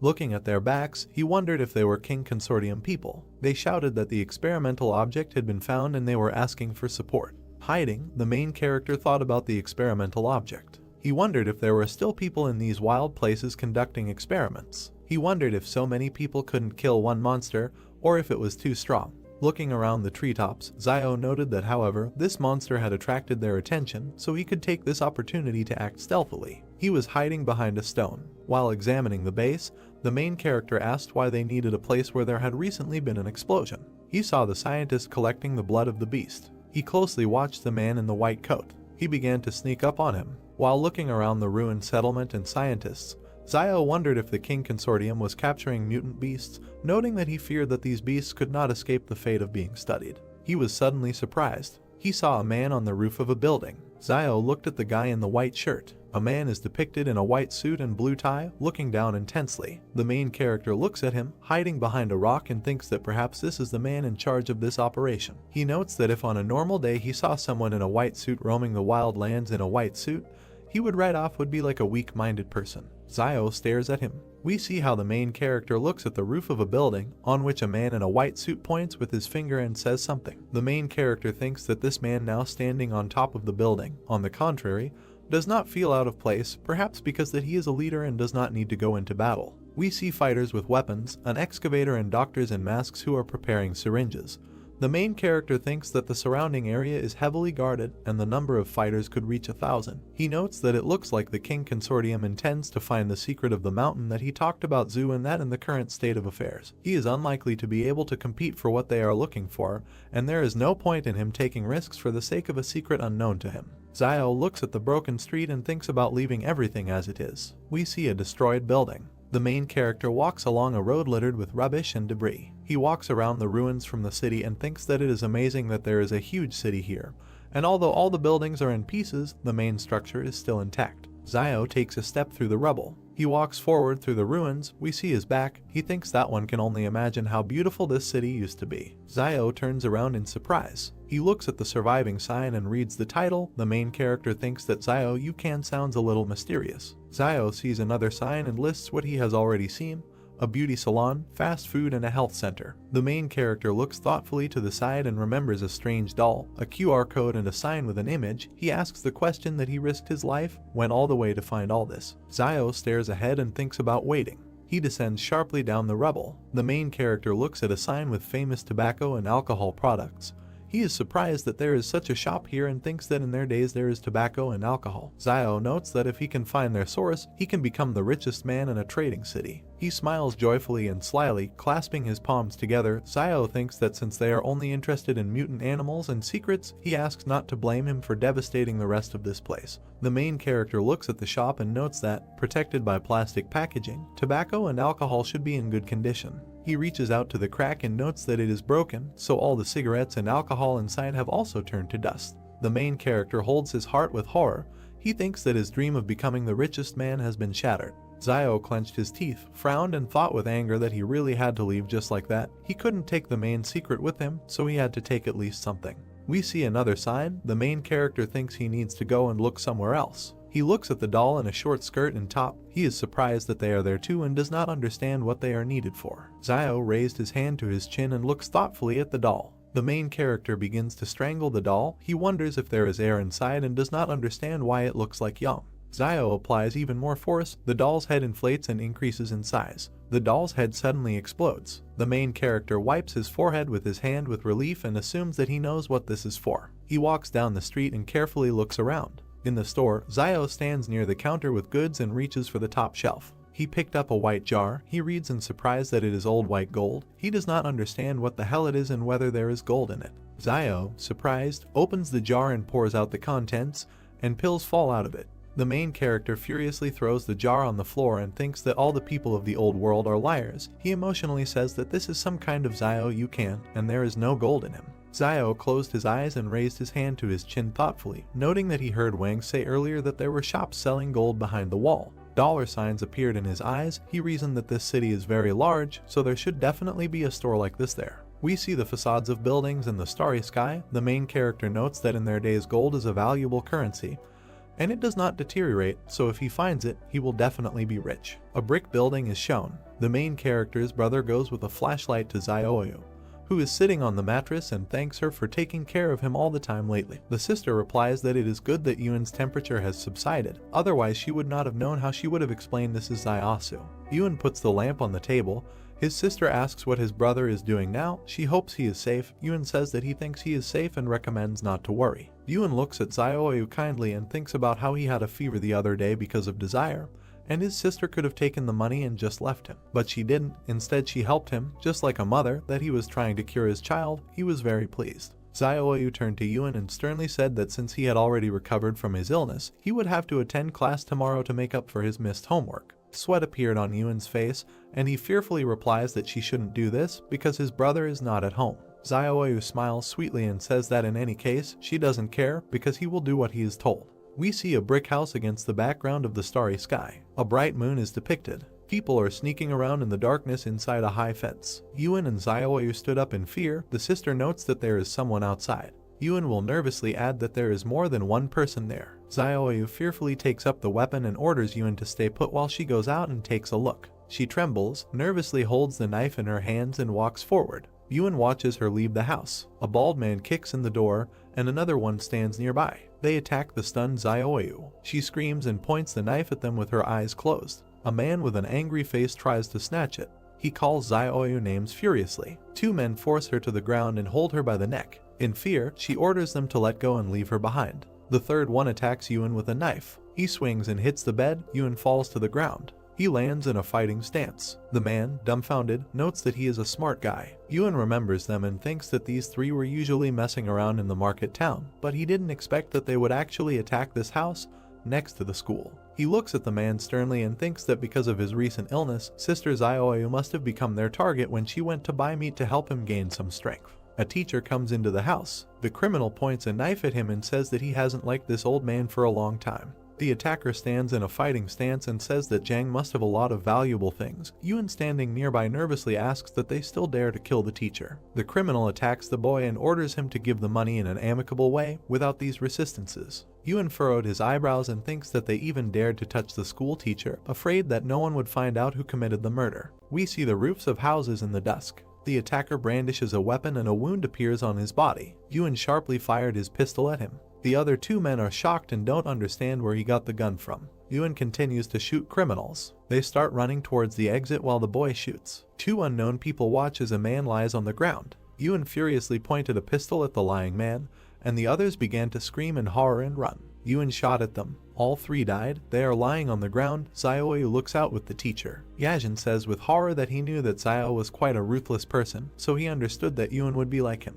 He looks at the boy in surprise and says that he couldn't even think that at 13 Yuan would dare to shoot someone. Yuan holds the gun with trembling hands. He is shaking all over in shock. Zioyu holds him by the shoulders in horror and screams his name. She hugs the boy and tells him not to be afraid and that everything will be fine because everything is already over. Jaeon watches his sister hug the boy and asks if Zio left this for him. Sister and Yuan look at the gun. The teacher asks if this is why Yuan went alone into the wilderness to make sure no one found him. Yuan answers positively and says that he didn't think that something would happen right after he picked up a pistol. Yuan fearfully tells the teacher that he and his sister will leave the shopping mall right away so as not to cause him any inconvenience. The teacher sternly says that now that the wolves have returned, the wild lands are not safe. Jang looks at them and says that the place that Xiao has prepared for him may be safe enough, but it cannot hide him from the smell of the wolves. He says that they do not need to run away because he will handle everything. Yuan looks at him incredulously and thinks about what the teacher can do to handle something like this. We see the roof of the house, the moon and stars. People go forward and say that the weapon was actually taken by this Ren child. There are many people in uniform walking. One of them angrily says that this child is the only one in this market town who has the opportunity and courage to touch a weapon. Van smiles and tells the commander that it must be some kind of misunderstanding. The commander stands opposite the old man and says that now he is almost sure that Wang Dingyang was killed by Xiao. The first says that the commander and Wang Dingyang were not on good terms either. He suggests discussing whether Wang Dingyang was killed by Xiao. The commander puts a gun to the old man's head and orders him to get out of here. He asks if he thinks that he is as corrupt as the rest of the inhabitants behind the wall. The commander points his finger and orders everyone to be arrested. He wants to see how Xiao will justify himself when he returns. The teacher stood in the aisle and ordered them to stop. He holds out a piece of paper and asks him to take it to the fortress and tell Fat Man Lo to come to him. Jang stood in front of the two soldiers and said that he had to give this to him and he would understand, and this was no longer something he could handle. One of the soldiers said with a confused look that this school teacher just called Boss Luo fat. Another soldier put a gun directly to the head of the frightened old man Wang and asked what he was waiting for. Zhuo stood still, holding out a piece of paper while the same soldier said that he thought some kind of card would help him get rid of them. Then he snatched the card from the teacher's hands with an arrogant look. The soldier looked forward with a menacing gaze and simply remained silent. Teacher Jang stared back straight ahead with a serious look. Then the soldier, looking at Jang Jinglin's card, thought with great surprise that he was from the 178th fortress. The soldier immediately pointed his finger at the teacher and the people behind him, saying that they should watch them, and the other soldiers obeyed the order. Suddenly the soldier got into the car and with a frightened look pulled the gear lever. The car began to move forward at great speed, leaving only dust behind. Several soldiers approached Yuan and Xiaoyu, and one of them ordered that they need to be searched, while the other said that no one should move. One of the soldiers searched the boy and asked where the gun was hidden, while the other pointed his weapon at him, telling him what he should say. Yuan looked forward sharply with an angry gaze. The two soldiers, greatly frightened, trembled and looked forward. Xiaoyu turned to Mr. Jang, asking if everything would be okay, and he turned back and said that there was no need to worry and everything would be fine and they wouldn't dare to do anything to them yet. Yuan said that he apologized for the trouble they caused him, and Jang, turning in his direction, said that they were not to blame, this world was wrong, and he should thank him for saving him recently. Yuan asked him what he did before teaching, and Jang, standing sideways, said that he was a military man, while he asked why he stopped being a military man. Jang answered the question that because war cannot save humanity. He then abruptly turned to the side and continued to say that he originally chose Zaiasu as a replacement teacher because he was preparing for his departure from this city, and he plans to return to Sabei. Yuan asked about Sabei and that this was the same northwestern part of the country that was mentioned earlier in the lesson, and received a positive answer from Jang, who imagined beautiful mountains in his head over which birds flew. He continued to imagine in his head a huge number of mountains over which birds were flying, and said that in the northern part of the country the snow and ice had not yet melted, and among the sand and yellow earth not a trace of greenery was visible. Jang continued to say that Sabei has endless white spaces, which makes people there seem very lonely, and imagined in his head a small stone structure standing right in the middle of the mountains. Yuan, looking ahead, asked why he suddenly wanted to return to Sabei. Jang, looking to the side, replied that because the world was starting to change, and he needed to be with those who were waiting for him. Yuan looked at him with great surprise and asked about the people who were waiting for him, and he simply smiled. Jang leaned forward, holding Yuan by the shoulders, and said that he should not be afraid, and they would not dare to do anything to him. The most they could do was send him back to the 178th fortress. Immediately after this, the narrative of the story moves to a camp with a huge number of tents, in one of which the doe with a cigar in his mouth was looking at the card. Lan sharply asked where this Jang Jinglin was and said that he should take him there while the soldiers standing next to him obeyed his order. The soldiers, stepping on the ground with their boots, walked forward, and one of them said that they needed to open the door quickly. The car, accompanied by soldiers, approached the huge metal gates, which slowly swung open. Lan was driving in the car, smoking a cigar, and said on the phone that Jang Jinglin was here, and they asked him if he was sure. The doe, continuing to smoke a cigar, said on the phone that he was not entirely sure yet, but if it was true, should he kill him and why should this old man hide with him? A man in a white coat spoke on the phone and asked about his murders, while he was told that yes, and such an opportunity comes once in a lifetime. The man in the white robe looked to the side, continuing to talk on the phone, asking that if he kills him now, do those fighters from the 178th fortress think to leave him alone? The doe, holding the phone near his ear, said that he could do it, but it would be a little scrit. A man in a white robe, speaking on the phone, asked what he thought. There was an impenetrable wall in this world, and why not just send him back to the 178th fortress, let Sebe continue to guard him. The man in the white robe looked to the side, saying that even if he had to die, he couldn't die at the hands of the King family, let alone them with him. While Lan spoke on the phone that he was the case if he one day, and that he answered him that later it would not be too late to kill him, but for now let someone else have a headache first. Then the man in the white coat asked on the phone what. By the way, if there was a tramp named Ren Zaiasu in his area, and Lan, continuing to smoke a cigar, asked about that medicine seller. The man in the white robe nodded his head, holding his hand in his pocket, not saying that Luo Xinyu is a singer, Ren Zaiasu is a medicine seller, and asked what and who Yang Zaiajin is, while Lan asked about her on the phone and said that he never haven't heard this name. The man in the white robe said on the phone that there were two more questions. How many years had Luo Xinyu been a singer in the fortress, and whether this Ren Zaiasu had relatives or friends. And Lan, sitting in the car, said that Luo Xinyu had become famous in almost 2 years, and Ren Zaiasu seems to have a brother. Suddenly, the soldier sitting next to him said that this Jiang Jinglin was his friend, and Lan asked with a displeased expression what kind of coincidence this was. A man in a white coat said on the phone that there was no need to touch his brother for now, and let him deal with the rest as best he knew, while Lan and the soldier were sitting in the car. The soldier looked away with a dissatisfied expression, clenched his teeth, and simply remained silent.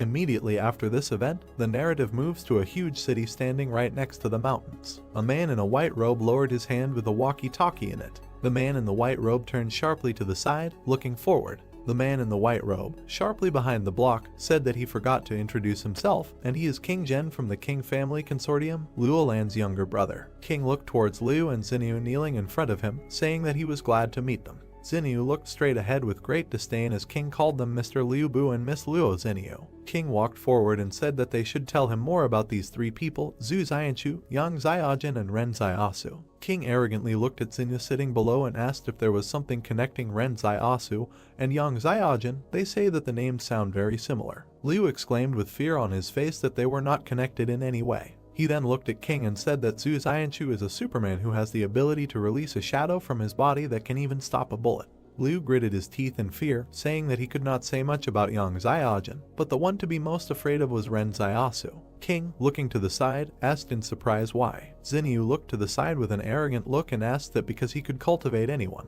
Liu looked forward with great fear on his face, saying that no, and he was just very strong. At that time they were all fleeing in the canyon, and imagined in his head how the soldiers were running from a huge horde of insect monsters. Liu continued to say that he was the only one who ran in the opposite direction, and recalled how he turned back and looked at Xiao running away. Liu recalled turning back with a huge look of fear on his face and saying that he couldn't help but look back at him. Liu stood in the middle of the canyon and looked in the direction in which the streams of black energy were directed. Liu stood still and looked with great surprise at Xiao, who was running with a man on his back along the canyon. Liu recalled saying what the hell and how he could run so fast while carrying someone else, and stretched his hand forward towards the protagonist, who was running at great speed along the canyon, overtaking the car. Liu said that he was able to lift an adult man with one hand and still run fast, and he suspects that he is also a Superman, while Xinyu and King looked in his direction with great contempt. King, lowering his head down, closing his eyes, asked what if there was anything else, and Liu answered that no, and that was all for now. If he remembered something, he would tell him. King, with his hands in his pockets, said what needed to be written down, and Zhu Xianchu was an underdeveloped Superman with risk factor C. Ren Zaiasu was a suspected Superman with increased physical strength and risk factor F, and his subordinate wrote it all down in a notebook. His subordinate then took Liu's hand, who said that they should wait. The subordinate continued to lift Liu, who looked at King and shouted that they had nothing to do with it, and they were all ordinary people who were forced to follow Zhu Xianchu all the way here. King would turn around sharply and say that he knew that this had nothing to do with them. If he had anything to do with it, then he should be nervous now, and Liu would ask what and if he was going to do something with them. King closed his eyes and said that they would go with him and should try not to be too surprised while his subordinates lifted Liu and Xinyu from the ground. At the same moment, a crescent moon shone in the night sky, surrounded by a huge number of stars. Immediately after this, the narrative of the story moves to a huge building, near which people were standing. King walked along with the soldiers and spoke to Zuman, saying that he should lead a group to find Zaiasu, Yang Zaiajin, and Zhu Xianchu, and they should return by 12 o'clock at night, and he would take the order. King stopped near a group of people and said that teams 2, 3, and 4 should follow him, and they immediately followed his order. Liu, looking at King with great fear on his face, asked where they were going.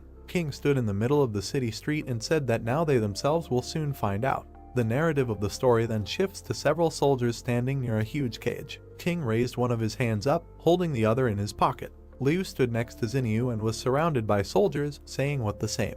In that same cage, with a chain on his arm, lay a gray, scary monster. Liu asked that the teeth marks on Zhu's body were not the same, while everyone else was standing right next to the monster's cage. King would quickly turn around and say that they seemed to know a little about him and had seen the bodies he had bitten.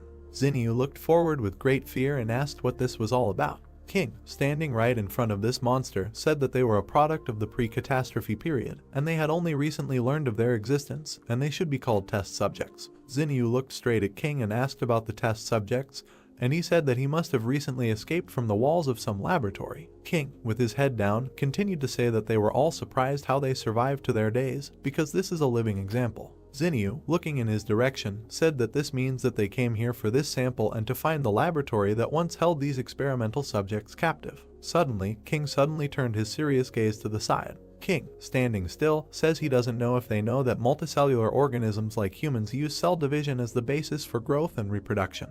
He then went on to say that one would assume that cell division should be endless, but the strange thing is that all human cells stop at an average of 50 divisions, after which irreversible decay sets in, and he imagined several microcells in his head. King looked to the side and said that it is for this reason that a person's life expectancy is limited, he grows old and dies. Xinyu looked away as King continued to say that, well, that doesn't mean it can't be changed. King said he suspected the lab had developed a technology that made cells divide endlessly, increasing the body's metabolic cycle and lifespan, and focused his attention on the metal gate in the brick building. King reloaded his gun and said that, but they didn't expect that by doing this, they would create these monstrous and inhumane creatures, and these human-modified test subjects had completely lost their sanity as human beings. King suddenly left his gun directly into the monster's cage and continued to say that, but their physical strength and agility are far superior to ordinary people, while he looked forward with a menacing gaze. The monster abruptly grabbed the gun with its teeth and crushed it, while King said that they had to use 5 battle groups and sacrifice many of their people to capture at least one object alive. King turned sharply to the side, looking at his subordinate, who was writing something in a notebook, and said that he should write down that his teeth were developed, his pupils were narrow,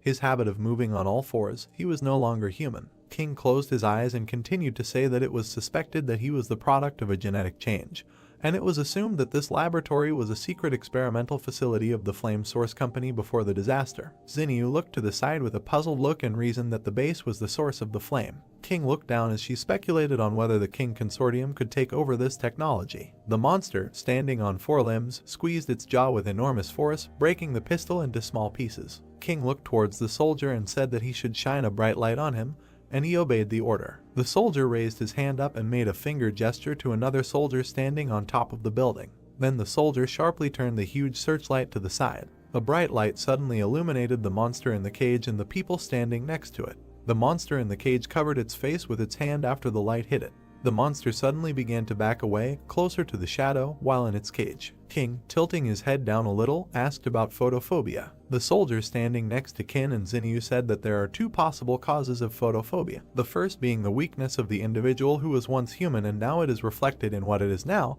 and the second is that it is in a gene edited. The model was based on the nature of the beast. King, turning his head slightly to the side, said that one was enough to study so that they could kill the rest without further losses, and the soldier standing behind him accepted the order. King reasoned with a thoughtful look that if he has photophobia, then why was he recently active during the day, and is he evolving again, or is there something that attracted him and made him go out in broad daylight? King conjured images of Xiao, Zhu, and Yang standing next to each other in his head and wondered if this could have something to do with the 3 of them. A huge number of soldiers stepped with their black boots directly onto the asphalt.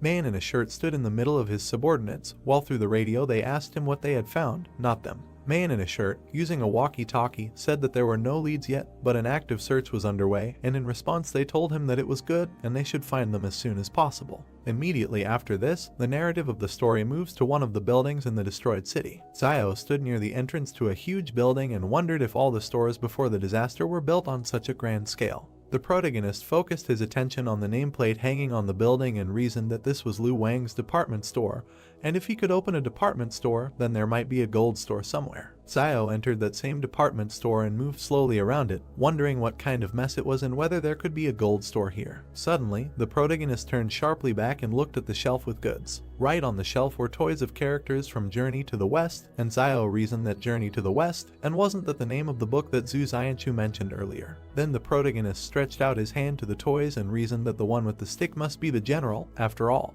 Zio walked away from the toys and wondered where the gold store was. The protagonist approached the sign indicating that this was the Chao Su Fuk jewelry store and said that of course, and here it is. Zio immediately rushed towards the jewelry racks, putting his hands forward. The protagonist held a black bracelet in his hand and reasoned that silver turns black when oxidized. Zio immediately threw the bracelet behind his back with a dissatisfied look and reasoned that silver was worth nothing.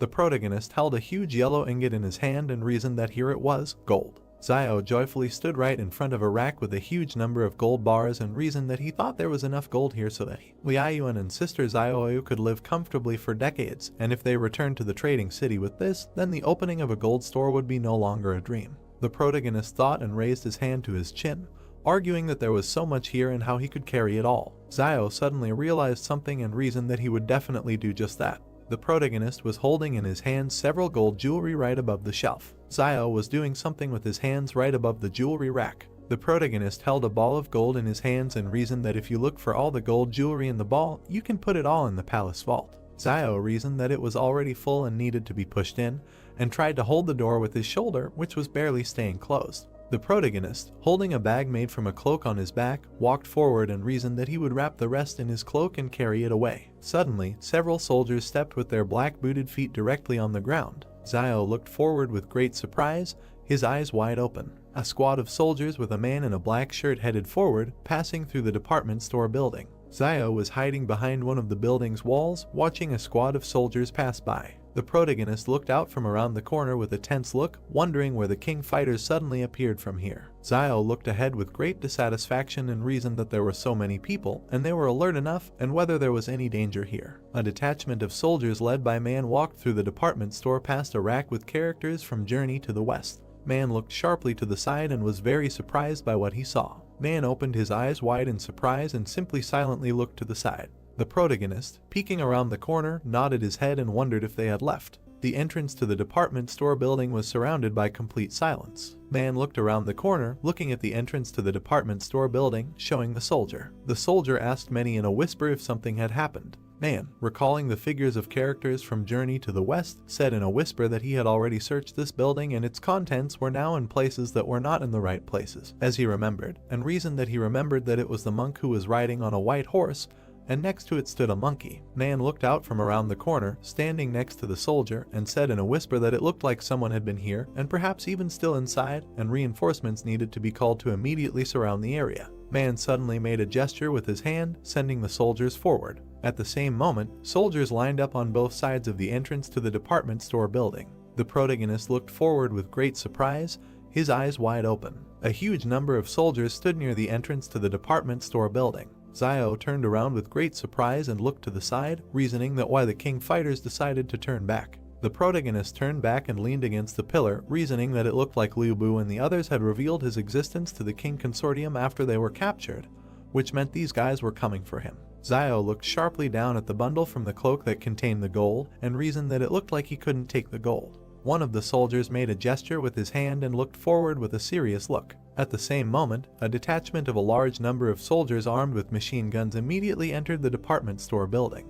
The detachment was divided into two and dispersed in two different directions. One of the soldiers turned towards Manya standing next to him and said that he should take a look at this. Then the soldier opened the cloak, which contained a huge amount of gold bars, and said that there was a bag of gold, presumably thrown away by the tracking object. Man looked down, saying that he was interested in gold after coming all this way, and the person who could do this was probably the vagabond Ren Zaiasu. Suddenly the soldier sharply raised his head up and saw a silhouette in a cloak in the flight between the stairs. The soldier immediately radioed that the target had run to the second floor, standing next to the stairs. A huge number of soldiers at the same moment ran up the stairs, while the radio transmitted that the target had run to the third floor. Man stood near the stairs, looking at the soldiers who were climbing it and shouting that they should go ahead and not let him leave. Man stood still, raising his head up, reasoning that something was clearly wrong, and Ren Zaiasu foolishly decided to run upstairs. If he continued to run upstairs, he would simply end up surrounded by them on the roof. Man closed his eyes and thought, reasoning that he was very greedy for money, but abandoned it as soon as he found himself in a dangerous situation, and his decisive refusal of gold gives the impression that he is acting more decisively than recklessly. The protagonist slipped between flights of stairs with great speed. Zio ran very quickly straight up the stairs and reasoned that they had noticed him and would probably send someone to cordon off this entire building. The protagonist, gritting his teeth in dissatisfaction, looked up and reasoned that wherever he ran now, there was a chance of encountering king fighters, with the exception of. Man sharply imagined in his head the image of the roofs of buildings and reasoned that next to this building there was another building a little shorter, 10 meters from each other, and perhaps he would be able to escape by jumping from the building. Man sharply raised his hand with the pistol in it and gave the order to the soldiers that they should continue the pursuit, but they disobeyed the order. Man, sharply waving his hand with a pistol in it in front of his face, said that the external combat group should be sent to detach the neighboring building. Man abruptly jumped down from one staircase to another, holding a pistol in his hand. At the same moment, the protagonist hit the door with great force with his foot. Zio kicked down the door leading to the roof with his foot. The protagonist was right on the roof of the building while a door flew forward right in front of him. Zio turned sharply to the side, looking at the neighboring building, and said what was there. The protagonist rushed with great speed to the edge of the roof of the building. Zio sharply pushed his foot off the edge of the roof of a building and jumped forward, flying to the roof of another. Man ran out of the department store building with great speed and turned his head to the side. Man abruptly stopped in place and looked with great surprise at the silhouette of the protagonist, who was flying past the buildings in the city. Man, gritting his teeth in dissatisfaction, asks if this Ren Zaiasu can really jump to another building and what level of strength and speed he has achieved. Man abruptly grabbed the walkie-talkie and said that the strength of Ren Zaiasu's target needs to be reevaluated, and repeats that the strength of the target needs to be reevaluated. Zio landed sharply right on the roof of a nearby building, doing a somersault and getting on all fours. The protagonist suddenly rushed forward with great speed, running along the roof of another building. Zio raised his head sharply and looked at the tall building right in front of him with great surprise. The protagonist, with his eyes wide open, looked forward and talked about this in surprise. Zio then focused his attention on a very tall, dilapidated building. The protagonist focused his attention even closer to one of the rooms in the very building in which a certain silhouette was visible. In that very room in the tall building, Yang stood watching everything that was happening. Yang sharply adjusted the girl on her head with her hand. Suddenly, out of nowhere, a strange black and red trunk appeared right in her hands. She then stepped on the small step with her black booted foot. Yang stood still and aimed at the scope of her huge black and red rifle. She suddenly exhaled slowly and continued to aim one eye at the scope of her rifle. Yang stood in place, holding her black and red rifle with two hands and aimed at its scope. Zio continued to run along the roof of the building with great surprise, talking about young Xiaojin. The protagonist stopped abruptly on the roof of the building and looked sideways at the street of the destroyed city. Zio suddenly focused his attention directly on King and the people standing next to him who were near the cage, and reasoned that this means that young Xiaojin's goal was to come and kill this young man in a white suit. The protagonist froze abruptly in place, raising his head up and looking at the tall building on the side of him, and reasoned that she was so far from this man in a white suit. Zio looked to the side with a reasonable expression and thought that at such a distance to the target, the sniper needs to calculate many factors, such as wind direction, temperature, humidity, and various external obstacles and cover near the target. Then the protagonist focused his attention on Kin standing near the cage and highlighted his approximate location on the street, reasoning that how can sniping be carried out at such a distance, even if one has to take into account the deflecting force of the rotation of the Earth. King stood still while Xinyu was behind him. Xinyu rose sharply, and the protagonist looked forward and reasoned that the wind had stopped, and now. Zio turned his head sharply towards the tall building standing nearby and reasoned that she had not fired. The protagonist then focused his attention on Xinyu, who suddenly stood up from the ground, and reasoned that when did she free herself from the rope binding her thumbs. Xinyu suddenly rushed forward towards King with great speed, holding a knife in her hand. Xinyu continued to rush forward at great speed, moving her hand with the dagger in it and back a little. King sharply turned his gaze back and looked at the woman in the suit who was deflecting Xinyu's blow. Xinyu threw a punch with her hand, which the woman deflected with her white fan. The woman in the suit would then lash out with her white fan, while Xinyu dodged it. Xinyu jumped back, landing on the ground as the woman in the suit collected her white fan.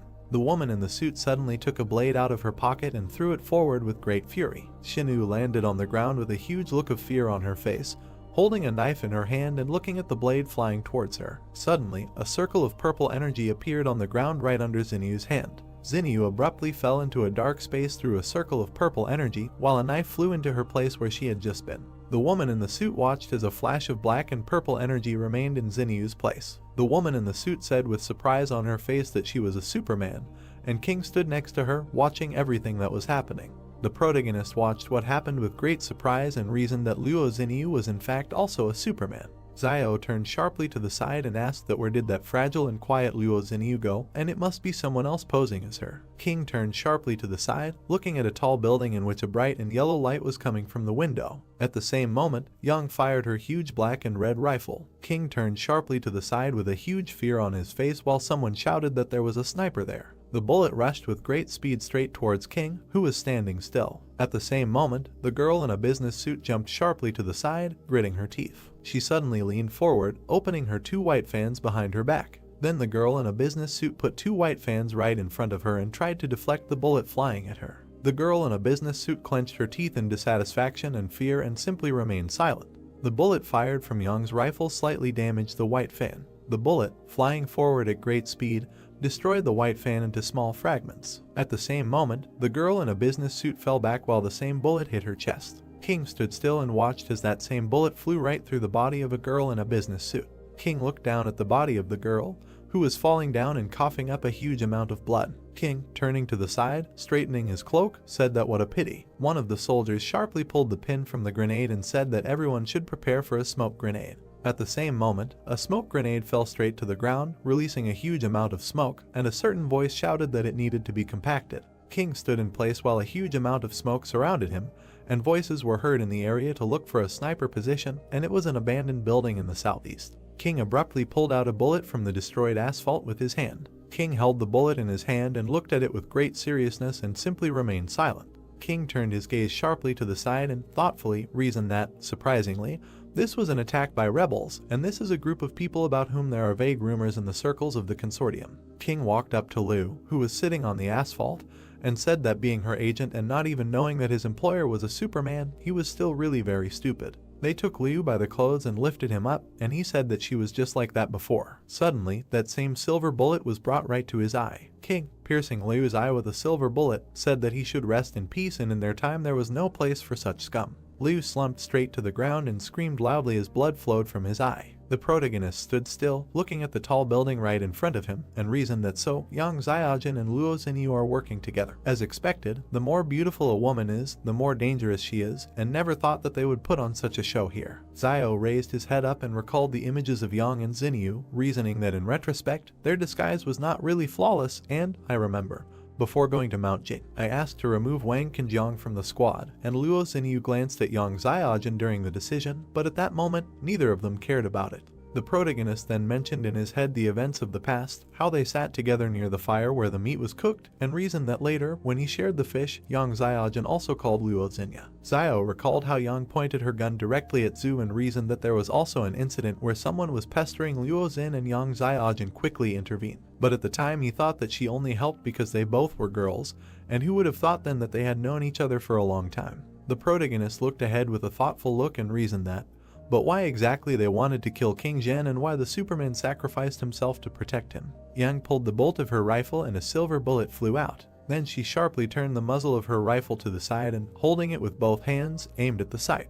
The protagonist stood still and looked at the tall building in front of him with great surprise until a bright light flashed in one of the rooms. Xiao backed away with a huge look of fear on his face as a bullet flew between his legs and hit the roof. The protagonist turned sharply back, looking at the place where the bullet landed, and reasons that she was doing something incomprehensible and did not even try to shoot him, but was simply aiming at the roof. And maybe she did this on purpose to show that they are not at the same time in front of the King Consortium. But was it too much, or was it because he was angry with Luo Xinyu on the road and did not want to help her? Yang, holding a huge rifle in her hands, stood next to Xinyu approaching her. Yang continued to look forward with a serious gaze while Xinyu tilted her head to the side and waved her hand. At that moment, the two of them suddenly jumped into a portal created from dim blue energy. Xiao watched everything that was happening, reasoned that no, and they just left, and don't they want to take him with them. A huge number of soldiers ran down the street, holding machine guns in their hands. Zio looked down from the roof of the building at the huge number of soldiers approaching him and reasoned that this was bad, and so they decided to throw everything at him and calmly leave. And maybe it was convenient to leave, but why involve him in this? The protagonist suddenly pulled out a pistol from behind his back and reasoned that he was careful everywhere, but still ended up in the ass. Man sharply broke down the door leading to the roof with his shoulder. Zio, running sharply forward, fired his pistol and cursed displeasedly. The protagonist continued to run forward straight along the roof of the building while the soldier covered Manhwa from his bullets with his shield. Suddenly, Man jumped out from behind the soldier with the shield and fired straight forward from his pistol. Zio jumped to the side with great speed, dodging several bullets fired by the enemy. The protagonist suddenly jumped up and rushed forward with great speed, reasoning that there was no more hesitation. He must run before all their troops arrived. Man aimed his pistol, clenched his teeth, and said that it was amazing how fast he could move. Man pointed his pistol towards the nearby building where Zio was landing, and spoke over the radio that the target was running away for 10 o'clock and the blockade ring needed to be tightened. The protagonist at the same moment landed directly on the roof of a nearby building, squatting, and reasoned that it was previously assumed that they would enter the city blockade together with Yang Xiaojun and Zhu Xianchu. Zio looked forward with great displeasure after landing on the roof and reasoned that even if he had to run away, he would be the fastest. Then the protagonist suddenly jumped off the roof of the building and headed forward at great speed. Zio jumped from the roof of the building, landing directly on the road between the houses, and reasoned that it seemed like he had greatly underestimated them. The protagonist ran at great speed along a narrow alley between houses and reasoned that only by entering the forest could he be saved from the persecution of the king. Zio continued to reason that, after all, he was more familiar with the laws of survival in the forest than they were, while a huge detachment of soldiers was in the middle of the street in a dilapidated city. Suddenly, a huge amount of magma rose into the air right from the mouth of one of the volcanoes, and the sound of an explosion was heard throughout the area. The protagonist continued to run forward at great speed, greatly surprised and reasoning that it was a volcanic eruption. Man ran straight down the city street towards the volcano and was greatly stunned by the eruption he saw. Man continued to run forward along with the soldiers and, greatly frightened, reasoned that if this guy went further and the volcano erupted, there would be no turning back. Zio turned around abruptly with great displeasure, gritting his teeth as a huge amount of magma erupted from the volcano right in front of him. The protagonist continued to run forward at great speed, debating whether they would continue to pursue him or let him go, while a crowd of people ran after him. The protagonist found himself on the outskirts of the city and turned back to the crowd of people shining flashlights, and reasoned that the path back only leads to death. Zio rushed forward with great speed straight towards the forest and the volcano, which began its eruption, reasoning that the only way to survive was to move forward. Man, raising his hand clenched into a fist, addressed all the soldiers, saying that they should not stop. One of the soldiers approached Manhwa and said that the object of research had disappeared, and he shouted that they should look for it, and they accepted his order. Man looked at his watch and said that the control time for the 100 meters is 3.92, and the strength is unknown, and as soon as they find him, they need to kill him on the spot. A huge number of soldiers with weapons and flashlights in their hands moved through the forest, while Man reasoned that no matter where he was hiding, even with a pistol in his hand, he would not be able to shoot so many people at the same time, and if only he appeared, they would turn him into a sieve. Zio, hiding behind one of the trees from the bright light of the soldiers' lanterns, reasoned that with so many people searching at the same time, he did not think that they would start shooting indiscriminately. The protagonist, peeking out from behind a tree, looking at the soldiers who were looking for him, was very puzzled. Zio, peeking out from behind a tree, reasoned that he would soon be found, and suddenly jumped out from behind it straight towards a huge number of soldiers and Manhwa. The protagonist slashed directly at several soldiers, lifting them into the air and landing directly on the ground while screams echoed throughout the area, and Man watched. Man raised his hand with the gun a little higher and asked what was the matter, while Zio looked forward with a malicious grin. The protagonist jumped sharply, landing on a tree branch while the soldiers watched him, and said, pointing his finger at himself, that he was Zhu Xianchu and who would dare fight him. The soldiers looked forward with great surprise and, trying to comprehend what they had heard, simply remained silent. The protagonist jumped sharply upward due to the bullets that destroyed the branch he was standing on, and then landed on the ground while the soldiers shouted that Zhu Xianchu and they needed Ren Zaiasu, and fired their machine guns. Zio abruptly pushed himself off the ground and rushed forward with a smug grin, holding his hand out in front of him, while the soldiers, standing still, fired their weapons and shouted loudly, saying that it was a monster. The protagonist jumped sharply to the side, dodging a huge number of bullets fired by very surprised soldiers. Several soldiers, still firing their machine guns, said that he was incredibly fast. Then Zio rushed forward with great speed, running away from them straight into the forest, and the soldiers shouted that he was running away and needed to be caught up. Man, holding a walkie-talkie watch to his mouth, said that the previous information was incorrect and the target was not Ren Zaiasu, but Zhu Xianchu. Suddenly, straight towards Manya and the soldiers, a certain silhouette of black and red energy rushed at great speed. Man fired his pistol with his hand forward, straight at the silhouette of black and red energy, which dodged the bullet. The silhouette of black and red energy grinned sarcastically while Man, continuing to put his hand with the pistol forward, kissing, said that this was some kind of nonsense. At this moment, Zio continued to run through the forest at great speed and reasoned that he did not expect that he would suddenly encounter so many superhumans. And Yang Xiaojin could create a peerless sniper rifle out of thin air, and Zhu Xianchu could manifest his own shadow, Luo Xinyu could move through shadows, and King Zhen's bodyguard could summon this strange white fan.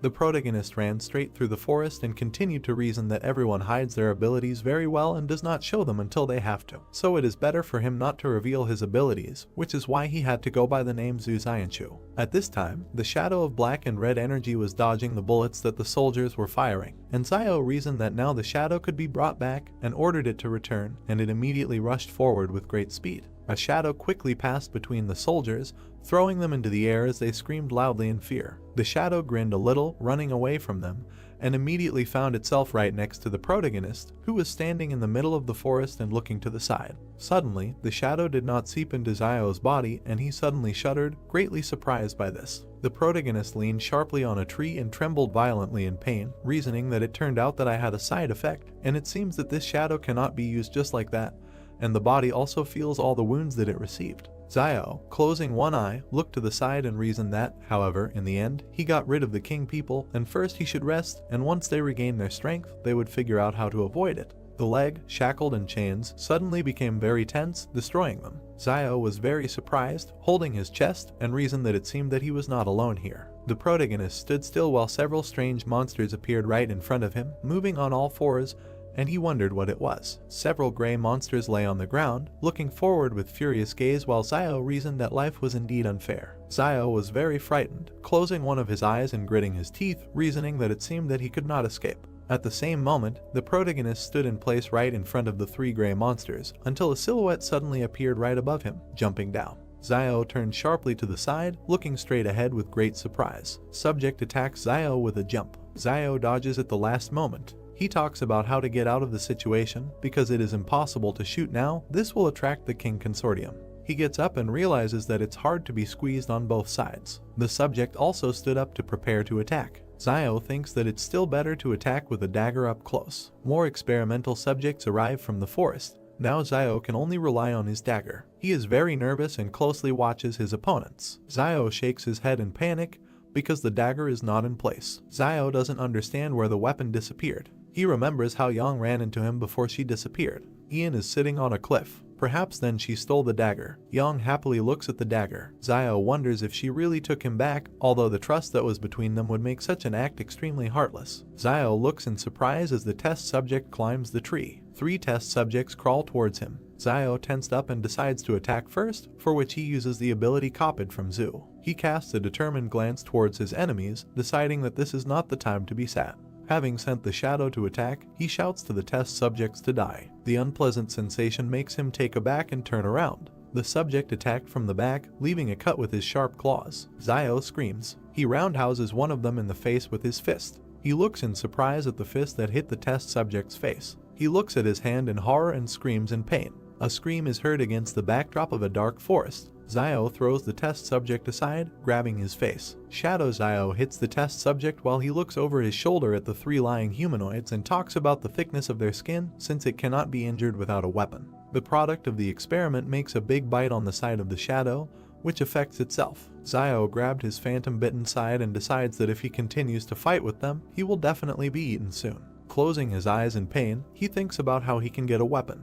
Zio stands defenseless while the test subject cuts his chest. He didn't have time to dodge. At the same time, another humanoid bites his leg. The incredibly strong test subject who bit Zio throws him aside with his teeth so that he does a somersault in the air. He hits the ground hard with his back and drops of blood fly out of his mouth. Along the way, his shadow is eaten by 2 experimental subjects. Another one is already flying, ready to kick a man lying in the chest with his foot. Zio was taken aback. The subject successfully hits the target with his foot. The palace sends Zio a message about the discovery of the breath of death. Making a grimace of horror, He realizes that he cannot use his power, which is very bad. He cannot die now. He screams, begging for a weapon. Blood pours out of his mouth. The palace notifies of the discovery of the breath of death and asks if Zio would be willing to open the seal. He sits on his knees and does not understand what seal we are talking about. Against the background of the starry sky, he asks about the price of opening the seal. The palace responds with the word loss. Zio doesn't know what loss awaits him.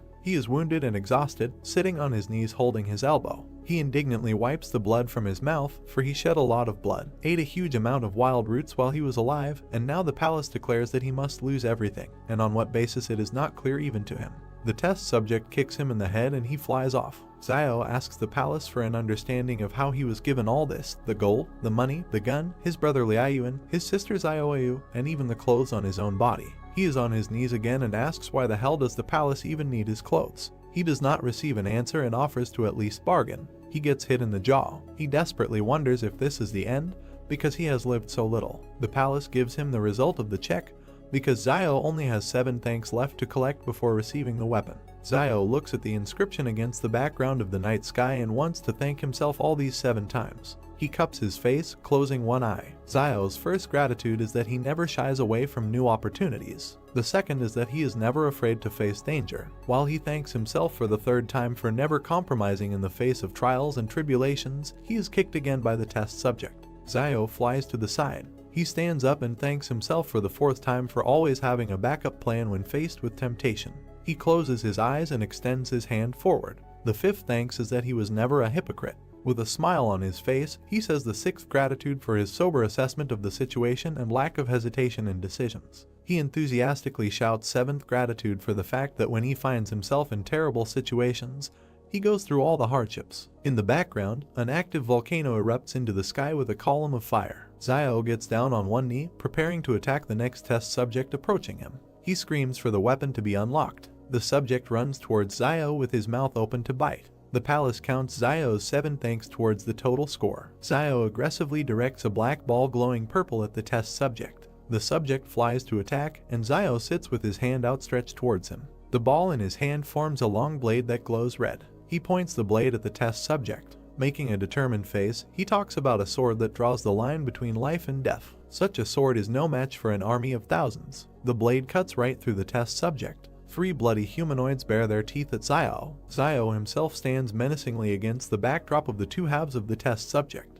Zio uses the new sword and shadow together, making an armed shadow fighter. He goes on the attack, and the shadow follows him. He is not alone. The subject tries to injure Zio, but he dodges. With a rotating movement, he makes 2 halves of a whole experimental subject. His shadow is not far behind and cuts the other 2 test subjects into pieces. Zio stands epically against the backdrop of chopped up experimental subjects. He looks forward with determination and for the first time truly feels his superhuman power. The shadow dissolves as Zio leaves the battlefield in victory. The palace publishes a new side quest. Zio must receive 1,000 commendation coins to unlock the mid-tier weapon form. Zio is perplexed by such a huge number of thanks. An armed group of people runs out of the forest. The King Consortium discovers several dead test subjects in the forest. They are surprised by what they saw. The Consortium commander concludes from the shoe print that only one person dealt with the group of test subjects. He is warily perplexed as to whether one person is capable of defeating 4 experimental subjects. The power of this person must be greater than the power of their consortium. They need help. He radios to King Zhen that Zio, who called himself Zhu, requires his reassessment because he alone dealt with 4 test subjects. Zhen stands somewhere against the backdrop of ruins and listens to the fact that Zhu was wounded and left traces of blood. Zhen is surprised by Zhu's capabilities. Putting on a serious face, he asks his assistant to adjust Zhu's danger level to B and orders the commander to take a sample of Zhu's blood and send it to the warehouse for analysis. The commander presses the radio button and accepts the order. Zhen stands pathetically with his eyes closed and argues that Zhu and Yang have proven themselves. Xinyu has also revealed her superhuman nature, but no one knows where Zio has gone. He looks to the side. For him, capturing Zio would be a good outcome because he could become a bargaining chip in the future in the fight against Zhang Jinglin. Zhang Jinglin's love for justice is well known throughout the north of the country. Zhen smirks, because there is nothing wrong with Zio not being caught, since Fortresses 112 and 113 are under the influence of the King Consortium. Zhen pathetically walks past armed men in uniform. He continues to talk about Zio, because when he returns to the walls of the fortress, the Consortium members will be able to capture him at any moment. The volcano is erupting. A group of people from the King Consortium are being inspected using flashlights on their weapons. The group leader shines a flashlight towards the trees and realizes that Zio was running towards the volcano, but the pursuit led them nowhere. Consortium member King places a Q-tip containing Zio's blood sample into a test tube in a bag while the commander assesses the amount of Zio's blood on the battlefield. He must not have been hurt that badly. The commander looks down sternly and evaluates Zio's fighting abilities and worries that they will not take him in numbers. For comparison, he takes an example from the capture of one test subject, in which 3 people died in a day and 13 left with injuries. He stands over a test subject cut in half and shines a flashlight on him. The wounds are extremely smooth. Close-up of the commander's face with a flashlight. He compares the cuts on the test subject to the fact that a sharp tactical knife can only damage the test subject's skin with great force. This refers him to the fact that there are many more secrets in Zio than they can even imagine. The group from the King Consortium turn at the sound of a man approaching. Zio runs towards them. The group began to shoot at him.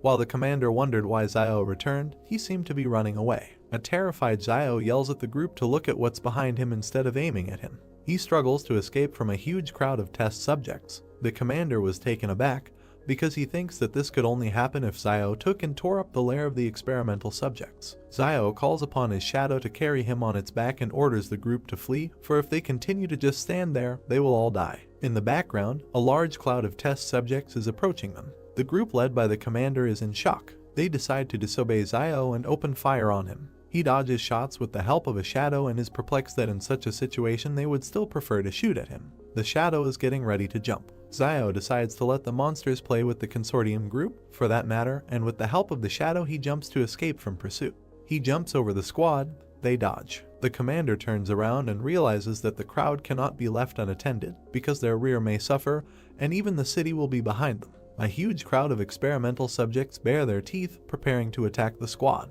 Some members of the group unsuccessfully dodged and were injured because of Zio. The commander sees this picture and curses in horror. He could not imagine that Zio would use such vile tactics to evade pursuit.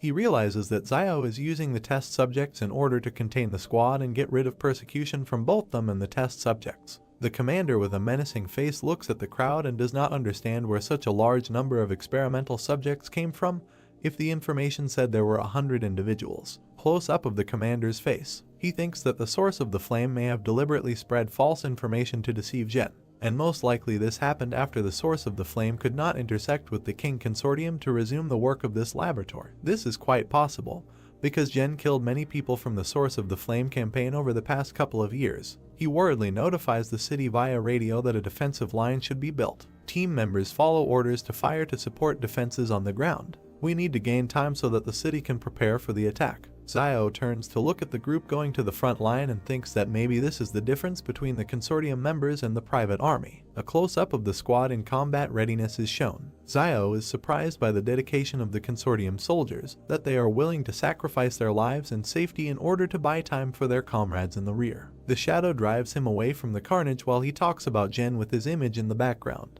He doesn't understand how this young man in white can lead such an army. The squad stands in formation and waits for the moment to attack. The test subjects are approaching. Gunshot does not take test subjects. The commander despairs. Reinforcements arrive and give the order for an immediate retreat to the outskirts of the city. Support was already prepared for this in advance. The commander breathes a sigh of relief. He gives orders to his squad to hold formation and look for a moment to retreat because reinforcements are already on the way. The squad opens fire on the test subjects. Bloodied test subjects try to block bullets with their forelimbs and scream in pain. However, the bullets still do not hit them, but simply bounce off. The group is kept in formation and continues the attack. Zio escapes from the scene of the firefight and is glad that a detachment from the consortium was on the way, otherwise he would not have been able to escape from the test subjects. With one hand he holds onto the shadow's shoulder, and with the other he rubs his chin and thinks about the reaction of the bald squad leader, because he also did not expect to see such a huge number of experimental subjects in the mountains. He grins, because this is the norm for such numbers, because in the forest there is no more entertainment except giving birth to children. Zio turns around at something. Meanwhile, the volcanic eruption is only intensifying. A huge five-fingered red limb with claws protrudes from the crater of the volcano. Zio was taken aback. He wonders how some creature could be hiding in the volcano and what kind of creatures in general can survive in lava. Jen stands pathetically against the background of the eruption and his white cloak flutters in the wind. A man in uniform and glasses behind him asks what the hell this is. Jen closes his eyes and sighs. He was very sorry that such things really existed, and because of this they would have to retreat immediately. Mission failed. He opens his eyes and turns to the guy with glasses, asking him to call his mediocre brother if this thing crawls out of the crater or if a large number of test subjects are forced south by the volcano, because Barrier 113 is in danger. The guy in uniform agrees. Jin orders everyone else to gather and prepare to retreat. The volcano emits another pillar of fire into the sky. Military trucks are urgently leaving the city. The consortium squad continues to exchange fire as the eruption intensifies with each passing moment.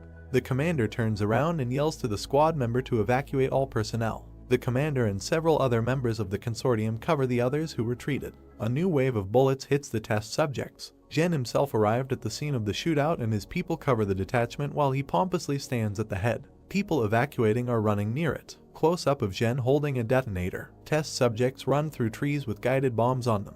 Jin presses the button and looks pathetically at the explosion. Bloody experimental subjects scatter in different directions. The commander, closing his eyes, confesses to his boss Jin that he could not return Xiao, who called himself Zhu. Jin goes to the cars, and the commander turns in surprise at the words that it doesn't matter. Jin orders the commander to get into the car. They drive to the west, where there should be another way back to Fortress 112. The commander is silent in bewilderment, looking after the boss. Jin tells him with a grin that he knows that he wants to ask about the reason for sending help to them. Jin tells him not to think too much about it, because the main reason is that the commander is still useful to him. He also added a request not to say words of loyalty to him, because Jin does not believe in such things. Jin looks towards the cars. There are cries that the car can be driven because something is wrong with the tires. The commander looked at them seriously and asked if they had a flat tire, because they had a jack and a spare wheel for such a case. A member of the squad looks at the tire with concern and tells him about the condition. It is rather not flat, but cut. The commander and Jin do not comment on the situation until they are told that the spare tire has also been cut off. Jin's cold disposition hides anger.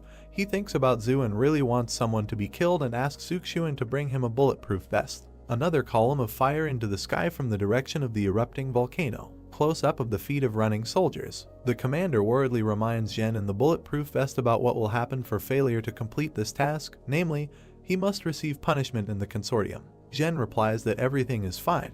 Because the old people in the consortium always need someone to work for them, they will most likely just send him on leave indefinitely. The beaten commander asks the cold Jin what to do with the real Xiao, to which Jin replies that if the real Xiao did not die on the mountain, then he must have found a way to retreat to the 113th wall, so Luolan will take care of him. Against the background of the ruins of the city, the eruption continues. Jin concludes that Xiao is a simple tramp, which means he won't be able to make much noise. Xiao, riding on a shadow, continues to flee, during which he gloats that he thought of cutting off the soldiers' tires. He is already wearing a cloak, which he had to leave at the very beginning of the persecution by the consortium, which he actually did not expect. He holds his face with his hand and regrets that he could not take the gold with him. Nothing can be done. He stops with a shadow near the cave and thinks about spending the night there today. He lit a fire. Xiao looks into the fire and remembers that they stayed in this cave as a team and that now he is here alone. He heard something behind him and turned to look. The words, "It is carved into the stone right behind you." He rubs his chin and concludes that the message was written relatively recently. He remembers that the last time they were here, Jan was the last one to leave the cave, whether they could have left this message or not.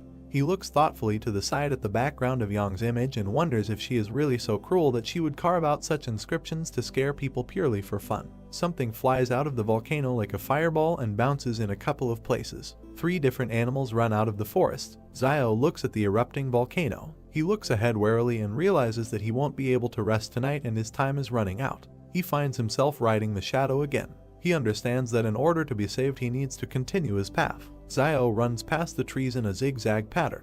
His speed is so high that he is almost invisible. He is convinced that if he is fast enough, the monsters will not be able to catch him. Runs past small rocks on which gray red-eyed arachnids sit. The arachnids are talking, because they don't understand what it was, a person or something else. Xiao runs past the wolf, who hatched after him out of shock. Then he knocks another wolf off his paws. He looks forward confidently, sitting astride the shadow. In front of him there is a view of the trading city. He's glad he's finally back. Fugui goes to Liaoyuan and Xiaoyu's sister's house, asking to see what he brought for Liaoyuan. The latter, in turn, lies in bed, and sister Xiaoyu sits next to him. With tired eyes, Liaoyuan peeks out from under the blanket and thanks Fugui for putting in a good word for them during the arrest, but waking him up early in the morning is not nice. Sister Xiaoyu looks at Liaoyuan worriedly and urges him to get up, because if he gets up 15 minutes earlier every day, Then in total he will have an extra 90 hours to use for the thing he likes. She asks him to think about what he likes most. Liaoyuan, in response, unhappily wraps himself in a blanket and convinces him that his favorite thing is sleep. Sister Xiaoyu did not like this answer and pulls the blanket off him and reproaches him for making people more angry than his older brother. Liaoyuan closes his eyes in displeasure and says that he doesn't care. He sits unhappily wrapped in a blanket. Sadly lowering his gaze, he talks about the calm situation in the city in recent days and he is very sorry that his brother is not here at such a time.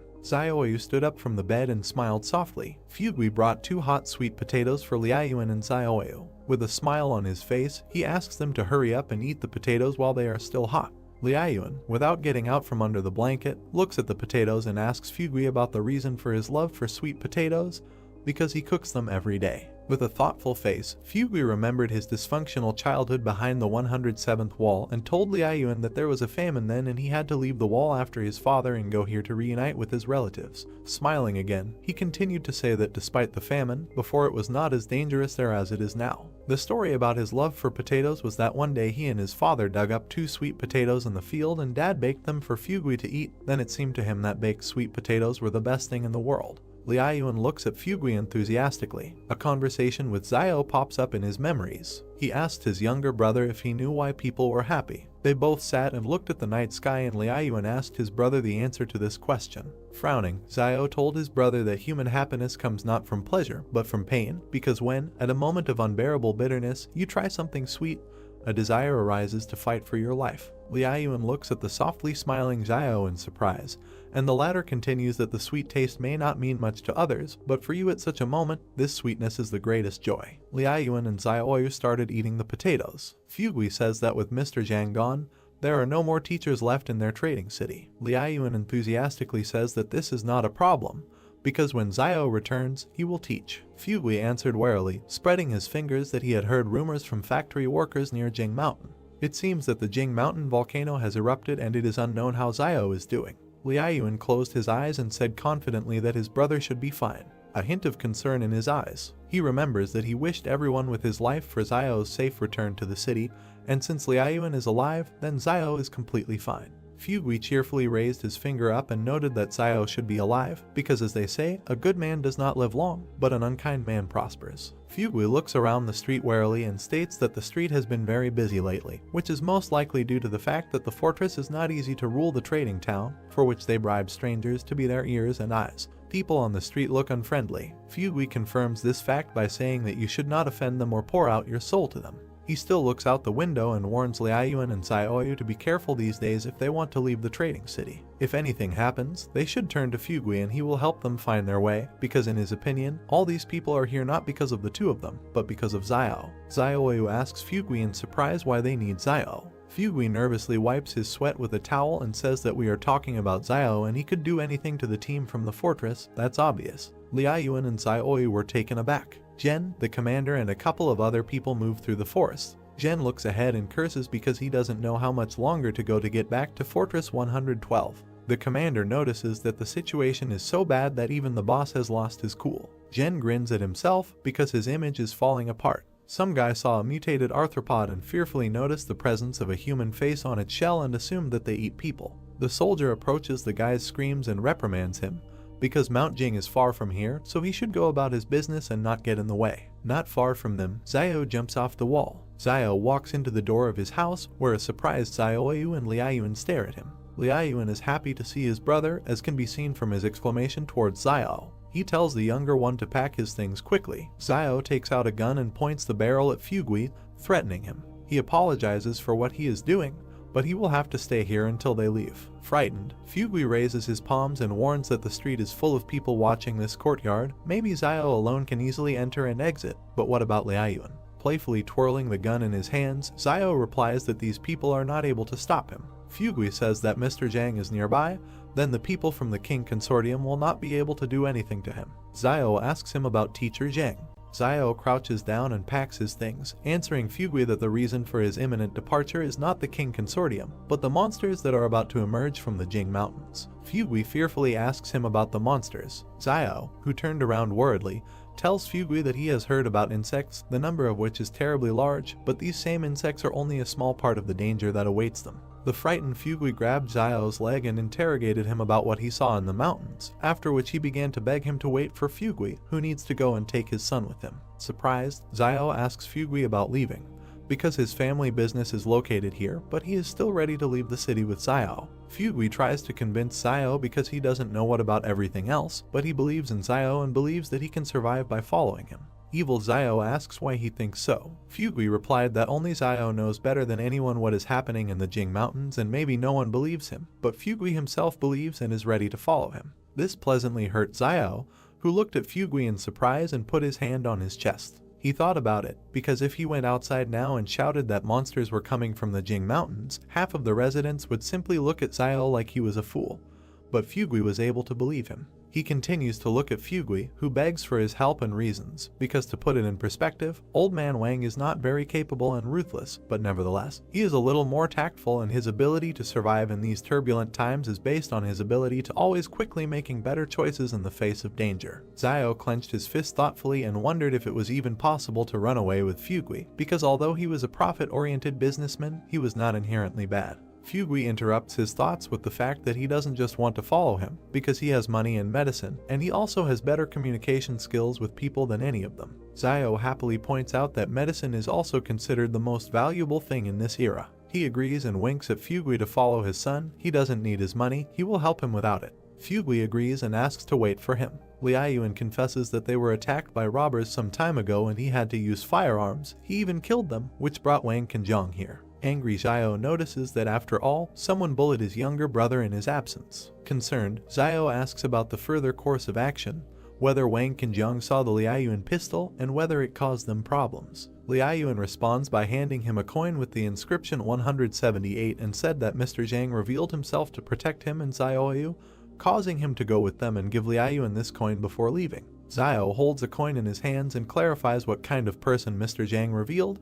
Did they say who he is? Liaoyuan raised his finger up and replied that Zhang had asked about this, but he did not answer, but only mentioned Fortress 178 and also said that if things went really badly, then Zio could head to Sabei to find him there, but clarified that it's not worth going there just like that. Liaoyuan added that the northern lands are very harsh and that most likely Mr. Zhang is an important person there. Zio clenched the coin in his fist and agreed to go to Sabei for Zhang if they were driven into a corner. Zioyu intervened in the dialogue, saying that the things had been collected because there was nothing special to collect. Zio sees a full bag of cabbage behind a satisfied Zioyu. He was taken aback and realized that she had simply collected all the cabbages that Mr. Zhang had planted in the backyard of the school. Provocatively rubbing his chin, he noticed that this behavior was very similar to himself. Satisfied, Zio points his finger at the cabbage, but Zioyu is not very happy with what is happening, because Zio said that there is no need for cabbage. Zioyu can take bread with him, but cabbage is not needed because you can find wild vegetables on the road.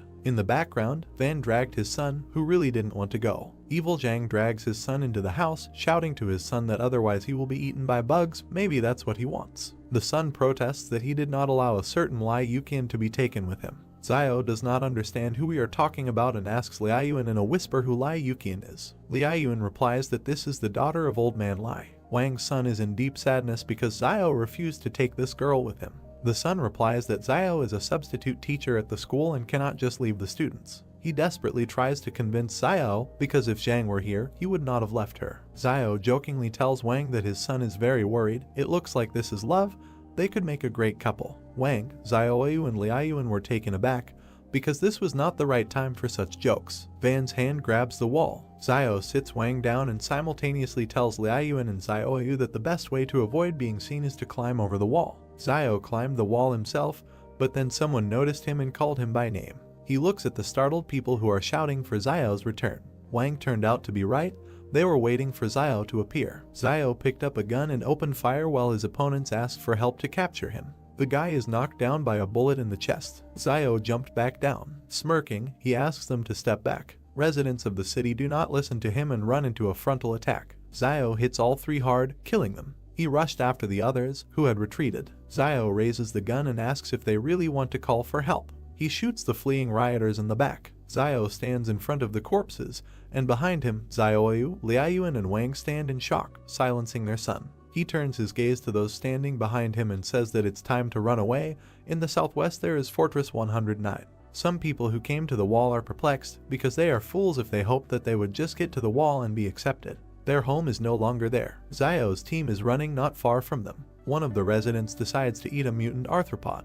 The girl with the child in her arms is also eaten by another arthropod. Zio was taken aback because he felt an earthquake. From them to the wall, the ground forms a large crack. Huge pieces of soil fly out of their usual position. The crack has reached the wall. All 5 of them look in shock at the collapse of the wall. Zio announces the fact of the collapse. The wall began to collapse. People fled towards Zio and Zioyu. The main character began to run while he was thinking about what Yun had asked him earlier about what would happen if the wall protecting humanity collapsed, and now suddenly the wall actually fell. Zio remembered the monsters and thought that the wall could collapse at any moment, but now is the worst time for this because monsters have appeared behind the wall. Old Man Wang shielded the boy with himself and called for help while a huge insect approached them. The main character turned and shot the monster with a pistol. He looked at the old man and the child next to him and told them to speed up. Zioyu was running next to Zio and the others when she asked him if the city's inhabitants would survive if the wall collapsed, and Zio, without stopping, replied that it was enough for them to survive. Yun turned to his brother and pointed his finger to the side when he said that some strange light had appeared near the walls. A bubble appeared above the wall, and Zio and his brother looked at it, while the main character thought that this ball looked familiar, and then remembered that this was the same bubble that Baojin had blown out at one time. The guy wondered if he was alive. The monsters began to flock towards the bubble as someone shouted about a Superman. Suddenly the ball began to burst. The city's residents continued to run until one guy stopped and was glad that this was the work of a Superman. Numerous bubbles began to appear among the monsters hovering above the wall, and people froze on the ground and watched what was happening.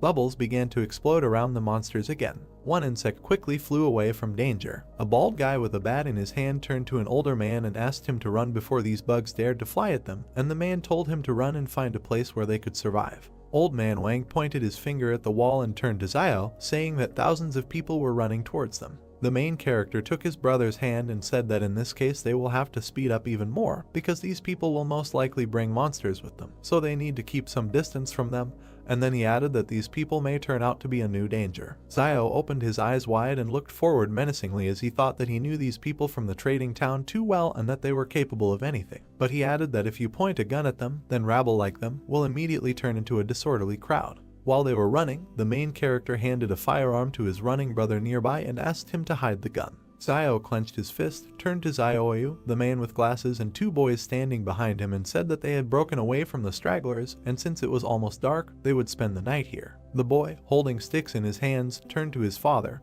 who was also collecting sticks behind him, and asked how he could become a Superman since they were so strong, and Van replied that he did not know. Yun touched his hair with his hand and replied that perhaps this requires some conditions, for example, luck, pedigree, or something similar. The boy turned to him, opened his mouth, and said that then his father was also not a Superman. Yun closed his eyes, raised his hand, and told the boy with the sticks not to despair, because it might turn out that Wang was not his real father. The bespectacled man rushed towards his screaming son and told Zio that he and his brother were too sarcastic. The main character and Yun stuck out their tongues and began to tease the man, who clenched his fist when Wang asked that in their opinion, since Baojin was a Superman, then his father must have superpowers. The barefoot man was sitting on the ground when the white-haired man told him that Bond seemed to be quite intelligent and usually had a high status in the trading city, and that as a result, he was now running around behind the backs of several young guys, to which the dark-haired man replied that he had initially followed after him when they saw that he was in such a hurry because he thought that some danger awaited them, but no one was pursuing them. He then stood up, clenched his fists, and said that Wang probably carried a lot of money with him, since he had owned the store for many years, so he must have some property to escape, and the gray-haired man remembered Zioyu. Another man, sitting on the ground with his eyes closed, said that it was better to forget about it, because Zio and Yun had weapons with them. The man with gray hair clenched his fist in front of him and asked him what he was afraid of, and how they could be afraid of guns since they didn't have much ammo. The men turned to the sides when the guy raised his finger to his face and asked which of them would go first. A crowd of people was on the plain near the forest. They jumped up when they heard a wolf howl. People began to run in one direction, shouting that they needed to leave and surprised that there really was danger, and someone exclaimed that they should have gone with Zio and cursed. The main character and his comrades were sitting by the fire. Yun came up to him, looked at the food in the pot and said that it smelled very good, and the guy replied that he had just seen wild cilantro, which would improve the aroma of the food, so he would throw it in later. Van stood up and clasped his hands in front of him as he said that he doesn't eat cilantro because it smells like bugs and it makes him sick. Zio smiled and replied that he said that because he had never eaten bugs. The boy clenched his fist in front of him, opened his eyes wide and exclaimed that he had never eaten them either. A crowd of people ran from the direction of the hills when Wang asked why they followed them. The main character turned away from the man with glasses and replied that these people are running for their lives, so they better leave here, and then added that they need to stay away from these people, and that, no matter how cruel it may sound, they help them avoid trouble. Zio turned to the man in the red vest and concluded that they had no choice, so they must use every opportunity to avoid danger. There were many cars driving along the trees along the road. The main character opened his eyes wide when he heard the sound of cars and wondered why they were there. Cars and people walked through the forest. Zio watched them and thought that these military vehicles must have broken out of the fortress. The main character looked forward resolutely, standing in front of Zio. While he was thinking about what Zhu had said that the King Consortium battle team in the fortress numbered 4,500 people, but for some reason they advanced with such a small number of people. A fat man in an orange shirt asked how it was that the barracks were built in this crack, and then added that he was fast asleep, but he was lucky. The doe turned to the driver and asked him how much fuel was left, and whether they could get to Fortress 109, to which the man behind the wheel told him that they were a little more than 210 kilometers from the fortress, and that they had definitely not enough fuel. The cars were driving back to back through the woods when the driver added that they could ask the guy in the SUV behind to pull up next to them so they could transfer fuel from his car to theirs. The doe looked forward with empty eyes and a wide smile. Then he touched his face with his hand, closed his eyes and replied that the cars were full of wounded and the trucks were overcrowded. The driver turned his head, opened his mouth and addressed the passenger, saying that he and the boss had been very kind to them, unlike other high-ranking people in the consortium, and that therefore they did not mind suffering a little. The man in the orange shirt spread his arms to his sides and told him to stop talking about it as if he were a good person, and then added that he was not a good person, because good people do not live long. The main character looked towards a passing car. Zio turned to the bespectacled man, clenched his fist and said that the high-ranking people from the fortress were running in the same direction, and that there should be quite a lot of people following them, and also that all these people would distract the attention of the beasts so they don't need worry. The main character looked away and concluded that even if they were attacked by a small number of wild animals, he would take care of it.